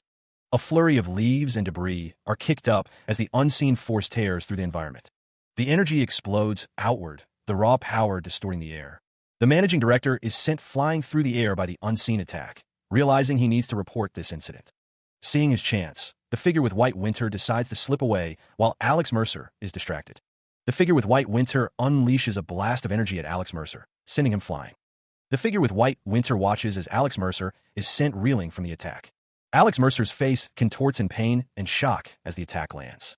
The figure with White Winter glares, his expression a mix of determination and malice. The force of the impact explodes outward, shaking the very ground. The system announces that stealth has been removed as Alex Mercer is revealed, now vulnerable to attack. Alex Mercer's eyes widen in alarm as he senses the impending attack. The figure with White Winter's face is partially obscured by shadow, but his glowing blue eye reveals his sinister intent. With a determined yell, the figure with White Winter draws his sword, preparing to strike. The blade flashes as it cuts through the air. The sword pierces Alex Mercer's chest, the force of the blow evident in his pained expression. The figure with White Winter stands over Alex Mercer, who is sent reeling from the attack. The figure with White Winter's sword is raised high, ready to deliver the final blow. The figure with White Winter smirks, revealing his face as he says, "So, we meet again." The figure with White Winter continues, admitting he had originally intended to kill Alex Mercer, but has changed his mind. Alex Mercer, wounded and vulnerable, asks what the figure with White Winter intends to do with him, as the figure reveals he doesn't want to earn Managing Director O's suspicion. The figure with White Winter's face is obscured by a dark aura as he looms over Alex Mercer. He holds a glowing orb in his hand, contemplating his next move. He wonders why he should take the more difficult path when a better method is available. The orb's power surges, overwhelming Alex Mercer. He cries out as the energy courses through him. A system message appears, declaring that Song Yujun has absorbed the orb of phantasms. It further states that his consciousness is paralyzed, his will halted, and he is in a state of hypnosis. The system message fades as Alex Mercer kneels, struggling against the effects of the orb. His face contorts in a grimace as he fights to maintain control. The figure with white winter commands him to stand up, his voice echoing in Alex's mind. The figure watches as Alex struggles to obey, his body trembling under the influence of the hypnosis. Alex Mercer, now under the figure's control, reflects on his current state, realizing he has become what others call an empty husk, a person who has lost their soul. His eyes narrow, a flicker of defiance in them as he prepares to follow the figure's next command. Let's. The figure orders him to sit and roll over, and Alex Mercer, now completely subservient, obeys without hesitation. The figure with white winter commands him to bark. Alex Mercer, reduced to nothing more than a puppet, barks and woofs on command. A disembodied voice echoes through a forest bathed in an ominous red light, commanding someone to end their life. Reacting to the command, Alex Mercer's hands crackle with blue energy, a visible sign of the orb of Phantasm's influence. His expression hardening, Alex's eyes narrow as he fights against the imposed control. The blue energy intensifies around Alex's neck, a physical manifestation of the mental domination he's experiencing. The figure with white winter stands beside Alex, observing the corrupted landscape. He remarks on the destruction they've wrought. The figure with white winter's hand rests on Alex's, a subtle display of control. He wonders about the power held within the other scrolls. His eyes now glowing with the same blue energy, Alex assures the figure with white winter that he has no cause for concern. The figure with white winter leans in close, instructing Alex to act as if nothing has changed. The figure with white winter confirms that Alex has understood his instructions as a system message appears, stating that the constellation serpent wrapped around the world is laughing at their plan. The figure with white winter claps his hands together, urging Alex to continue with the act. Alex, now fully under control, expresses his gratitude, his eyes betraying no hint of his internal struggle. Under the figure's control, Alex Mercer stands amidst swirling blue energy. His expression is stern, betraying nothing of his inner turmoil. He inquires if there are any further orders to follow. The figure with white winter wonders if he can also learn the divine technique Alex was about to use, believing it would be a good match for him. The figure explains that the technique is called the Hunt of the Gale, which uses wind to lighten steps, use stealth, and even disguise oneself, adding that the tiger's stride is where it is built off of. Alex agrees, telling him to teach him. The figure with white winter states that it will take quite a bit of time, as they don't have the... Alex cuts him off, telling him to leave worrying about learning the skill to him. The two begin to practice the Hunt of the Gale, blue energy swirling around them as they mirror each other's movements. The figure with white winter watches Alex Mercer, the blue energy intensifying around them as they continue their training. The figure with white winter's eyes widen as he feels a surge of power coursing through him. The surge of power allows him to perform the Hunt of the Gale technique, leaving him in disbelief. Ow, he wonders. The training continues, the figure repeating the technique over and over. Through his knowledge of tiger's stride, he has obtained new insight, and the skill Hunt of the Gale has been created. The system defines Hunt of the Gale as a basic skill of the tiger sunken in turmoil, a divine technique created using the tiger's stride as a base. It allows the user to move swiftly and gallantly, like a tiger riding the wind currents as it soars. Where the tiger shoots past, the wind follows. It is a level 1 active skill with the effect featherweight technique, skill linking. The figure with white winter is shocked by his rapid progress, as Alex Mercer watches on. He thinks to himself, "Hey Chow, I spent years trying to learn this, and you managed it after merely seeing it a few times." The figure with white winter bows to Alex Mercer, who tells him that he is truly deserving of respect and to continue practicing. The figure with white winter continues to practice the Hunt of the Gale, responding with "Yes, sir." The figure has learned featherweight, and his skill level has risen. The figure with white winter has also learned disguise. The figure with white winter is now able to use the Hunt of the Gale technique effectively. The constellation tiger sunken in turmoil finds the display of skill highly amusing, laughing heartily. With his newfound skills, the figure with white winter leaps into the sky, cape billowing behind him. The constellation, the good season to hunt, deems his movements excellent for hunting, rummaging around to see if there's anything else she can grant him. The skill Flying Tiger's Trailing Gale is activated, leaving a trail of energy in its wake as it carves through the mountainous landscape. Deeper into the forest, the protagonist, Alex Mercer, continues his search. He pauses atop a large tree root, surveying the area. Alex realizes that a pair of jigui lay an egg only once every century. The system notifies him that he has discovered the jigui's nest. Alex confirms that he has found it. The system displays information about the jigui egg, stating that a pair of jigui lay an egg once every century. The system indicates that more time will be required before it hatches. Alex observes the egg, noting that jigui have 3 forms, but in truth, they're a gathering of spirits. Thus, they are spiritual beings without fixed physical bodies. The system explains that because their ancestors have taken the form of birds, they continue to do so, but they can change however much they need to according to their environment. Alex smirks, realizing that it's also possible to redirect their nature in a good manner and increase their intellect past what is normal for them. The balance of the jigui egg's strength, the fact that it's underdeveloped, and its health are all ideal, making it best suited to becoming a spiritual bird. Alex Mercer, surrounded by swirling purple energy, seems to be considering the egg's potential. Divine Being, the tiger that has been trapped in hardships, feels somewhat interested as to how he is going to hatch that egg. Divine Being, the tiger that has been trapped in hardships, has advised that rather than the crude form of a winged animal, it would be good for it to take the form of a rare beast. Divine Being, good season to hunt, raises a complaint against the advice of the Divine Being, the tiger that has been trapped in hardships, while also advising that a falcon or a hunting dog would be best for a hunter. The Divine Being, good season to hunt, says that she thinks a young hawk or a heavenly dog would be best. She is actually saying something sensible for once, according to the translation note. Divine Being, the tiger that has been trapped in hardships, laughs heartily, exclaiming that something like that would be swallowed up in one mouthful. Divine Being, good season to hunt, is glaring at him, asking if he's making fun of her friends. Divine Being, the tiger that has been trapped in hardships, bares his teeth at her, asking if glaring is all she'll do. Divine Being, good season to hunt, begins rummaging for arrows, as the relationship between these two divine beings has worsened to a great extent. Alex Mercer, with a determined look, resolves to consume the flames within him and grow immensely. He places his hand over his chest, where a swirling vortex of energy begins to manifest. The protagonist, Alex Mercer, steals his resolve.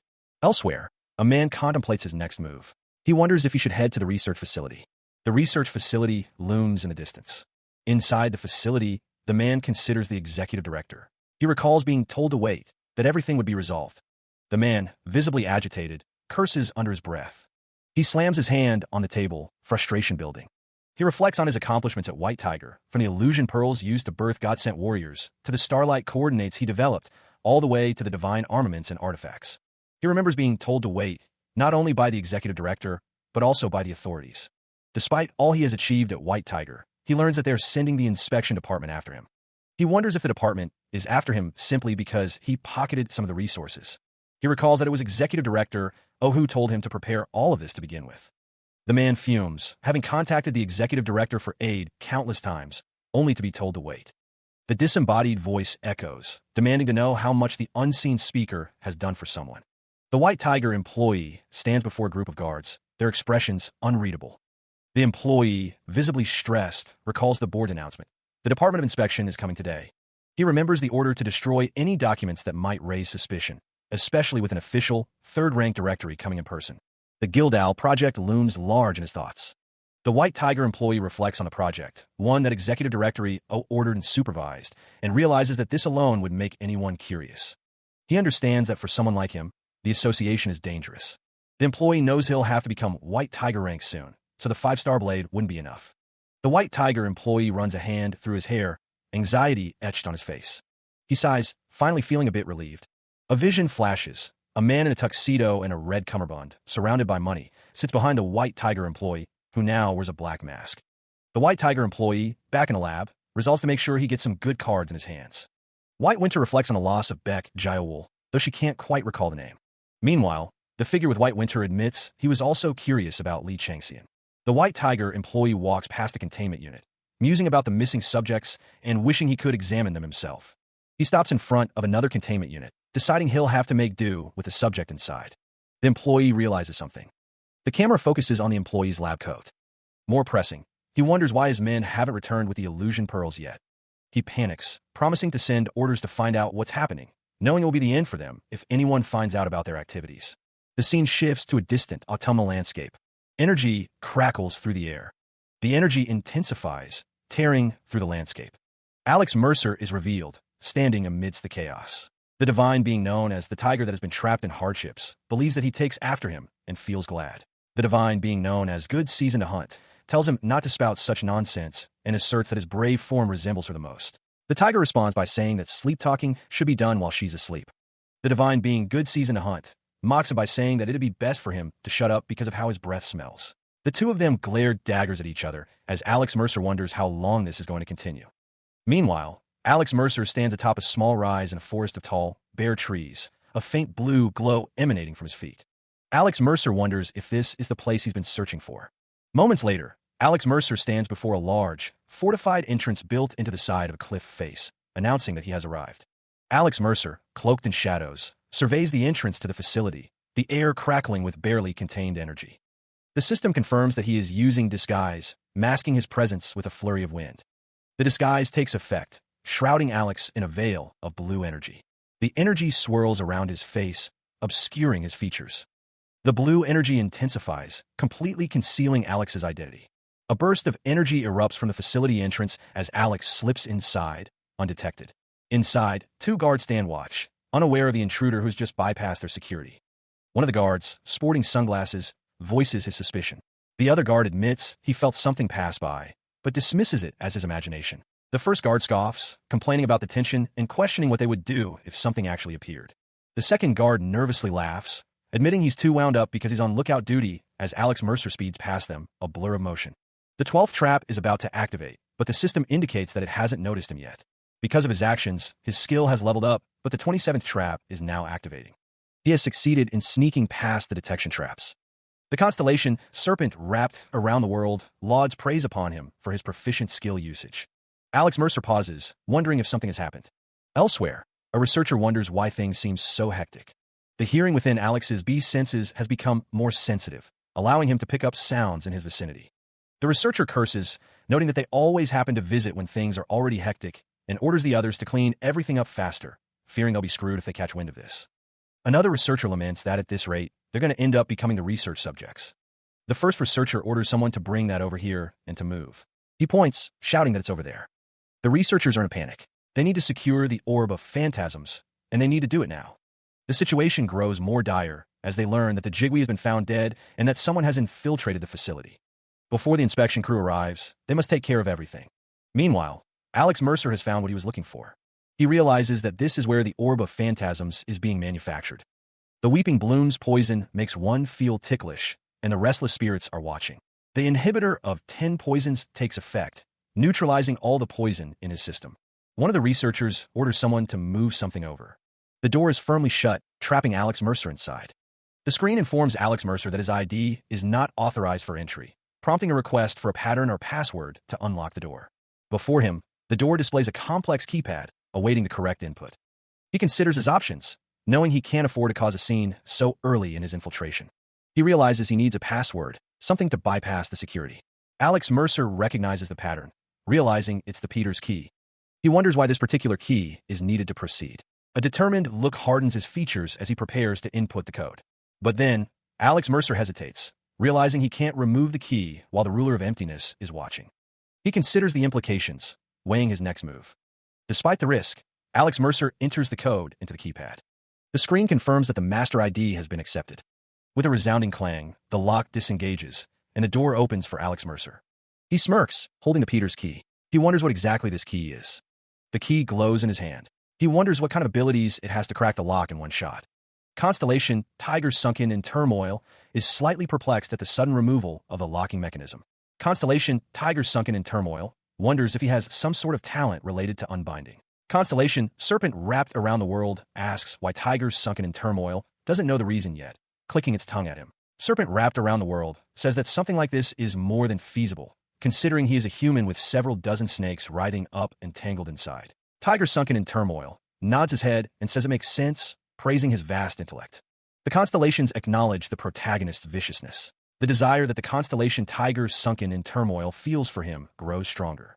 Alex Mercer realizes that the bastard doesn't know that he has the Peter's key. He wonders what the hell the snakes were all about. He has no clue what to think about that, especially when an actual snake is the one saying that in regards to him. The protagonist's feet stop, a glowing stop sign appearing on the floor.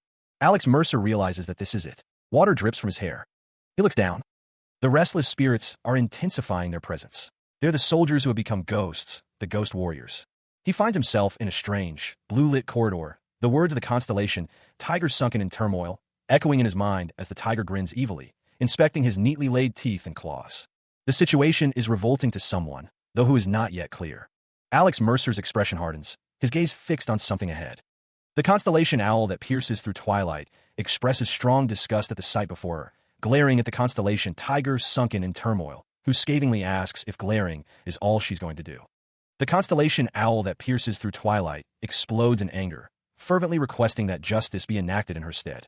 A sudden quest, the Owl's Plea, has been created, tasking Alex Mercer with eradicating all the ghost warriors and destroying the manufacturing recipe of the Dorb of Phantasms, the source of the ghost warriors.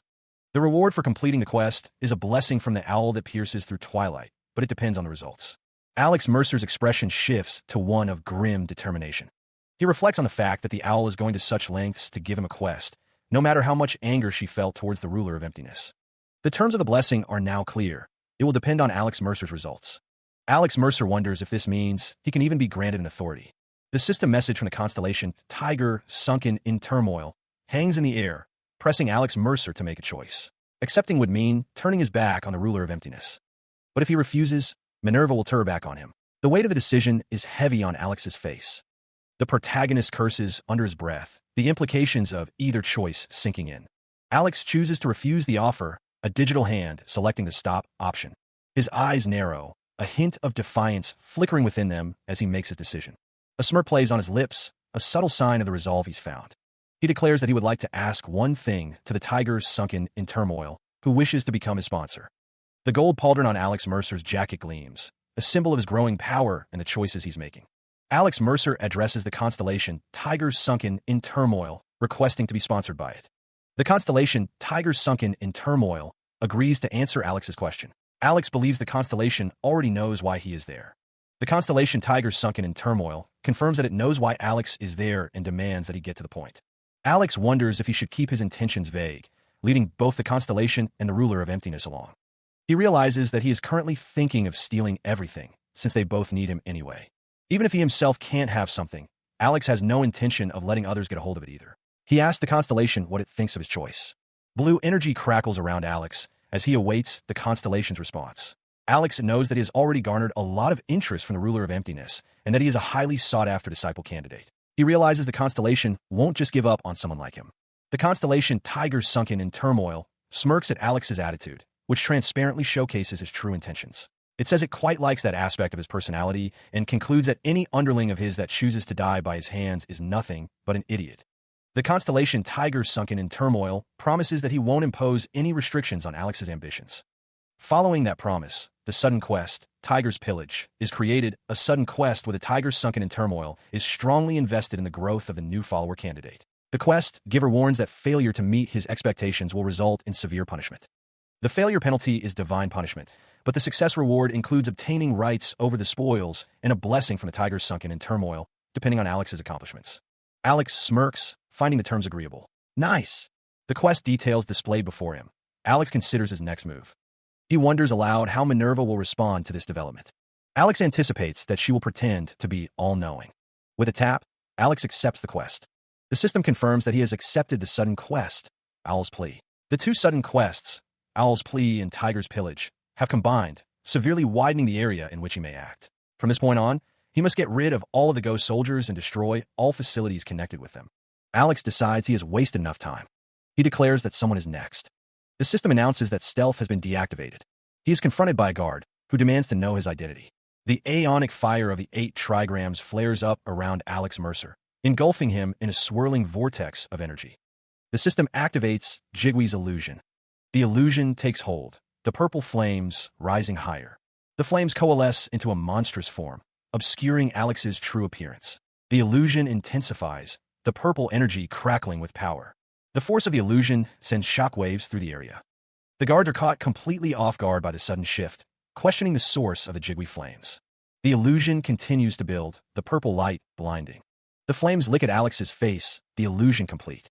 A firestorm engulfs the area, the illusion now fully in place. The illusion complete, Alex Mercer's diversion erupts in a blaze of purple energy, drawing the attention of the guards. The purple flames spread rapidly, consuming everything in their path. The fire intensifies, becoming a raging inferno.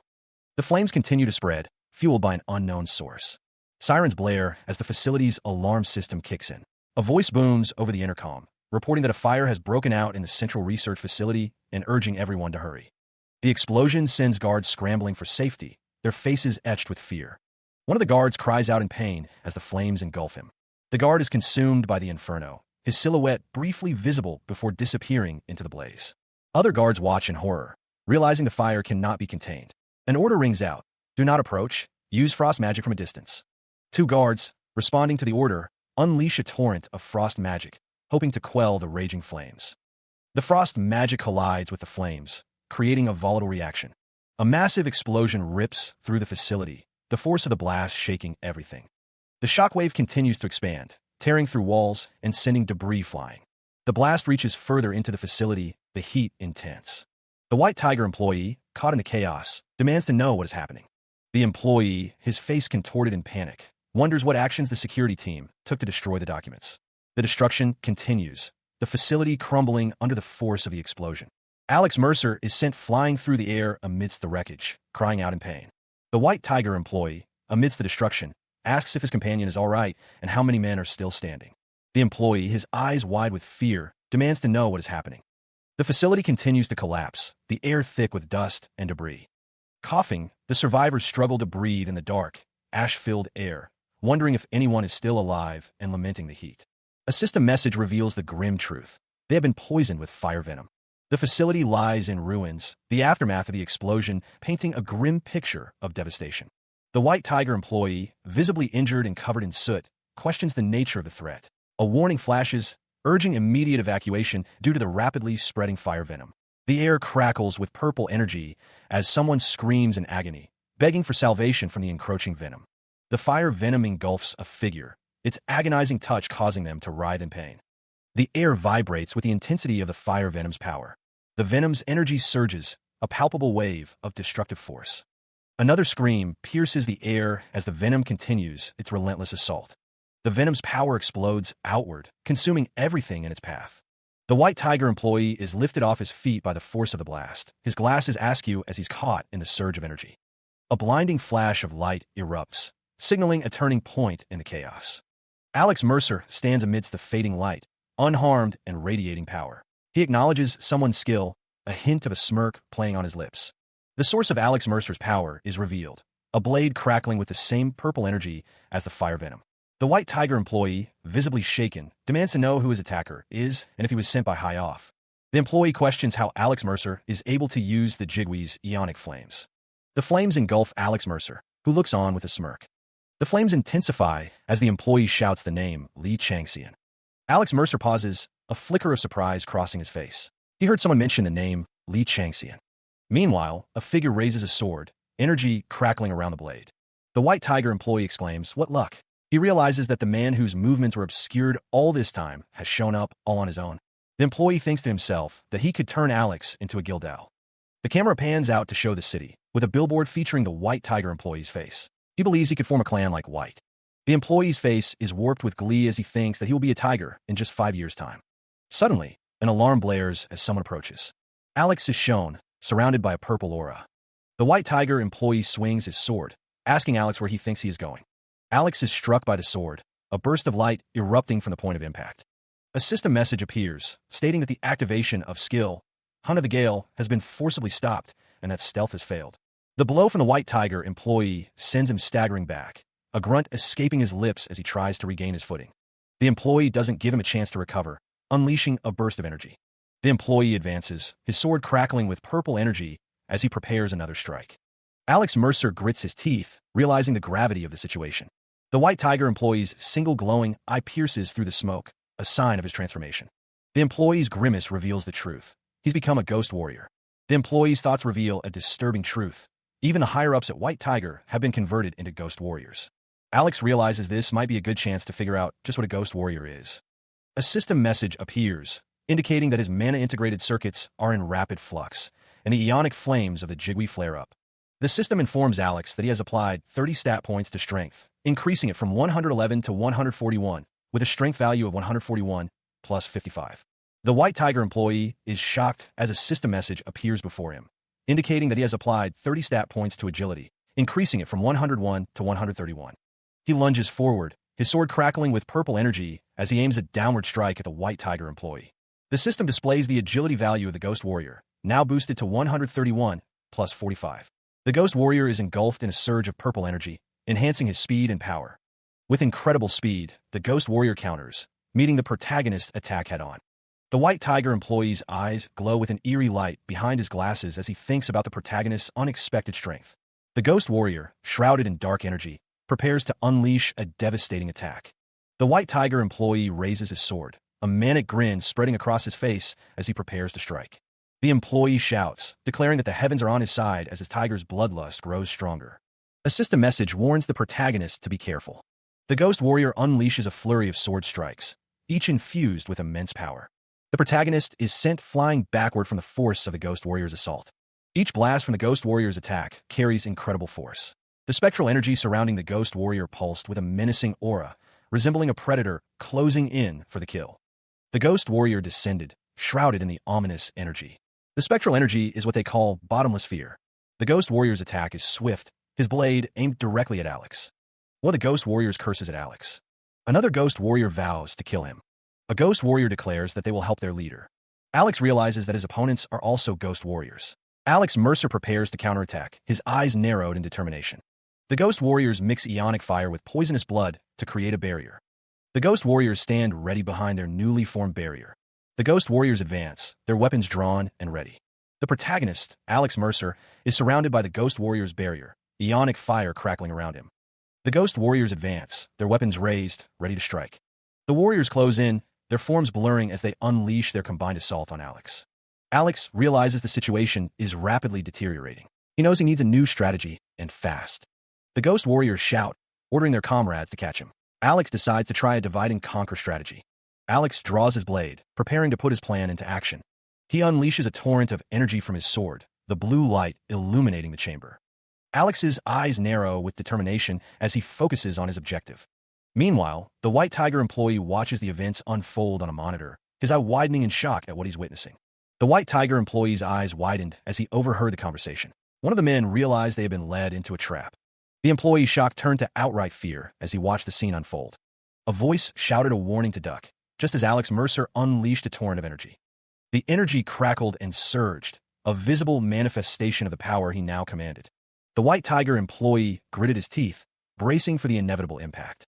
The unleashed energy tore through the air, leaving trails of destruction in its wake. The energy blast connected, sending the first of the Ghost Warriors flying. The remaining warriors were caught in a web of pure energy, unable to escape. The energy continued to lash out, striking with pinpoint accuracy. Alex Mercer stood amidst the chaos, a figure of immense power and control. The Ghost Warriors were helpless against the onslaught, their forms dissolving under the relentless assault. The system confirmed the application of authority, perfect accuracy, ensuring every strike hit its mark.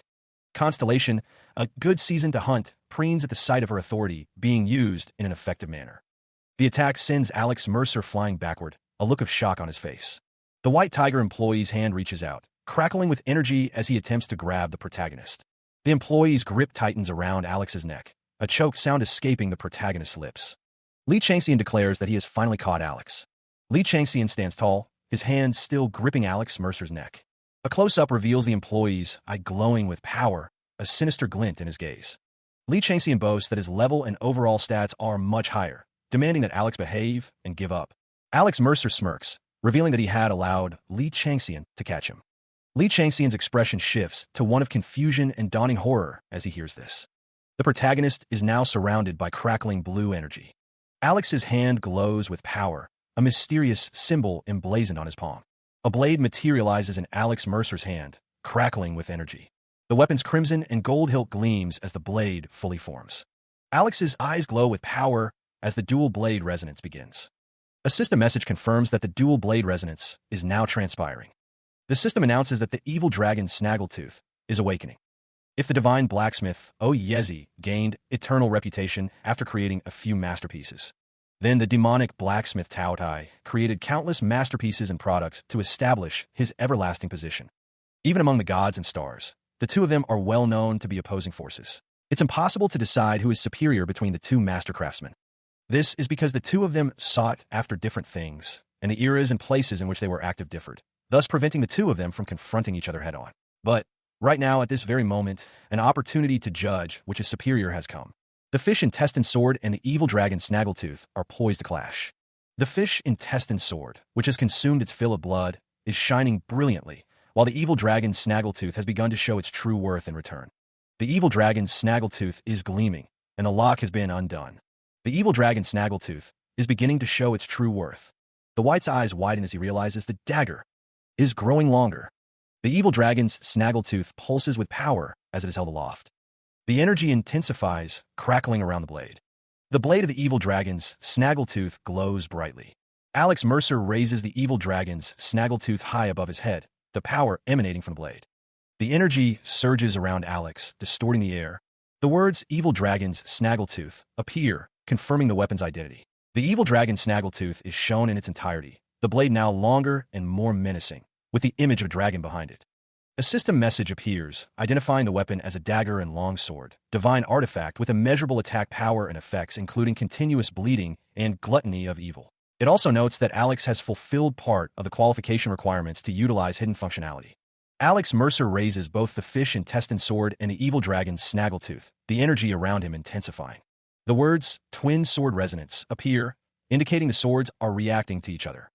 Alex Mercer activates his skill, Sword Mastery. Alex Mercer exhales, preparing for the battle ahead. His eyes narrowed, a storm of determination brewing within. With the evil dragon's snaggletooth in hand, Alex Mercer is watched by divine beings who are shocked that he managed to unlock her divine artifact. The sword, now empowered by his Sword Mastery skill, pulses with dark energy. The system describes the Sword Mastery skill, a passive ability that allows the user to wield any sword in the world as they wish, granting ownership and usage of 10,000 swords. The system announces that Alex has accomplished the achievement, the entirely different famous swords, granting him +5 intelligence and leveling up his Sword Mastery skill. The divine beings continue to watch Alex, with the snake that wraps around the world staring with wide eyes, amazed that he used a method that he never thought of. The owl that pierces through the twilight requests that he use the demonic blacksmith Taoye's armaments for righteousness. The great demon that chases after the abyss shows interest in the two famous swords, while the tiger that has been trapped in hardships praises him for gaining a new set of fangs.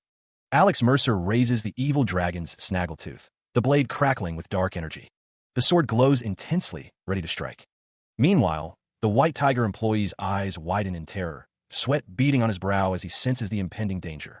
He realizes that the beast sense he received from his patron god is telling him to dodge, no matter what. He thinks to himself that if he doesn't, he will die.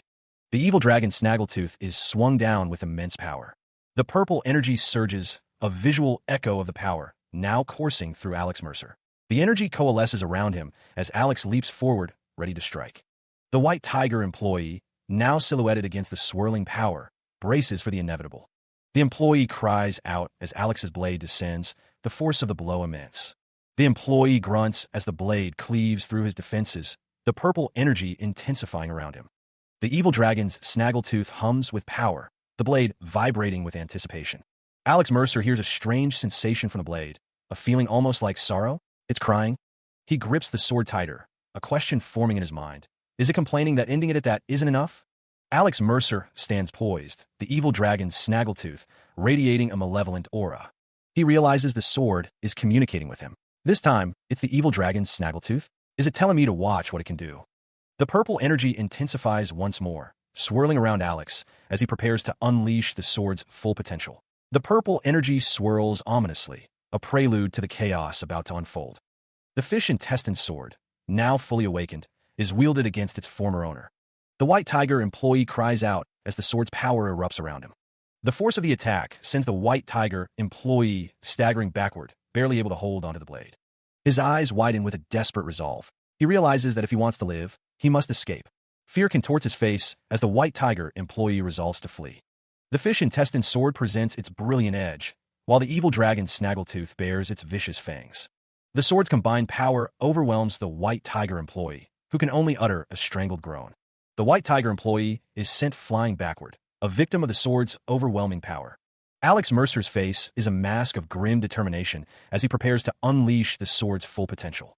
He stands firm, the sword's crackling with purple energy, ready to strike. The two swords, now fully aligned, unleash a devastating wave of power. With the activation of the skill, Black Mountain Monarch's Claw, Alex Mercer unleashes a torrent of dark energy. The dark energy surges outward, a palpable wave of destructive force. The white tiger employee is sent flying backward, overwhelmed by the sudden onslaught. His eyes widen in terror as the dark energy bears down on him. The force of the impact is immense, shaking the very foundations of the room. The dark energy explodes outward, consuming everything in its path. The world around the white tiger employee dissolves into a swirling vortex of purple energy. His hand reaches out, desperation etched on his face as he thinks he doesn't want to die, while despair begins to spread. Frustration grows as the White Tiger employee is consumed by the encroaching darkness. Negative thoughts fill the stage as the employee's mind races, the desire to live fading. The world-ending fire consumes the grudge, burning stronger as the White Tiger employee succumbs to the darkness. Alex Mercer observes the scene, wondering if these are the employee's regrets and where he is trying to go with that body of his. He reflects that only a Ghostborn would warrant such extreme measures. Meanwhile, a figure shrouded in dark energy decides to postpone the kill and instead follow Alex Mercer. The White Tiger employee, consumed by negative energy, struggles against its effects, determined to resist no matter the cost. A bloodied hand lies on the ground, motionless. A system message declares the death of player, Yissing 1. Alex Mercer stands amidst a swirling vortex of purple energy, the only one left standing. The body of the fallen player lies sprawled on the floor, a testament to the battle that just transpired. Another system message appears, announcing that the fish intestine sword has been withdrawn.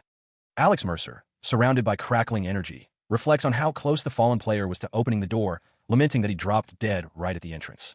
The system indicates that the door is firmly locked and requires a specific pattern and password to unlock. The protagonist, Alex Mercer, approaches the door's interface, wondering if it will open again. He places his hand on the interface, ready to input the required pattern. Alex Mercer stands determined, ready to face whatever lies beyond the locked door.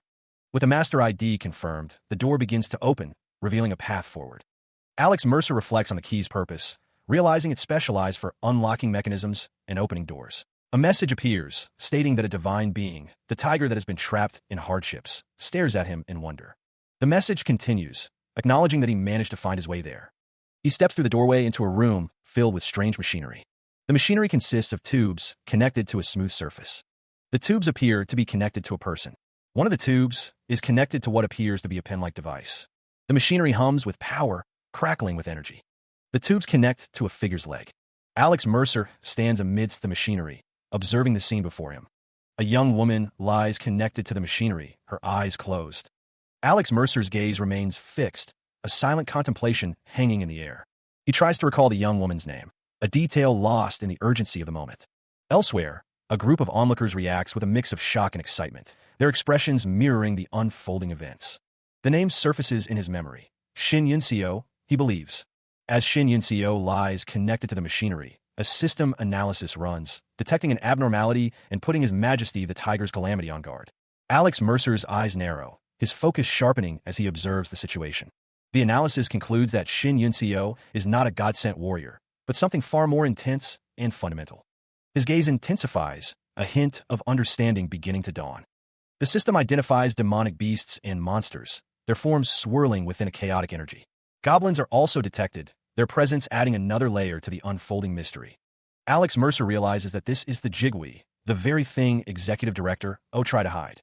A knowing smirk plays on Alex Mercer's lips, the pieces of the puzzle beginning to fall into place. It seemed the God-sent warriors were merely stepping stones in a grander scheme, leaving Alex Mercer to wonder if Gildao was involved. The young woman connected to machinery stood amidst a web of wires and technology, her fate hanging in a balance. The question lingered. The head of the goblins was named Gildao, wasn't it?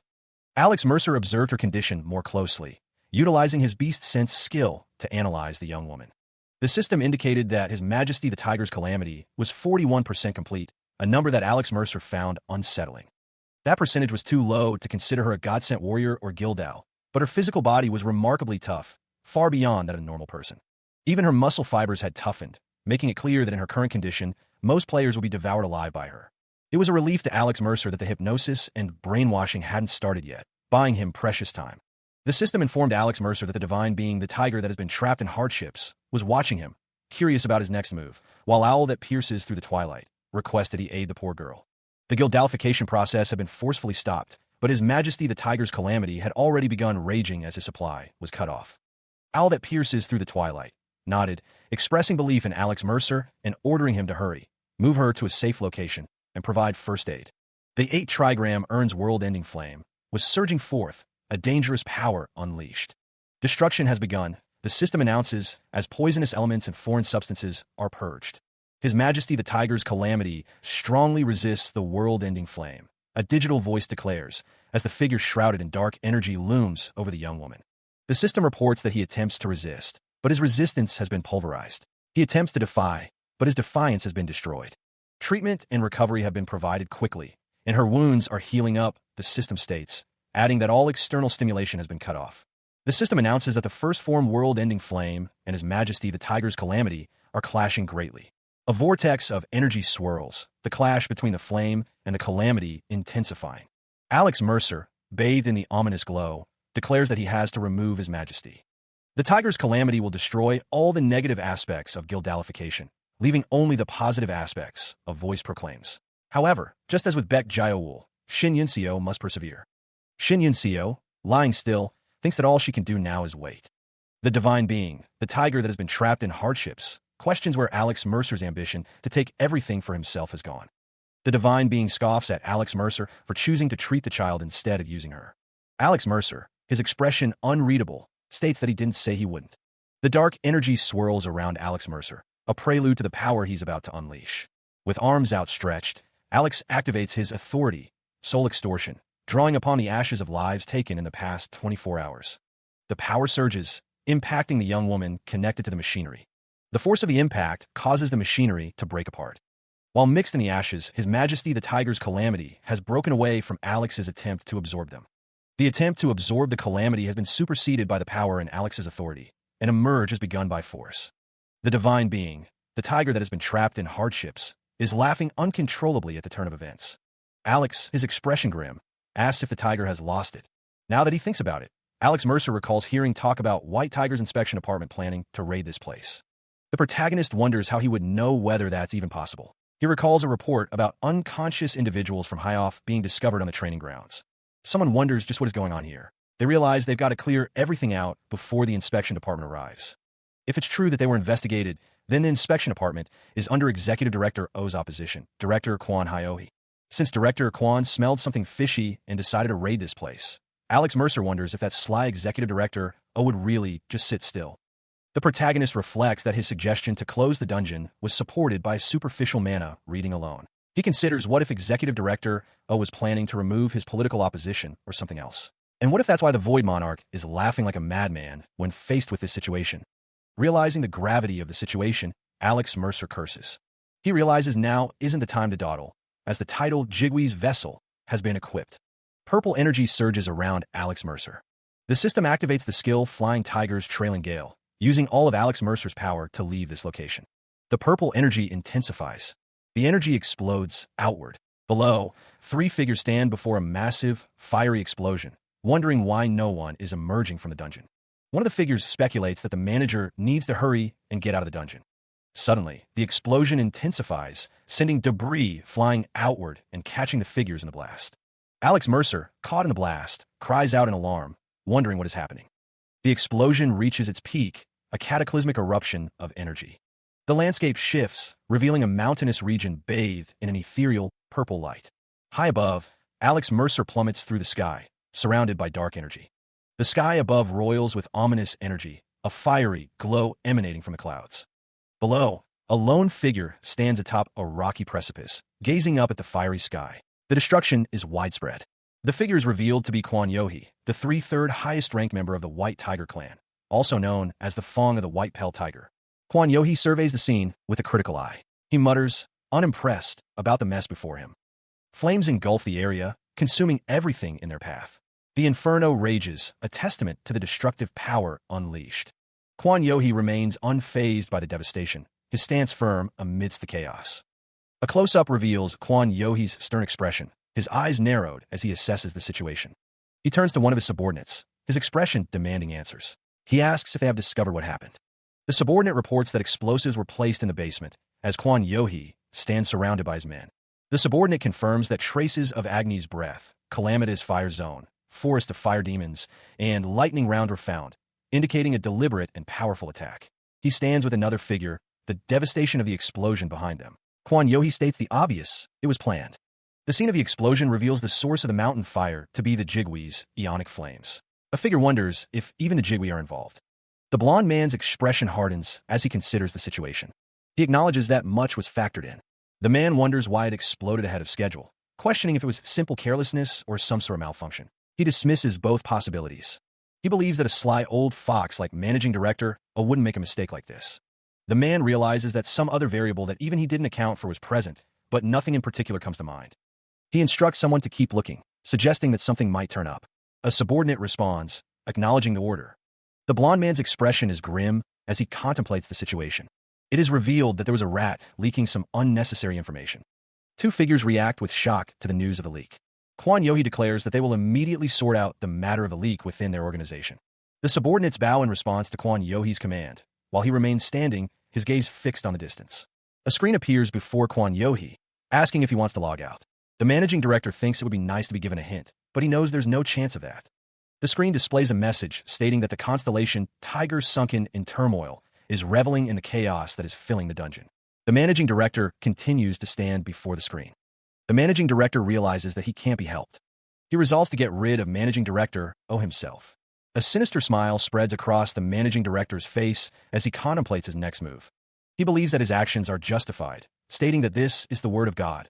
After all, a close-up of managing director O reveals a look of grim determination on his face. The man's bare chest is visible, his long white hair cascading down his shoulders. A close-up reveals the man's sharp gray eyes. The man stands silhouetted against the sunset, a woman in his arms. He wonders where he is and if she is awake. The scene widens, showing a figure standing on a cliff overlooking the pair. A close-up on the white-haired man's hair. The man, still holding the woman, looks down at her with a gentle expression. The woman is being held by the man, while the white-haired man looks on with a questioning expression. The woman's eyes flutter open, and she wonders if the other woman is the man's wife. Suddenly, the white-haired man is struck in the face by a mirror, exclaiming in pain. The man holding the woman tells her that she looks healed up and to check her face in the mirror. A hand holds up a mirror, revealing a reflection. The mirror reflects the face of the white-haired man, revealing that he and the woman are the same person. A massive, ornate pillar stands tall against the backdrop of a fiery sky. Elsewhere, Kwon Yohee examines his reflection in a hand mirror, the sunset casting long shadows across his bare chest. The protagonist, Alex Mercer, looks on with a satisfied smirk. You did well, he thinks, observing Kwon Yohee. A tear streaks down Kwon Yohee's cheek as he gazes into the mirror, a complex mix of emotions swirling within him. Alex Mercer carries the young woman connected to machinery, Shin Yunseo, in his arms. She stirs slightly, a soft murmur escaping her lips. A voice calls out, asking, "Hey, Miss Shin Yunseo, are you awake?" Shin Yunseo's eyes remain closed, her expression still and peaceful despite the turmoil around her. A flicker of awareness crosses her face, a subtle hint that she might be regaining consciousness. Suddenly, Shin Yunseo is thrown to the ground, landing with a soft thud. Alex Mercer watches, seemingly unconcerned. Shin Yunseo lies prone on the ground, Kwon Yohee standing over her with a look of detached curiosity. Shin Yunseo thinks to herself, what a dream. Even after coming here, I really am. Her eyes still closed, Shin Yunseo finishes her thought. Hopeless, huh? The protagonist, Alex Mercer, stand with a silver-haired man, the sky painted with the colors of dawn behind them. The man seems to be speaking, but Alex remains silent, listening intently. The silver-haired man stammers, expressing his gratitude to Alex for saving him, but also questioning why he was locked up in the first place. Meanwhile, the young woman connected to machinery, whom Alex rescued, sits on the ground, looking up at him. She asks if she drooled or said anything weird in her sleep, unaware that Alex is relieved she doesn't remember her abduction. He assures her that she didn't, confirming it when she asks if he's being serious. However, Alex realizes that her mental state still needs help getting stabilized. The young woman sighs in relief, thanking God. Alex tells her that her body seems to have recovered, so they should leave, adding that their safety isn't guaranteed there.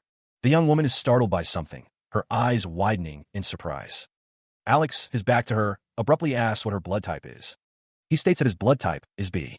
Alex then asks about her birthday and favorite food. She responds that her birthday is January 30th 4th, and her favorite food is kimchi. Turning to face her, Alex Mercer asks why she is. He paused, finding the young woman's detailed recollection unsettling. Alex remembered the interview she was referencing, given 2 years prior after a comeback win against France. The young woman, her face flushed with suspicion, recalled that the first thing he supposedly wanted to eat upon returning to Korea was tuna kimbap. The young woman challenged him, declaring that she was right. Alex feigned confidence, asking if she thought he was sharp. Her suspicion growing, the young woman insisted that there was no way the real Lee Changxian would be this nice, claiming that asshole was his middle name. She demanded to know who he really was. Alex considered abandoning the interrogation, realizing he might have pushed too far. The young woman's demeanor shifted, her face breaking into a wide smile. She admitted that it really was him, Lee Changxian.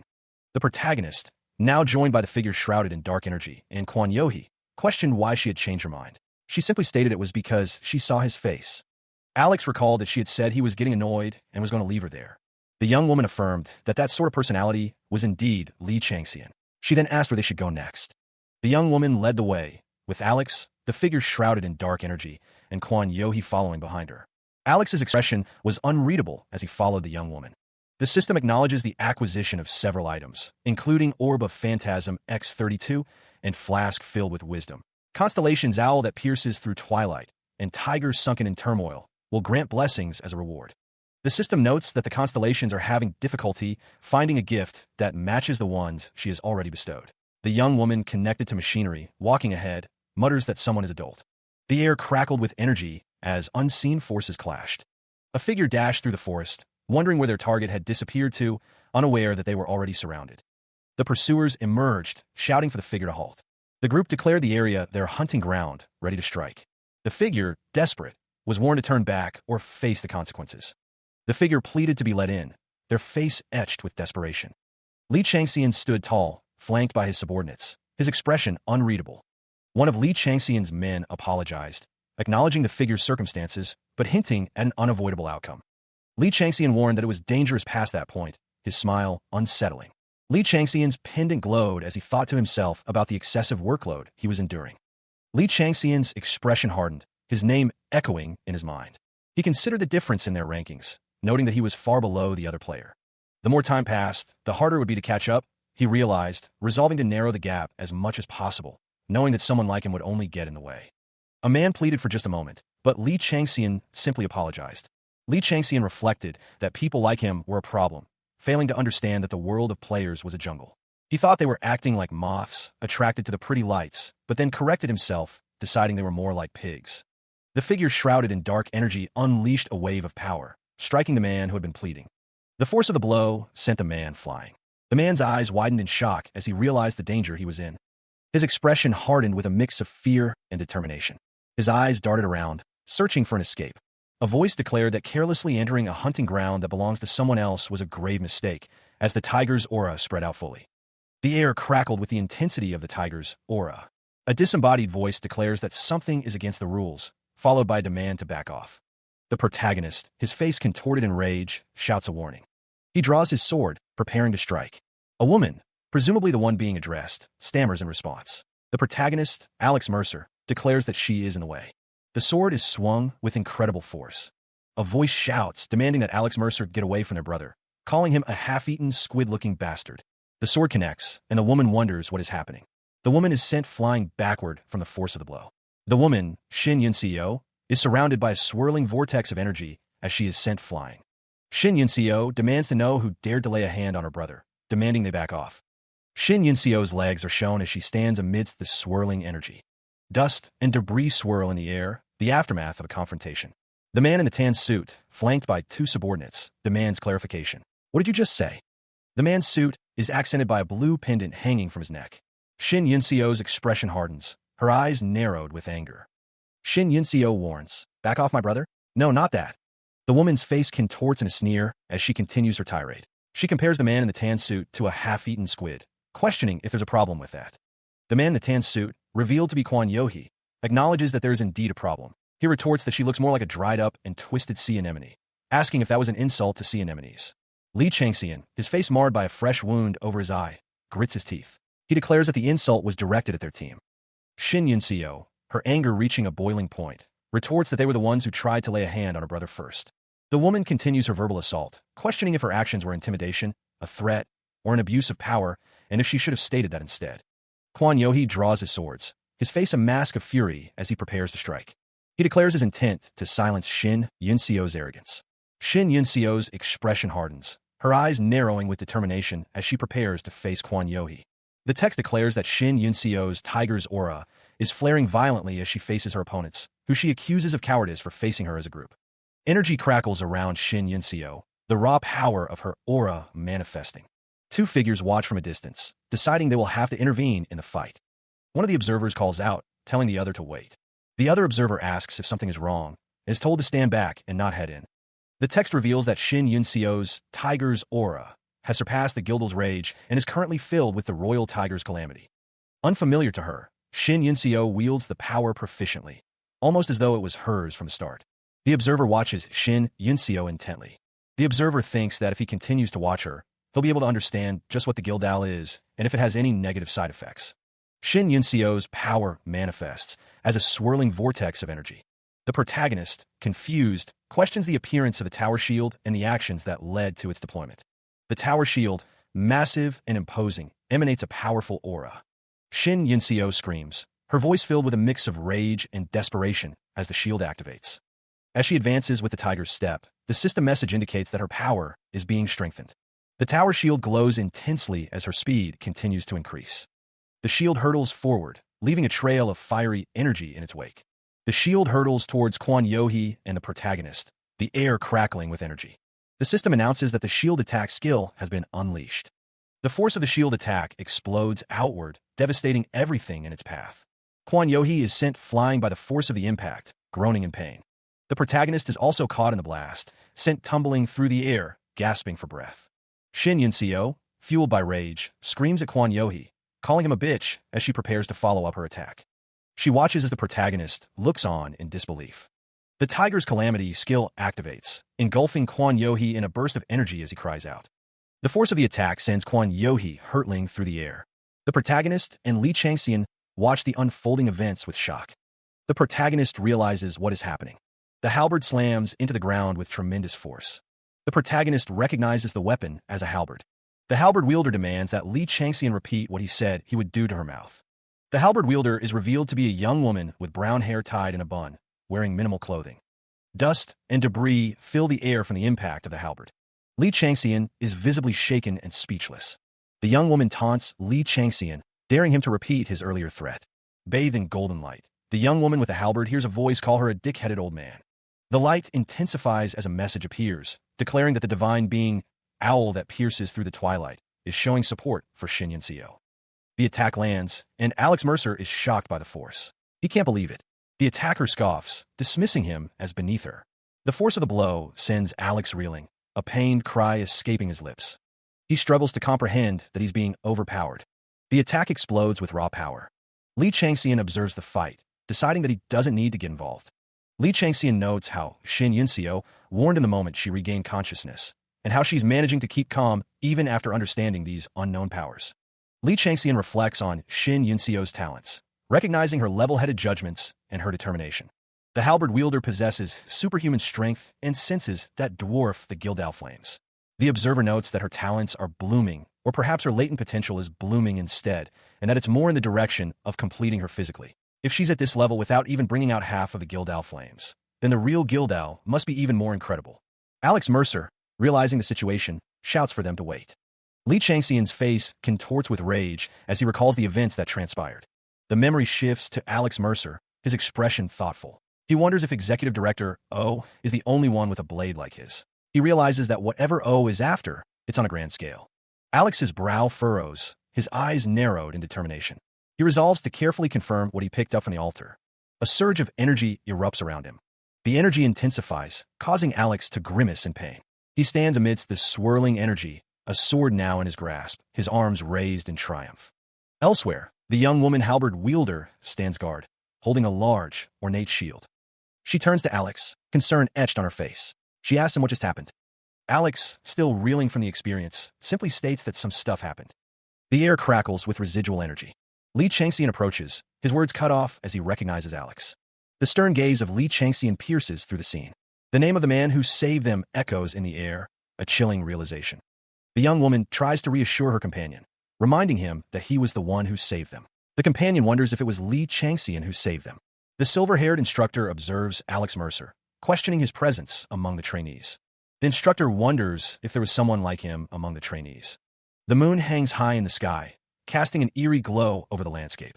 A disembodied voice questions what they are planning to do now. Alex Mercer, surrounded by the trainees and the silver-haired instructor, contemplates his next move. A voice declares the obvious. They have entered a dungeon. Alex Mercer stands resolute, his expression unreadable. The silver-haired instructor, along with the trainees, are surprised to hear that Alex Mercer is planning to clear the dungeon. The companion from panel 3 is shocked, realizing that Alex Mercer intends to clear the dungeon. The blackish-red mountain range loomed, its sheer size and varied difficulty a known challenge. The area, once a raiding target for White Tiger, had been repurposed as a training ground, with only 100 days allotted for their efforts. Divine Being, the tiger that has been trapped in hardships, harbored doubts about the group's chances, while Divine Being, good season a hunt, believed in their potential for success. Divine Being, snake that wraps around the world, questioned the doubters, wondering if they still underestimated Alex Mercer's cunning. As expected, someone inquired about the estimated time for a complete clear. The silver-haired instructor, Li Changxian, questioned what Alex was saying, his expression unreadable. Li Changxian then ordered everyone to prepare, sensing the imminent danger. A surge of dark energy began to emanate from Alex, a sign of the power he was about to unleash. The dark energy coalesced around Alex, who declared that it would all be over by the end of the day. The unleashed power erupted outwards, sending the trainees reeling back in shock. The landscape around them began to crumble under the immense pressure of Alex's power. The landscape glows with the light of the setting sun, casting long shadows across the mountainous terrain. The aftershock of Alex Mercer's power leaves him reeling, his face contorted in pain as he struggles to regain his composure. The halberd wielder's hair is pulled back, revealing her determined expression as she prepares to unleash her own power. The young woman is engulfed in a fiery aura, her eyes blazing with intensity as she channels her energy. The halberd wielder unleashes a torrent of energy, her scream echoing through the training grounds. The attack descends with blinding speed, a concentrated beam of energy aimed directly at Li Changxian. Li Changxian cries out in agony as the energy strikes him, the force of the impact sending him staggering backward. The antagonist struggles to maintain his footing, the ground around him cracking from the force of the blow. The halberd wielder's voice rings out, her words a challenge to the fallen Li Changxian. "You dare fight against me?" Li Changxian, clutching his chest, grits his teeth in frustration, muttering to himself as he prepares to retaliate. Li Changxian's face contorts in disbelief as he struggles to comprehend the halberd wielder's skill. His thoughts race, the possibility of trickery or even demonic heritage crossing his mind as he clutches at his necklace. He convinces himself that only a demi-demon could have bested him, fueling his rage. Li Changxian vows to expose the young woman halberd wielder for being a demi-demon. The camera focuses on his feet as he begins to walk away, his resolve hardening with each step. A sinister smile spreads across Li Changxian's face, hinting at the dark intentions brewing within. He vows to cripple her, ensuring she will never walk freely again. Meanwhile, in the distance, Alex Mercer is being called for by his team. Alex Mercer stands amidst the trees, seemingly oblivious to the calls.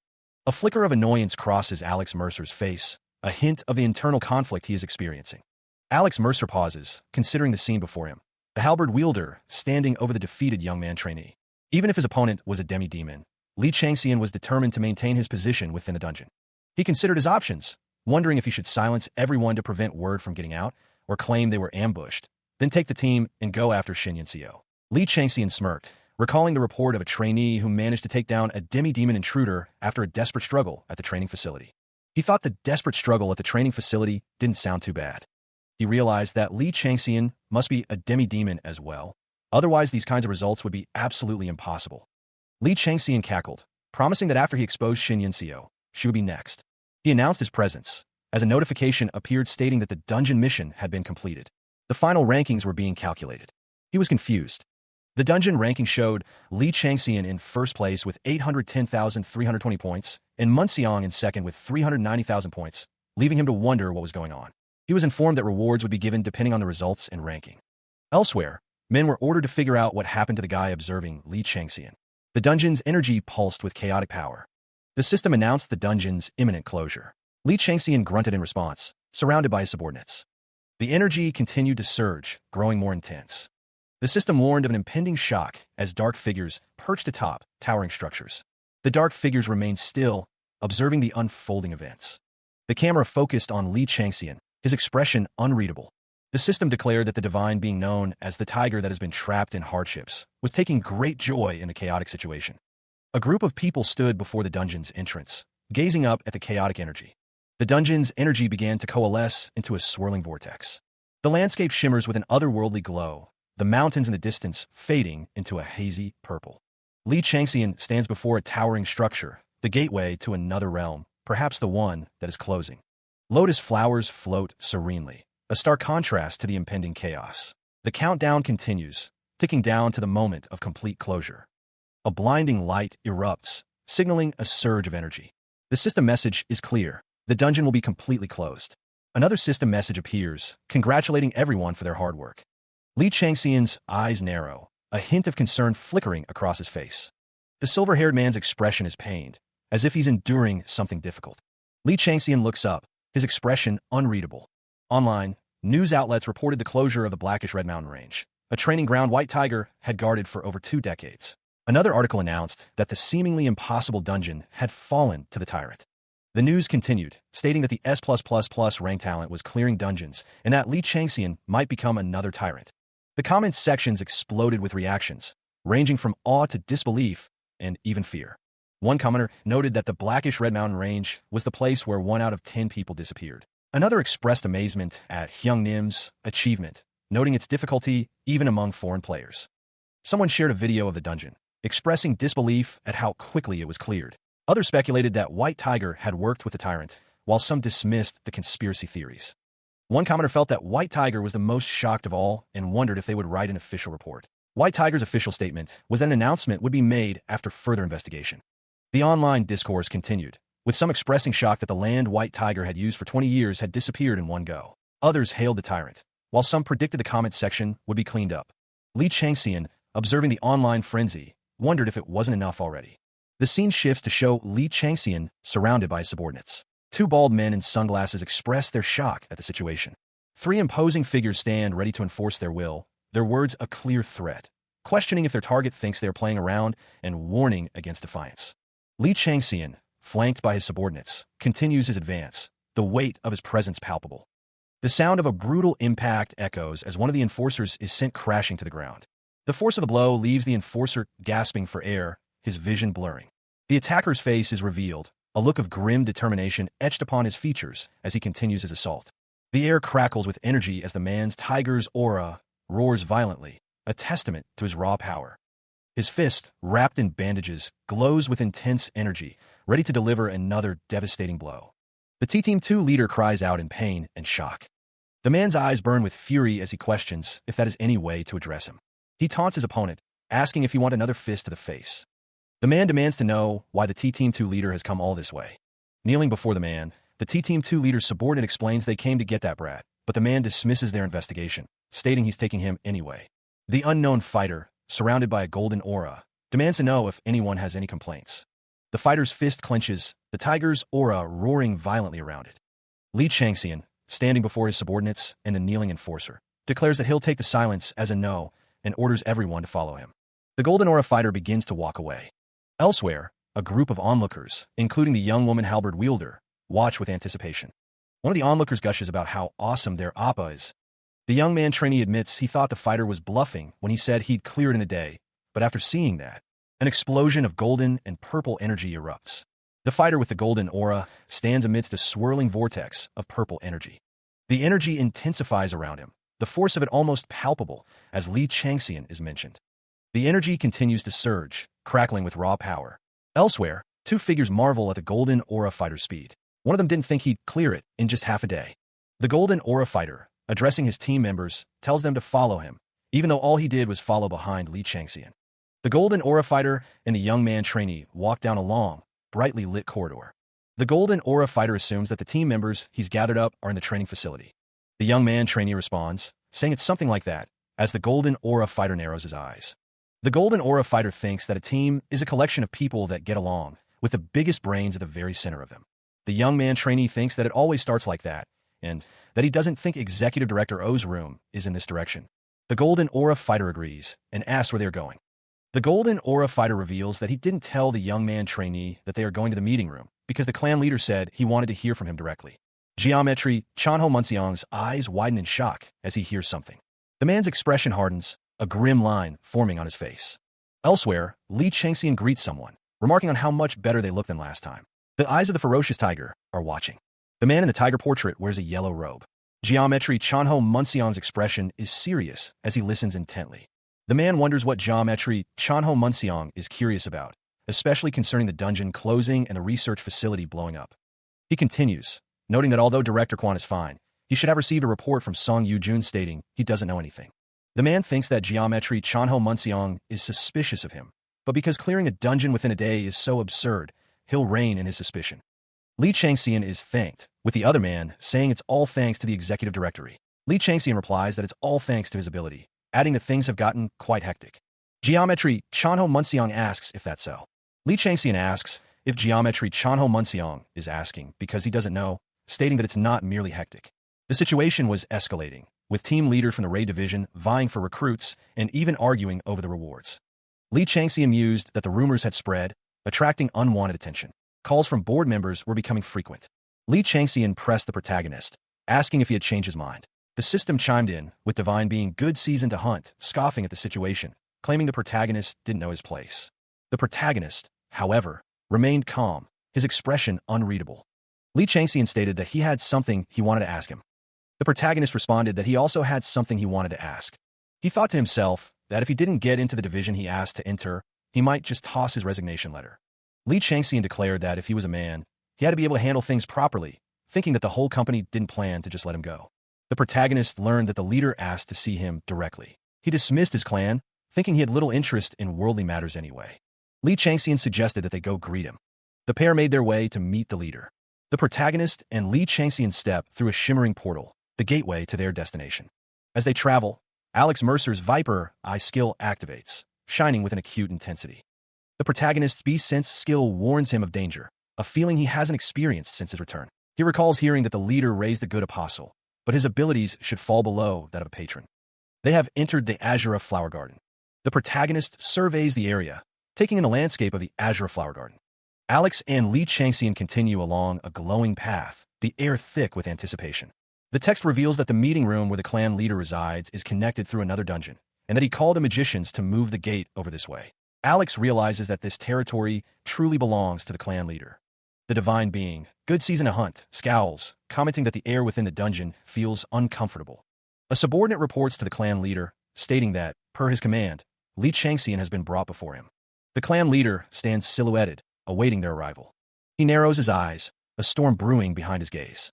Meanwhile, Li Changxian, the clan leader, sits in wait, a faint glow surrounding him. He acknowledges the protagonist's arrival, referring to him as the child they call the tyrant. The scene shifts to a close-up of the dungeon's architecture, hinting at the dangers that lie ahead. Back in the real world, the protagonist's eyes widen slightly, a flicker of unease crossing his face. The focus returns to Li Changxian, his expression unreadable. The clan leader's face is shown in detail as he speaks, his eyes gleaming with an unsettling light. He seems to know more than he lets on. Li Changxian continues, revealing that their god has taken an interest in the protagonist. A system message appears, warning that owl that pierces through the twilight has advised him to beware, as things seem to have gotten serious. The protagonist senses the danger, realizing that Li Changxian is warning him. The scene fades to black, emphasizing the gravity of the situation. The man with the wild, blonde hair cries out, his expression pained. A voice booms, declaring that he is the boy they call the tyrant. The focus tightens on the blonde man's eyes, filled with a fierce determination. The man's face contorts as he grits his teeth, the voice of the constellation echoing in his mind, noting that their god has taken quite the interest in him lately. Constellation owl that pierces through twilight advises caution, sensing a bad feeling from this. A dark figure looms, his eyes burning with intensity. The blonde man realizes that the dark figure is on guard against him. The blonde man, surrounded by swirling energy, prepares for a confrontation. The ominous warning rings out. His tiger's bloodlust threatens him strongly. Alex Mercer, cloaked in shadow, activates his beast senses skill, determining the situation to be very dangerous. He had prepared himself to draw the attention of constellations and gods from the very beginning, and he had already determined that on his path, he would be inviting the threats and envy of the believers who were receiving their blessings, or that a god would pull some sort of scheme in order to claim him all for themselves. Things like that, he reflects, he's already experienced plenty on Arcadia. The man in the black and gold jacket stands before a traditional Korean building, lost in thought. Suddenly, the man's thoughts are interrupted by the booming voice of Li Changxian, who announces his name. The grizzled swordsman, Li Changxian, seems to bear no ill will. The swordsman's words are directed towards Alex Mercer, who finds himself entertained by the situation. Alex Mercer realizes that he is meeting one of the 9 swordsmen. Li Changxian asks if he is entertained. Alex reflects that even just a few months ago, the thought of standing here was not something he could imagine. The encounter with Li Changxian marks a significant turning point. The 9 swordsman, Li Changxian, believes there's no way Alex Mercer knows about his time in the Netherworld, so he should only know him as someone who lived life as a freeloader. Li Changxian continues, musing that after a stroke of good fortune, he'll come in saying, "Are you so weak as to be wary of your position being usurped by some newbie?" The swordsman taunts Alex, suggesting that of course his pride would be chaffed. He then asks what his next move is, whether he'll lower his guard or do something about him. The narration reveals that this guy is a high ranker who's already past level 90. Alex realizes that he won't be able to beat him if they fight. Li Changxian thinks that the gods and constellations interested in Alex will be quite the reliable support in that case. The swordsman believes that even without their help, he's somewhat confident in his ability to get himself out of this situation. Li Changxian wonders what Alex will do. Alex states that he sees. The damage to Alex's jacket is visible, a testament to the power of Li Changxian's attacks. Alex's expression is one of intense focus and determination. Li Changxian prepares for the next exchange, his stance suggesting he's ready to unleash another powerful attack. The sound of Li Changxian's voice echoes, though he remains unseen.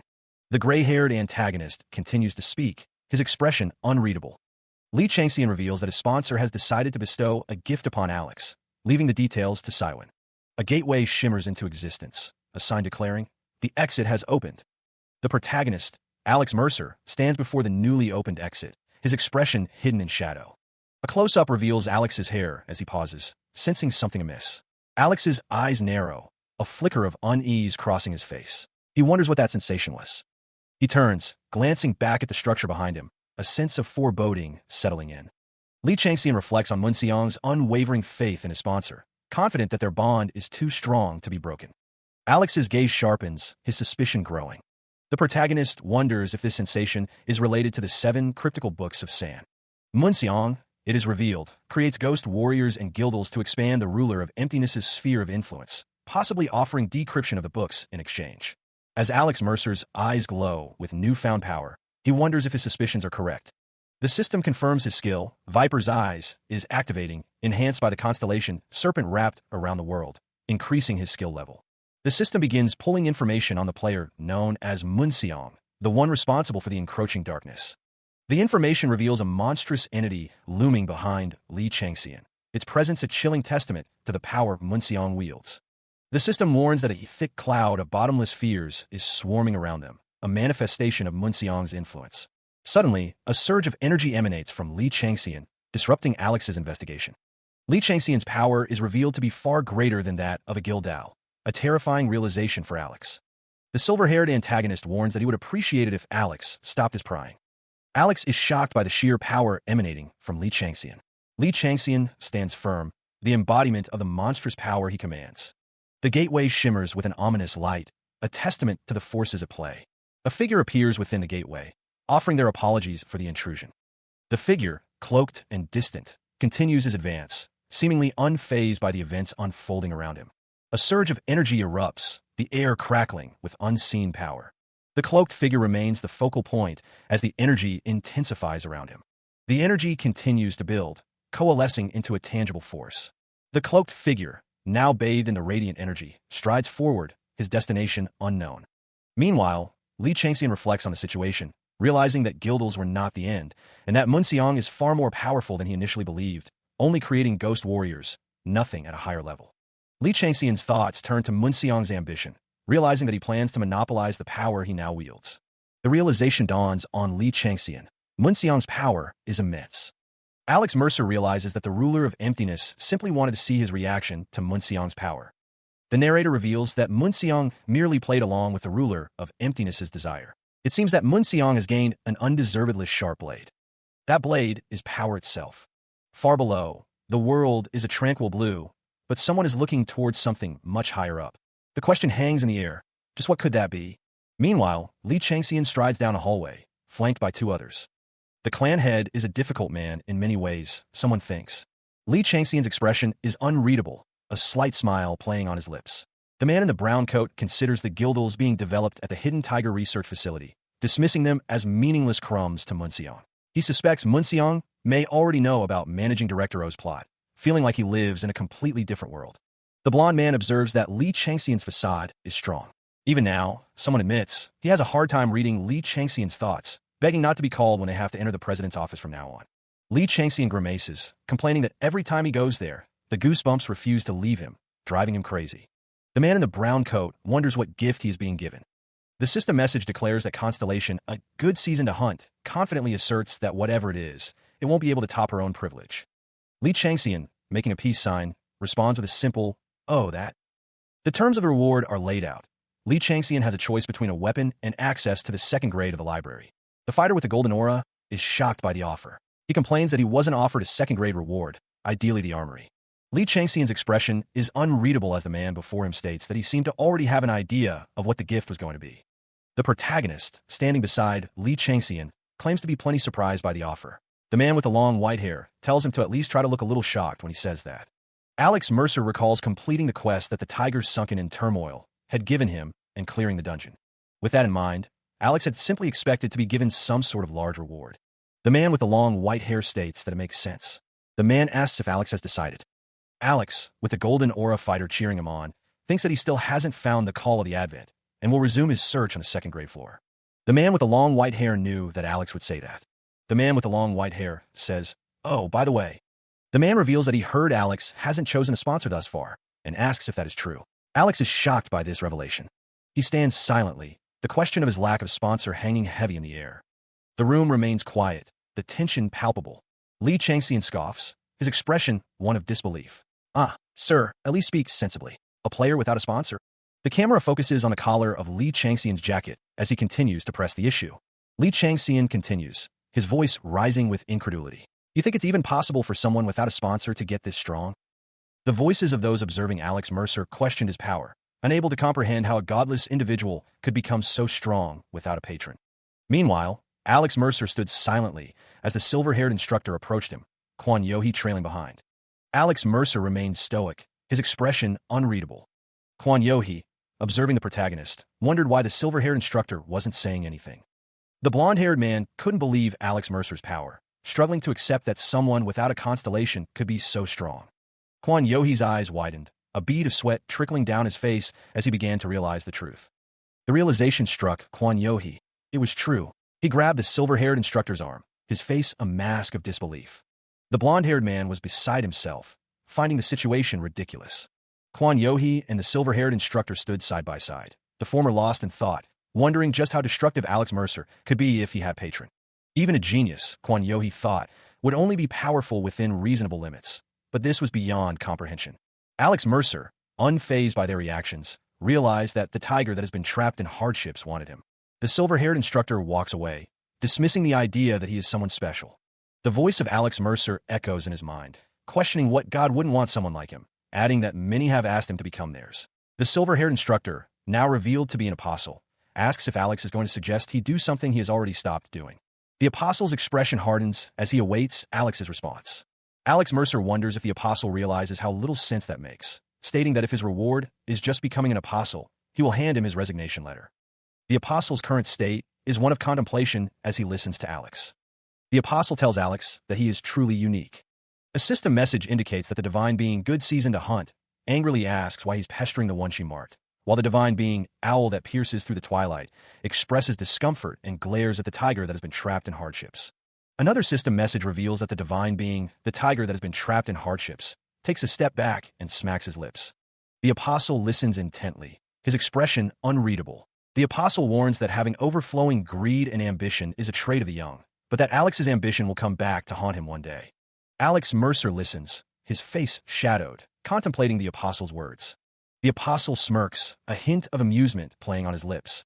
The apostle informs Alex Mercer that he has left Yujun on standby on the first floor to guide him.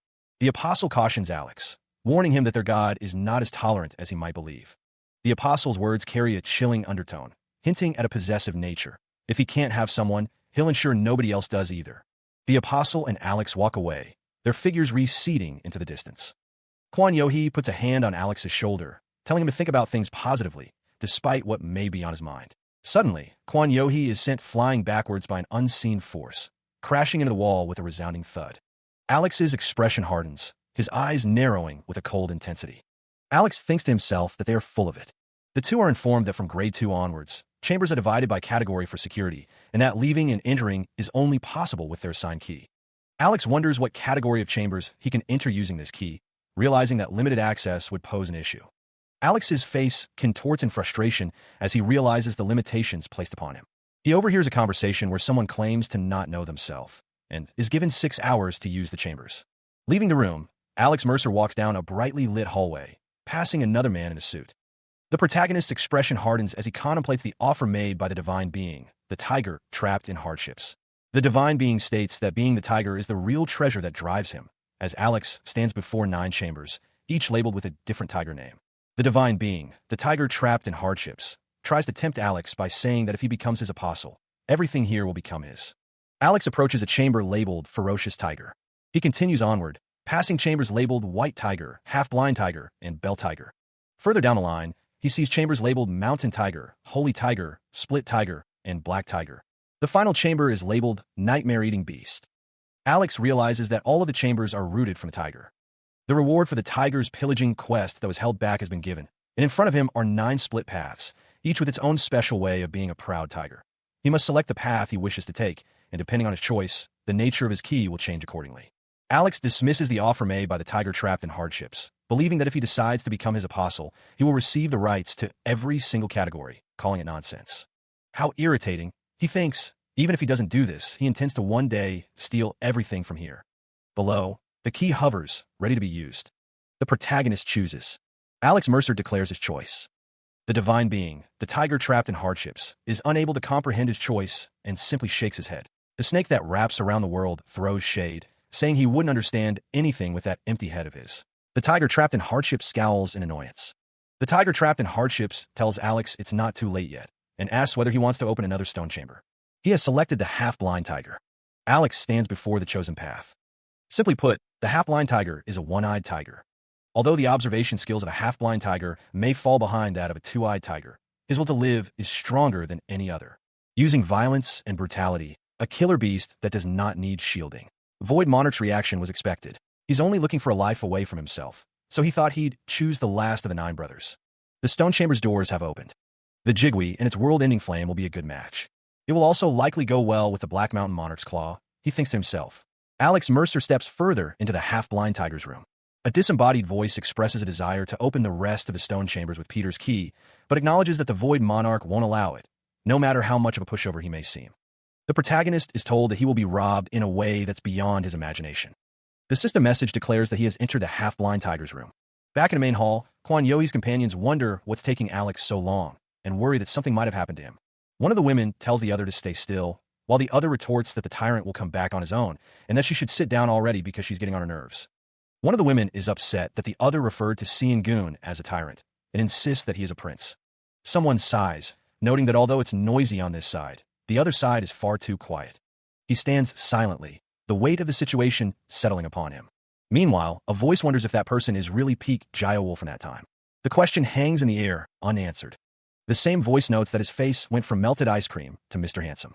Elsewhere, Sean-gun wonders what happened between Eun-seo and him, and what Lee Changxian's identity is. Kwan Yohe admits there's something he doesn't know, and that he needs to know whether it be good or bad. A young girl prays that her appa comes back to her side safely. The protagonist, frustrated, mutters that he needs to protect that thing. Sean-gun seems to hear something, and wonders what it is. A system message states that the divine being, snake that wraps around the world, lets you know that the noise you're making as you rack your head can be heard from all the way inside. The system message continues, stating that even if you rack your head for the rest of your life, you'll still be unable to obtain the information you desire. Sean-gun wonders if the system message could be referring to Mr. Lee Changxian, as another system message slyly laughs and tells you that if that wasn't the case, he wouldn't have shown an interest in you to begin with. He is taken aback, wondering how the other party knew what he was thinking. A system message appears, stating that reading his thoughts isn't difficult when his thoughts are written all over his face.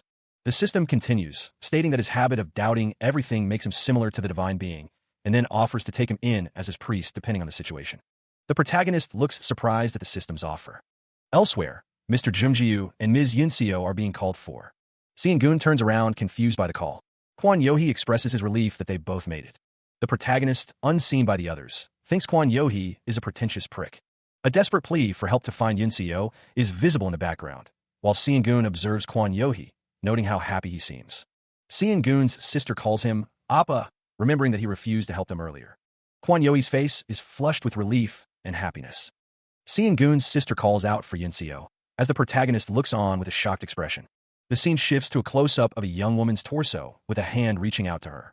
A young woman covers her mouth, stifling a nervous giggle as she watches someone approach. The approaching figure is revealed to be Li Changxian, his name echoing in the air. Li Changxian strides forward, his long coat billowing behind him. He grabs the young woman's wrist with a sudden, forceful grip. The young woman, now clearly visible, demands to know what he thinks he's doing. Li Changxian's face contorts with anger and resentment. He accuses her of being different than she was with him. A close-up reveals the cold fury in Li Changxian's eyes. His hand clenches into a fist, the zipper of his jacket digging into his skin. Li Changxian's rage intensifies, his expression twisted with fury. He continues his tirade, accusing her of disappearing because she found someone new. The man's face contorts with rage as he accuses someone of playing hard to get and disappearing for another man. The woman, unseen, thinks to herself that she should just bury this asshole. The young woman halberd wielder glares at Alex Mercer, her anger palpable. The halberd wielder's anger intensifies as she focuses her gaze on Alex. Calling out to him, the young woman halberd wielder's expression shifts to one of desperation. Alex Mercer's expression hardens, his eyes narrowed in determination. The figure shrouded in dark energy remains silent, observing the unfolding confrontation. The man, consumed by fury, demands to know what the halberd wielder thinks she will accomplish by glaring at him. The young woman halberd wielder prepares to strike, energy crackling around her. The halberd wielder's attack connects, sending Alex reeling backward with a pained grunt. The young woman halberd wielder looks on, her expression a mix of concern and determination. The young woman halberd wielder's attack catches Alex Mercer off guard, the force of the blow sending him stumbling backward. His attacker advances, closing the distance with practiced ease. The man being attacked struggles to speak, demanding if she even knows who he is. His eyes widen in disbelief as the situation escalates. A strange power begins to manifest within Alex Mercer, his eyes glowing with an unnatural light. The dark energy surrounding the figure intensifies, a palpable aura of power emanating from him. The power takes the form of a monstrous, half-blind tiger, its presence a terrifying display of raw strength. The tiger's form is composed of pure energy, crackling with barely contained ferocity. Alex Mercer stands before the manifestation of his power, the tiger looming behind him like a guardian spirit. The half-blind tiger's presence is overwhelming, its killing intent palpable. The system identifies the manifestation as a half-blind tiger, a special type with the effect of instilling fear in those within its visible range. The system warns that Alex Mercer is in a severe state of shock and recommends leaving the area, as his mental state might be damaged beyond repair. The viscous liquid continues to pour from above, eliciting a cry of disgust. The young woman halberd wielder recoils, shielding herself from the strange substance raining down. Nearby, others express their disgust and concern about the dangerous situation. Alex Mercer reaches out, seemingly trying to stop the flow of the strange liquid. The liquid coats the floor around a fallen figure, the scene a testament to the chaos. Li Changxian, his expression grim, declares it's time to leave. The young woman halberd wielder responds with a cheerful, "All right, Appa." The fallen man looks up, his face etched with fear and confusion. Li Changxian leads the young woman halberd wielder and the figure shrouded in dark energy away from the scene. Two figures stand over the fallen man, wondering what to do about the sticky situation. The young woman halberd wielder asks Li Changxian if there is anything he wants to eat, to which he replies that there is something he wants to eat now that her training is over. The young woman halberd wielder suggests they go for a meal, but Li Changxian declines, postponing it for another time. The crowd of reporters surrounds Li Changxian, bombarding him with questions about his thoughts on clearing an unexplored dungeon in record time and the offers he received from overseas clans. Li Changxian, his back to the crowd, remarks to the young woman that there are too many eyes on them at the moment. The young woman halberd wielder agrees, stating that Li Changxian has always been this kind of person. The reporters continue to press Li Changxian, questioning his decision to choose the White Tiger clan despite offers from overseas. Another reporter asks Li Changxian how he has been since his retirement, addressing him by name. Li Changxian's expression hardens as he is bombarded by the press. The crowd of onlookers erupts, some calling out Li Changxian's name, while others refer to him as the tyrant. The crowd's adoration for Li Changxian is palpable, with some declaring their love for him. Annoyed by the commotion, Li Changxian wonders what these crazies are doing here, and tells the young woman to get in the car. The young woman halberd wielder questions if he means the limousine, as Li Changxian explains that it's his private car, provided by managing director O, complete with a personal driver. The limousine's headlights shine brightly as it waits to whisk Li Changxian and the young woman away. He was being transported through the city in a sleek limousine. Inside the vehicle, Li Changxian spoke to the young woman halberd wielder, who listened intently. The young woman asked him to repeat what he had said, clearly not understanding. Li Changxian pressed her, asking if she had wanted to tell him something when they were leaving the lobby. He continued, noting how restless she had been. The young woman stated that it would be strange if she hadn't noticed. The system alerted the divine being, snake that wraps around the world, that his name was being mentioned. The system then announced that the divine being, snake that wraps around the world, slapped its tail in protest at how loose-lipped the young woman was being. Li Changxian revealed that he does have an interest in the divine being. The young woman explained that the divine being had told her to watch his every move and report anything interesting she found. Li Changxian listened intently, his expression unreadable. The young woman confirmed that she was. The young woman, grabbing Li Changxian's ear, demands to know why she's only being told this information now. She insists it hasn't been that long since she received it. The ear-pulling continues as the young woman insists that he should have said something as soon as he received it. The sound of the assault echoes as a limousine speeds away in the background. Meanwhile, Alex Mercer sits calmly, seemingly unconcerned with the events unfolding elsewhere. From behind a curtain, a voice muses that they really are such a handful. Back in the limousine, the young woman asks if he's not angry. Li Changxian responds, questioning why he would be. He admits that he did feel very conflicted. The young woman asks if he discovered anything, but he denies it completely. Li Changxian accepts this, stating that it's fine then. He continues, stating that in the first place, she hasn't done anything wrong by him, so why apologize? The young woman looks up, a thoughtful expression on her face. She thinks about the person she is spying on, noting that this person is bigger than all of them. The divine being, snake that wraps around the world, says it's no fun and buries his face in his body. The young woman's statement about the person she is spying on hangs in the air as Alex Mercer leans back, a thoughtful expression on his face. He wonders what the divine being offered in return for her services. A screen displays the words divine being, snake that wraps around the world, looks up slightly. Li Changxian reveals that the divine being offered to teach him black magic. Alex Mercer repeats the words, black magic, with a hint of intrigue. The young woman explains that black magic suits her better than anything else, urging someone to watch her. Li Changxian listens intently to the young woman's explanation.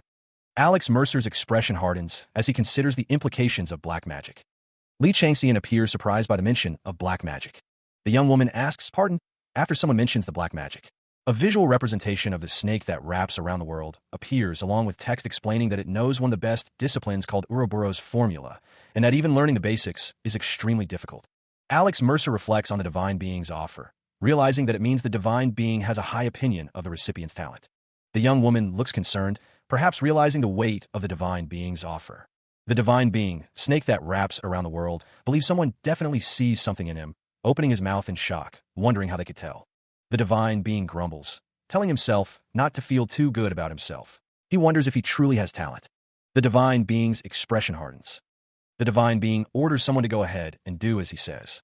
Nearby, the young woman halberd wielder and Li Changxian stand on the sidewalk as a large vehicle approaches. The young woman halberd wielder declares that starting today, she's Hyung's fan. She adds that if there's anything anyone wants to know about him, just ask her. Li Changxian thinks it's about time she realized his greatness. The young woman halberd wielder thinks that she's going to act like a crazy stan. Suddenly, the young woman halberd wielder cries out in pain, clutching her leg. The divine being asks how someone got their hands on such information. He decides to keep it secret, just like how someone else kept it a secret. The divine being slaps his tail on the ground angrily, grumbling that he just cannot understand what goes on in someone's head. He used to want to learn Ouroboros formula, but learning rune magic was so tough that he gave up. The divine being realizes that if Shin Jungjiu can teach him the formula, it would be incredibly useful. The silver-haired man confirms that he lives at Noryangjin, answering the protagonist's question. The protagonist's eyes narrow, suspicion evident in his gaze. He continues to observe the silver-haired man, his expression unreadable. The protagonist accuses him of lying, but the silver-haired man denies it, his expression strained. The silver-haired man explains that he lives in a gashuan, a type of small, inexpensive housing, even though it's tiny.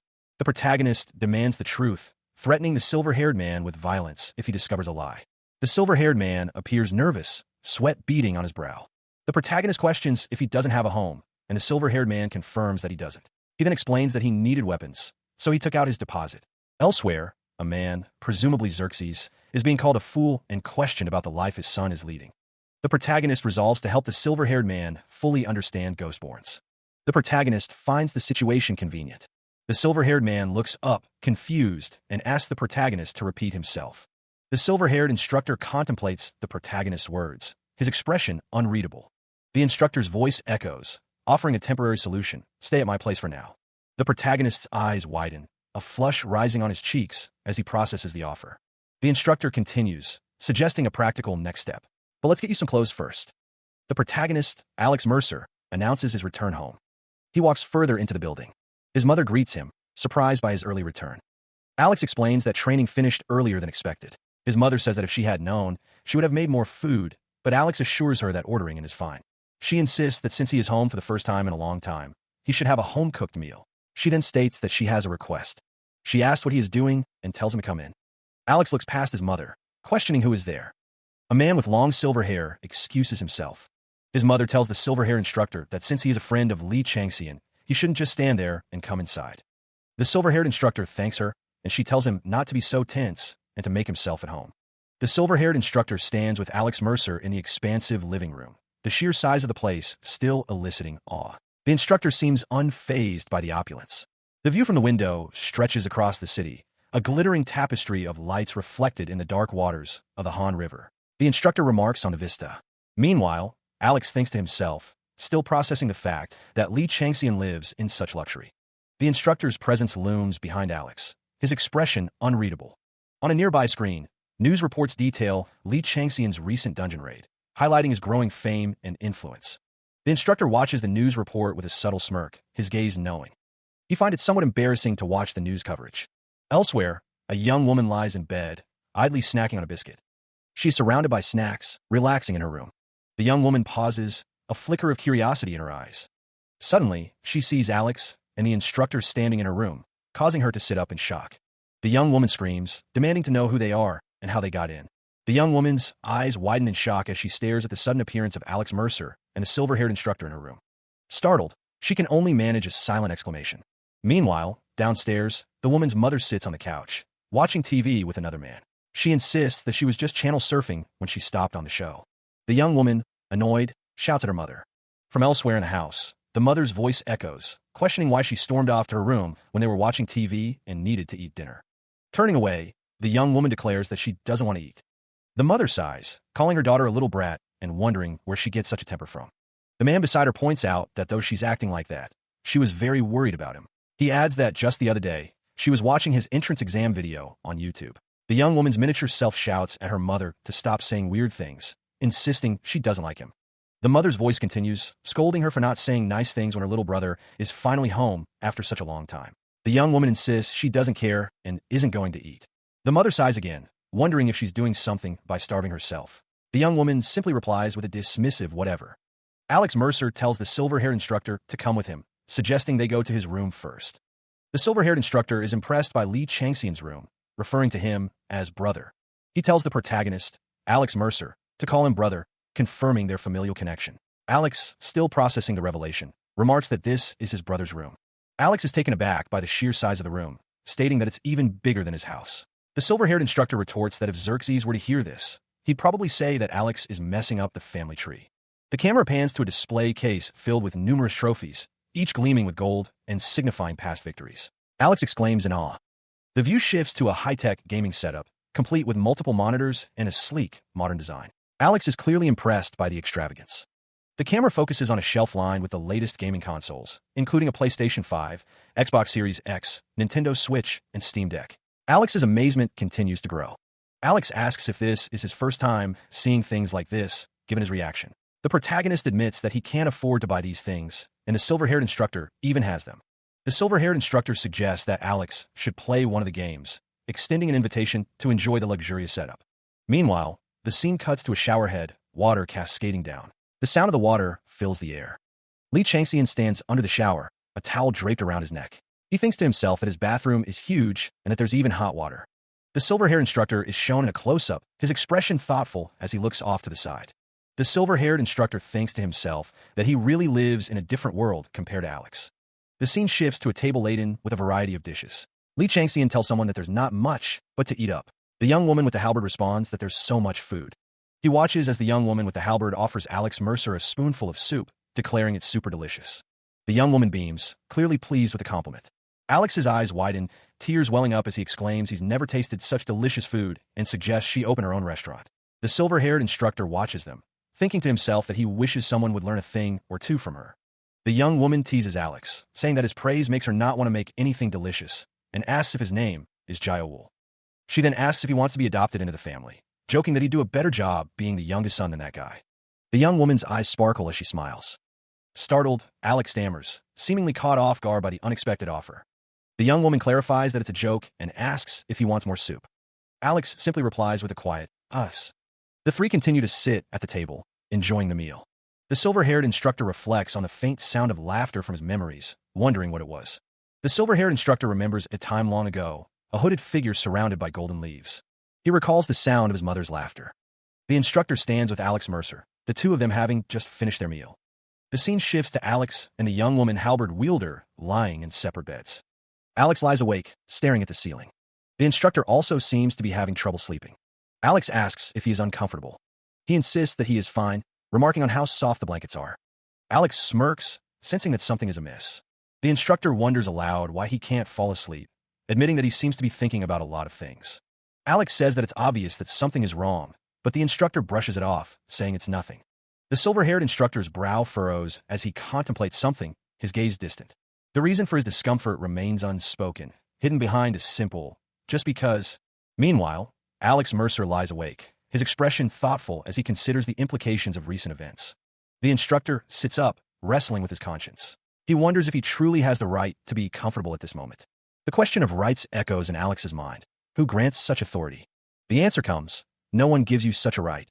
You take it for yourself. The silver-haired instructor's troubled expression mirrors this sentiment. The instructor contemplates whether he should seize what he desires. The power to decide one's own worth is emphasized. Alex's expression hardens, a glint of determination in his eyes. The instructor is reminded that if you think of yourself as pathetic, your self-worth will hit rock bottom. But if you value yourself, it'll go up. Alex's gaze is intense, focused on an unseen goal.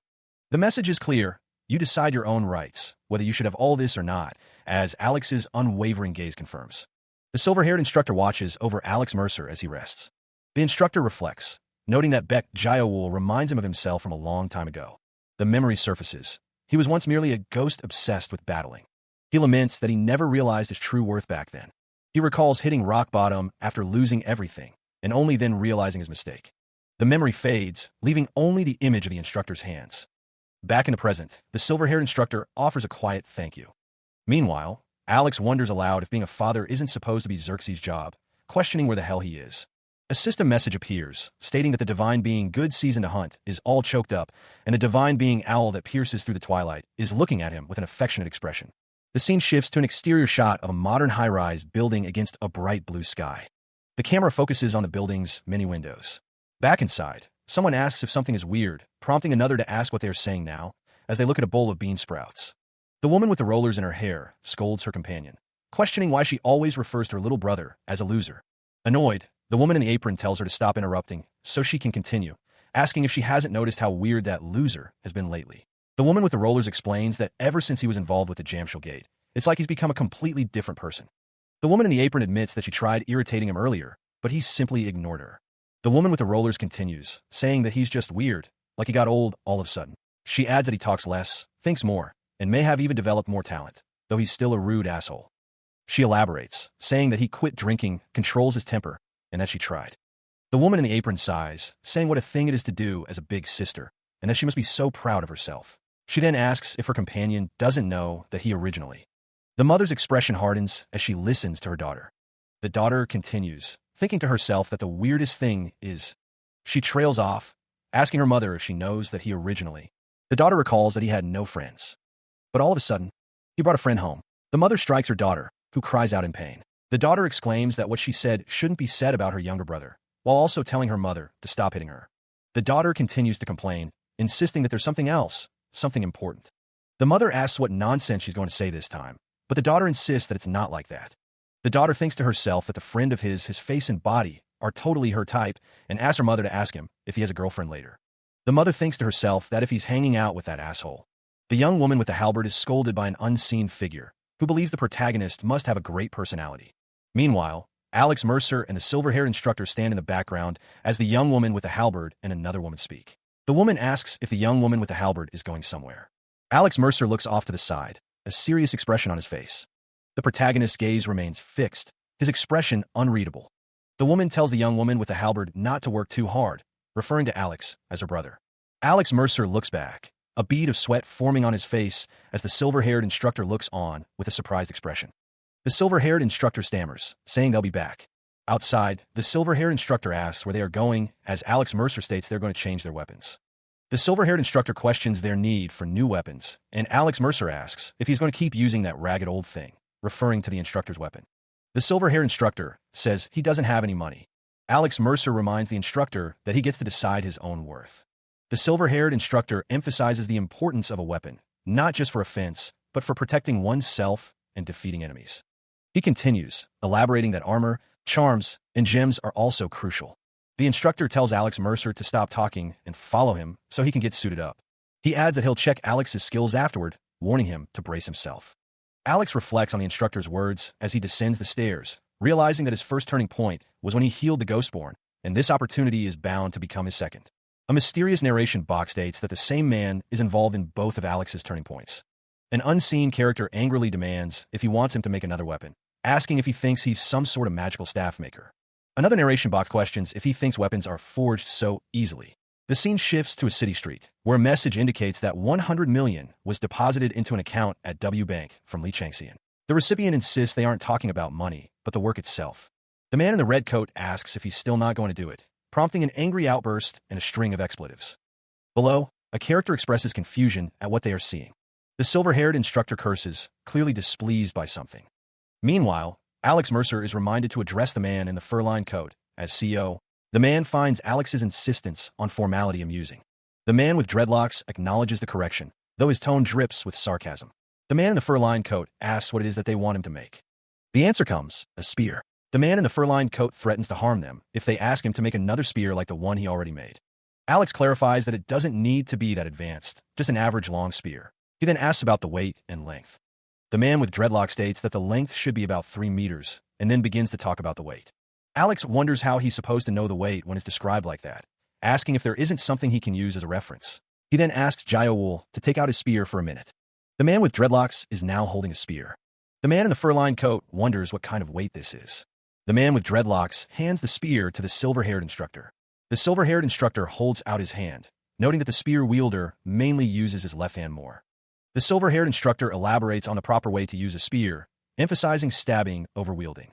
He continues, explaining the importance of using centrifugal force and spinning to maximize strength, questioning if Alex Mercer pays attention to his speed even when using a heavy weapon. The blacksmith, wearing sunglasses and a fur-lined coat, thinks to himself that all the blacksmiths before him were proud, but this person is different, wondering if he uses footwork as well. The silver-haired instructor thinks that the blacksmith is certainly a master craftsman that Brother Changxian picked. It's no wonder Brother Lee Changxian's weapons were incredible. The blacksmith asks Alex Mercer what rank he wants the spear to be. The blacksmith thinks that it should be comparable to black iron or cold iron that's been refined at least 100 times. The blacksmith is shocked, asking if Alex Mercer is going off to war or something. Alex Mercer replies that it's something like that. The blacksmith states that it will take 15 days, but Alex Mercer insists on 10. The blacksmith exclaims that he's insane, stating that after ordering the supplies and making the ingot, that's the least amount of time it'll take, adding that if he keeps hammering the ingot without rest, his arms are going to be destroyed. Alex Mercer tells him that he better at least give him 10 days. The blacksmith, still reeling from the impossible deadline, mutters to himself, trying to process the request. The city looms in the background as someone expresses their frustration, questioning why there was an immediate agreement. Meanwhile, the young woman halberd wielder appears calm and collected, a slight smile playing on her lips.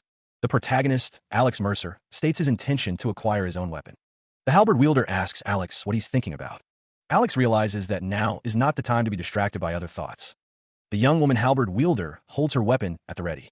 She assures Alex that she was just a little nervous, and he tells her not to be, as it will affect her training.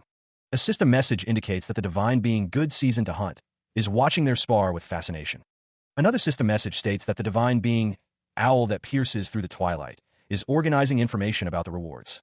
Yet another system message reveals that the divine being, the tiger that has been trapped in hardships, finds it boring if it's not a fight to the death and temporarily revokes his attention, leaving Alex to think that he's going to be shocked. The halberd wielder confirms that she will be ready in just a moment. The silver-haired instructor questions Alex Mercer about his spirit energy usage. The protagonist's training partner observes that it isn't going so well. Alex Mercer confirms that is the case. The silver-haired instructor asks if he knows why. Alex Mercer is told that his magic power shouldn't be used like regular magic powers. The instructor explains that a Ghostborn is supposedly a child born between a shaman and a ghost, also called half-man, half-ghost. Alex Mercer listens intently. The instructor continues, explaining that Alex Mercer possesses the temperament of demon energy and evil energy, but the problem is that he is no longer a Ghostborn. The silver-haired instructor suggests it would be more strange if the energies were to move according to his will. The instructor pauses, waiting for Alex Mercer to respond. Suddenly, a surge of energy erupts. Alex Mercer is told to change everything from his breathing to his smallest habits, as he begins to understand. The disembodied voice reveals its intentions, stating that Beck Jiowul's shadow energy must be transformed into a talent or special ability, and the best way to do that is to turn him into his father. The silver-haired instructor, halberd in hand, stands bathed in light, unaware of the plans being made for him. The voice echoes, commanding him to become its shadow. Far below, Alex Mercer and the young woman halberd wielder stand in the ruins, unaware of the transformation that is about to occur. The silver-haired instructor, now cloaked in shadow, questions what the voice means by shadow. The transformation begins, dark energy swirling around the instructor as his form shifts and changes. The voice confirms that its form does not retain any specific shape. Alex Mercer looks up, sensing the shift in the world around him. The voice confirms that the instructor is present because of his unique qualities. The voice continues, explaining that it cannot even exist as a spirit, as its existence is closer to a non-existent god. The voice reveals that no great god or constellation was able to sense it, but Alex Mercer was different. The silver-haired instructor remains unseen, his fate hanging in the balance. Below, Alex Mercer's brow furrows, a question forming on his lips. So, the disembodied voice explains that to retain a body, it pulled a shadow from the silver-haired instructor and created an artificial shell, permeating it. The voice clarifies that it's the instructor's shadow, and without the lingering presence of the other side, it would be impossible to manifest in the physical world. Alex Mercer, observing the swirling energy, lets out a thoughtful The dark energy continues to envelop the silver-haired instructor, the transformation progressing. Realization dawns on Alex Mercer as he understands the implications. That means you're basically leeching off of me? The voice responds, stating that it doesn't like that form of expression, but it's similar in a sense. The silver-haired instructor, now fully visible, appears conflicted and weakened. He asks, so what should I do? A system message appears, stating that the divine being snake that wraps around the world doesn't know what he's trying to teach here. The silver-haired instructor stands tall, a staff held firmly in his grip as he prepares to guide Alex Mercer. He begins, explaining that Alex Mercer must first learn to control the shadow energy he possesses. The shadow energy crackles and writhes, a volatile force waiting to be tamed. Tendrils of darkness reach out, hinting at the power and danger lurking within. The energy pools, a dark abyss ready to be unleashed. Alex Mercer's expression hardens as he recalls the instructor's words. Shadow energy must be handled with care. The silver-haired instructor's face is stern as he speaks. The instructor's words echo in Alex's mind, prompting him to ask, Path, you mean? Below, Alex's shadow seems to stir, as if responding to the question. The shadow looms larger, a voice emanating from it, urging him to think about pulling it closer. The silver-haired instructor watches with a knowing gaze. The instructor warns Alex not to try to pull the shadow by force. Alex Mercer stands ready, a halberd resting against his shoulder, prepared to heed the advice. The shadow continues to instruct, telling him to think about unraveling each thread and gently coaxing it towards him. Tendrils of darkness writhe, awaiting Alex's command. The silver-haired instructor's brow furrows with concern, a bead of sweat trickling down his temple. Below, tendrils of dark energy writhe and pulse, a silent threat lurking in the shadows. The dark energy crackles ominously, a visual warning of its volatile nature. The tendrils of dark energy writhe and twist, their movements erratic and unpredictable. The instructor's eyes widen in alarm, a silent escaping his lips as he witnesses the uncontrolled energy. Alex Mercer's face is contorted in a desperate scream, his inner resolve echoing in the words, "You cannot break your," as he fights to maintain control. The silver-haired instructor grits his teeth, his expression a mask of intense concentration as he watches Alex struggle. The strain is visible in the tightening of Alex's neck muscles as he battles the overwhelming power. Emerging from the darkness, Alex stands tall, the dark energy now under his command, though the effort is clearly taking its toll. The dark energy roars in defiance, a final, desperate attempt to break free from Alex's control. The dark energy clings to Alex's legs, a visual representation of the immense power he now wields, and the danger it still poses. With a final surge of will, Alex completely subdues the dark energy, the sound of its defeat echoing in the air. He grits his teeth, the strain of controlling the shadows evident in his narrowed eyes. The silver-haired instructor shouts a warning, urging him not to be consumed by the shadows and to suppress them by any means necessary. The shadows begin to tangle, the the origin of their existence thrown into complete disorder. Shadow energy is being exerted, a pained groan escaping the protagonist's lips. The shadows are getting tangled up, the origin of existence in complete disorder. The shadows creep closer, and Alex finds the situation increasingly difficult. He doesn't like it, the shadows threatening to overwhelm him. He reflects on the first shadow he ever captured. The shadow takes a humanoid form, lamenting that it had to become this. The shadow resigns itself to its fate, realizing it can't be helped and that it must assist for now. The shadows writhe around Alex, the dark energy intensifying. The shadows writhe and coalesce, merging into a single, unified entity. Li Changxian stands amidst the swirling darkness, a sinister smile playing on his lips. He has gained the upper hand. The unified shadow seems to focus its attention, singling out a target. The shadow's tendrils twist as Li Changxian's voice echoes, a warning to someone who dared to defy him. They should do well, since they chose not to follow him. The shadow continues, its words a chilling prophecy of hardship and humiliation for the one who strayed from Li Changxian's path. Li Changxian extends his hand, his expression a mix of anticipation and cold calculation. The shadow's tendrils reach out, as if to grasp something just beyond reach. Alex Mercer stands firm, the shadows swirling around him as he prepares to face whatever Li Changxian has planned. Li Changxian's shadow looms, its eyes burning with malevolent intent as it demands confirmation. Got it. Alex Mercer's resolve hardens, his gaze unwavering as he prepares for the coming storm. A close-up reveals the intensity in Alex Mercer's eyes, reflecting his unwavering determination. A voice, presumably Alex Mercer's, offers a calm reassurance. Don't worry. Tendrils of shadow coalesce, swirling and gathering in the darkness. From the swirling shadows, a figure emerges, its features still obscured by the darkness. The air crackles with unseen energy as the shadows writhe. The system announces the establishment of the skill, making a shadow puppet, analyzing the stolen shadow, using shadow energy as its basis. The system grants temporary traits, skills, and talent to Alex Mercer. The system reports that there's a lot of hidden information, and the analysis has only succeeded in replicating 71.5% of it. The trait, shadow puppetry, has been established. The conclusion is being drawn, Beck Jiawol. The shadows fully coalesce into a towering figure, its form now clearly defined and crackling with blue energy. The system identifies the shadow as a patron, class, Runekeeper, level 28. The towering shadow, Runekeeper, looms, its details sharp and menacing. The system notes the unique detail is currently imitating the player Li Changxian quite poorly. It advises to steal as much information as possible from Li Changxian to improve the imitation. Alex Mercer realizes that shadow energy is an energy that wants to imitate something. He understands that to effectively wield shadow energy, he must first create an object for it to imitate. The shadow, Runekeeper, looms, its form a swirling vortex of dark energy, as Alex Mercer is told that this is why he was told to take it. Li Changxian smirks, confirming that is correct. The more Alex understands the object of imitation, the more precisely and powerfully he can handle the shadow energy. The shadow, Runekeeper, stands beside Alex, a silent sentinel of dark energy, as he is instructed to try and imitate what he sees from now on. The shadow Runekeeper's face contorts, its features shifting and solidifying as it prepares to mimic an action. Alex Mercer raises his hand, preparing to mimic the Runekeeper's movements. He focuses, channeling his energy to mirror the shadow's actions. With a sharp pitch sound, the shadow Runekeeper unleashes a burst of energy. The energy surges forward, a tangible force of dark imitation. The shadow Runekeeper's imitation proves to be heavy as Alex struggles to control it. Blades of energy streak through the air, a prelude to the coming conflict. The shadow Runekeeper stands ready as Alex Mercer leaps into action, staff in hand.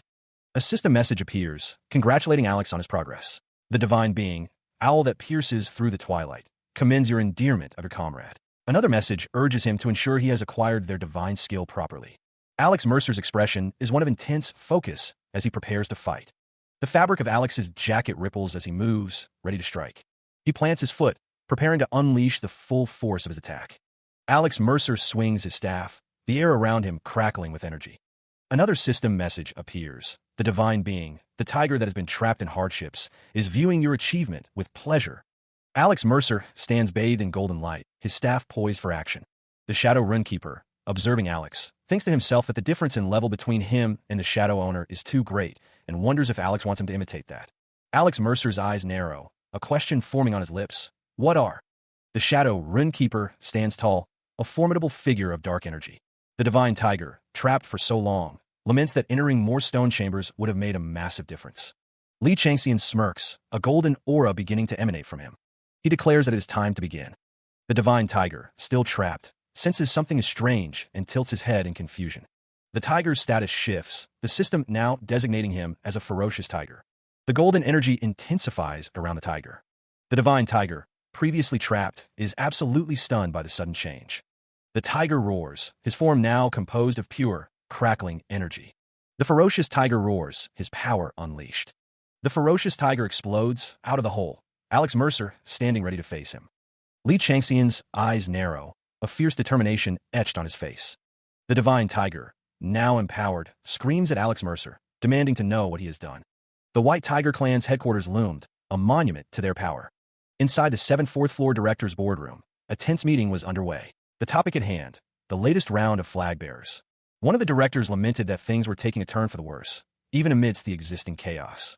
Another director insisted that they couldn't simply ignore the situation. A third director grumbled that things would be less troublesome if half the training were. The speaker declared that the training was complete and they needed to introduce a new method. Director O, his face etched with concern, seemed lost in thought. Director O remained silent, his expression unreadable. Another director wondered why Director Kwon was so quiet. He remained silent as Director Kim Yansung suggests combining the high-off case with their current strategy. Director Kwon's expression remains unreadable, a mask of stoicism. Director Kim presses the issue, asking what he means by combining the cases. He explains that the Future Strategy Division has located the Phantom. The director proposes throwing the flag bearers into the mix to capture the Phantom. Director Kim notes that this time, the flag bearers have completed their basic training, making them suitable for the actual battle. Director Kim wonders what would happen if the bastards they're fighting end up talking. He continues, explaining that since the executives are the only people from high-off who know of the relationship, the trainees only need to deal with the small fry. Director Kim believes those demonic beings commit unpardonable atrocities against gods and men. Director Kwon slams his hands on the table, finally breaking his silence. He states simply, Team Leader Park. Director O asks what the others think of Director Kim's suggestion. One of the directors replies that he thinks it's reasonable enough. Director Kim, ever the pragmatist, wonders aloud about the potential downsides of their current course of action. The director's words hang in the air, a silent challenge to the others. He questions who would consider the trainees as tigers if they can't even handle this. Director O, seated at the head of the table, agrees to proceed with Director Kim's suggestion to replace the remainder of their training with the high-off annihilation operation. It is decided that the trainees' scores will be recorded according to their accomplishments, which will determine their future positions. Director O continues, stating that the trainees will be separated and transferred to the Future Strategy Division. Director Kim smirks, seemingly pleased with how the meeting is progressing. The camera focuses on Director Kwon, who is still silent. The others wonder how he will react to the decision. The meeting concludes, and the directors begin to disperse. Director O, with his distinctive eye patch, remains at the table. An A confirms the decisions made to Director O, addressing him as Executive Director. Director O asks Director Kwon why he doesn't stay behind to chat with him, his expression unreadable. Director O expresses his hope that Director Kwon isn't planning anything stupid, hinting at a deeper distrust between them. Director O directly asks if he can trust Director Kwon, setting a tense and uncertain tone for their future interactions. Director O listens intently as Director Kwon speaks, his expression unreadable. The camera focuses on Director Kwon's hands as he insists that Director O trust him. Director Kwon continues, revealing his ruthless nature, stating he is not the type to treasure his subordinates. A close-up reveals the intensity in Director Kwon's eyes as he speaks of his plans. Director Kwon continues, revealing that he has discovered a sword that he really likes, but if the blade were to... Kim Yansung is shown sweating profusely, his face etched with worry as he listens to Director Kwon's words. The weight of Director Kwon's words hits Kim Yansung hard, causing him to collapse to his knees. Director Kwon's voice booms, declaring that he will ensure the sword never becomes damaged and that he will get rid of any obstacles, demanding that he not be questioned. Director Kwon pleads for belief, his expression intense and unwavering. The camera focuses on the sign outside Director Kim Yansung's office. Kim Yansung, now standing, approaches his office door, a sense of grim determination on his face. Kim Yansung turns away, seemingly accepting his orders. But then, in a sudden outburst, Kim Yansung cries out, calling for his father. Li Changxian's face is marred by blood, his expression hardening as he commands his son to kill, no matter what. Kim Yansung, visibly conflicted, dares to ask why he must carry out such a task. Li Changxian's bloodied face looms closer as he continues to justify his command. Li Changxian explains that he has changed his mind, and Kim Yon-sung must kill him, no matter what, because he's the type of person who will keep getting in his way and overshadow him. The blood on Lee Changxian's face seems to intensify as he awaits his son's response. Lee Changxian clarifies that he isn't telling him to kill him just because he humiliated him, but to. Lee Changxian's words echo in Kim Yon-sung's mind, emphasizing the need to take preventative measures since he's going to become a nuisance to him. Kim Yon-sung's expression is a mix of conflict and resolve as he listens to his father's reasoning. Finally, Kim Yon-sung responds, indicating that he understands the order. Kim Yon-sung hardens his resolve, thinking that to be a real man, he needs to toughen up, and after he kills Lee Changxian, he will get rid of that bitch. One man asks Lee Changxian if he's aware that someone else has been humiliated by Im Ju-han. Lee Changxian's expression hardens as he listens. He confirms that he knows Im Ju-han, the one who made that weird team, Mr. Lim. Kim Yon-sung, surrounded by the tiger's energy, expresses his disdain for those he's been ordered to kill, calling them idiots. The tiger's energy fades as Kim Yon-sung's expression hardens with resolve. The implications of the situation begin to dawn on someone, as a system message warns that the divine being, the tiger trapped in hardships, has become more obsessed. Meanwhile, Baek Jae-wool believes that with the scroll, someone will never let him go. Dark energy crackles around the protagonist, Alex Mercer, as he stands ready. Another system message appears, revealing that player Baek Jae-wool is impersonating Alex's split tiger. As shadow treading unfolds and shadow play occurs, a figure wreathed in dark energy stands ready. Alex Mercer watches the display of power, thinking that Baek Jae-wool is doing better than he thought. The protagonist holds out the unknown scroll, a system message confirming that he has taken it out. The system provides details about the unknown scroll, describing it as being composed of human skin, incredibly ominous, harboring numerous unidentified curses, and sealed shut tightly, needing to be unsealed somehow. Alex Mercer's expression hardens as he realizes the scroll is composed of human skin. Using skill, Beast Sense, Alex analyzes the unknown scroll in detail, realizing it's related to the 7 cryptic scriptures of San, since where they forged Gildao was discovered. He thinks that normally, these demonic documents have specialized abilities even if it's just a transcript, and he wishes he could check out the contents inside. The seal on the unknown scroll glows ominously, hinting at the power contained within. An immense pressure descends, the air thick with the palpable sensation of the royal tiger's calamity. The oppressive energy emanates from below, tendrils of darkness reaching out like grasping claws. Alex Mercer's brow furrows, a flicker of concern in his eyes. He wonders if the royal tiger's calamity is contained within this place. A disembodied voice echoes, speaking of a divine being, a tiger trapped in hardships, watching with fascination, wondering how he will overcome the royal tiger's calamity. The protagonist, holding the scroll, realizes it's not just a transcript, but the real thing. Alex Mercer's expression hardens, a grim realization dawning on him. He wonders what director O has done. The scroll in his hands begins to glow, the text within shifting and swirling as the tiger's scolding opens its ferocious jaws, threatening to swallow him whole. Terror grips Alex Mercer as the darkness closes in, the eyes of the calamity burning into his soul. He knows he has to do something, anything, to escape the encroaching darkness. His eyes widen as he remembers the golden key, a potential solution to this encroaching doom. A bead of sweat trickles down his face, the weight of the situation pressing down on him as the tiger chaos threatens to consume him. A voice, laced with frustration, laments that it didn't want to be discovered by the Void Monarch yet.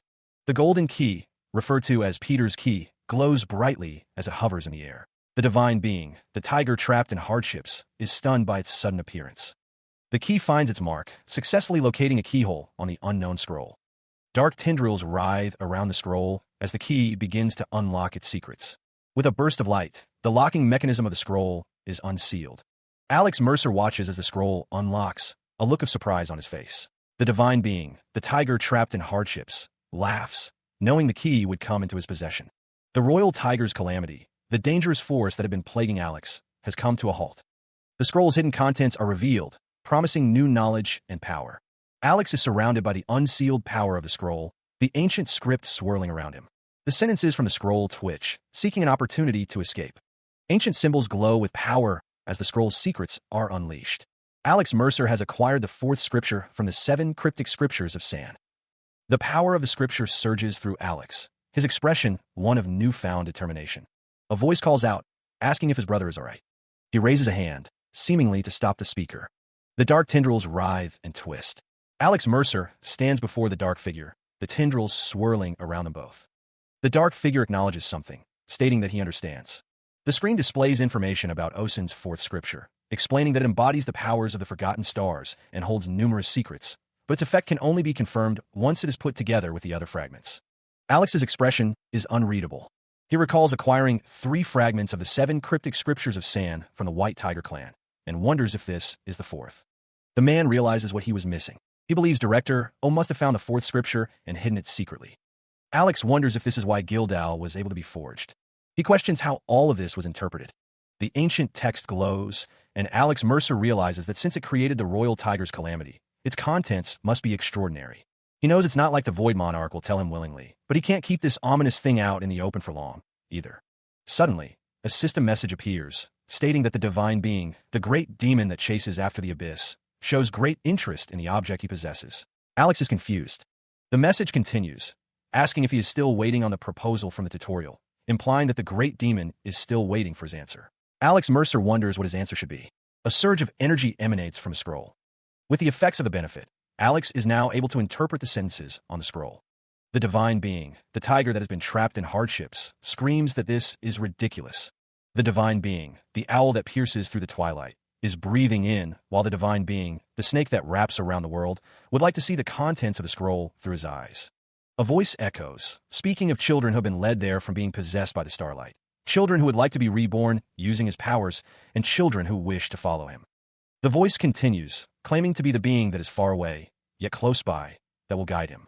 Alex Mercer realizes he cannot interpret this completely since the beginning is missing, but he can take a wild guess, as the divine being, the snake that wraps around the world, states they are unable to view the contents and slaps the surface with its tail. The hidden condition, character decoding, has been fulfilled. A new quest notification appears before Alex Mercer. Discover the hidden piece. The quest, a hidden path in the starlight, is categorized as hidden. It notes that he has successfully deciphered one of the secrets of the 7 cryptic scriptures of San. The quest text warns that the secrets of the scriptures are far greater and deeper than expected, requiring him to travel within and acquire their power, knowledge, and starlight. It poses the question, proceed with the hidden quest? Why/N?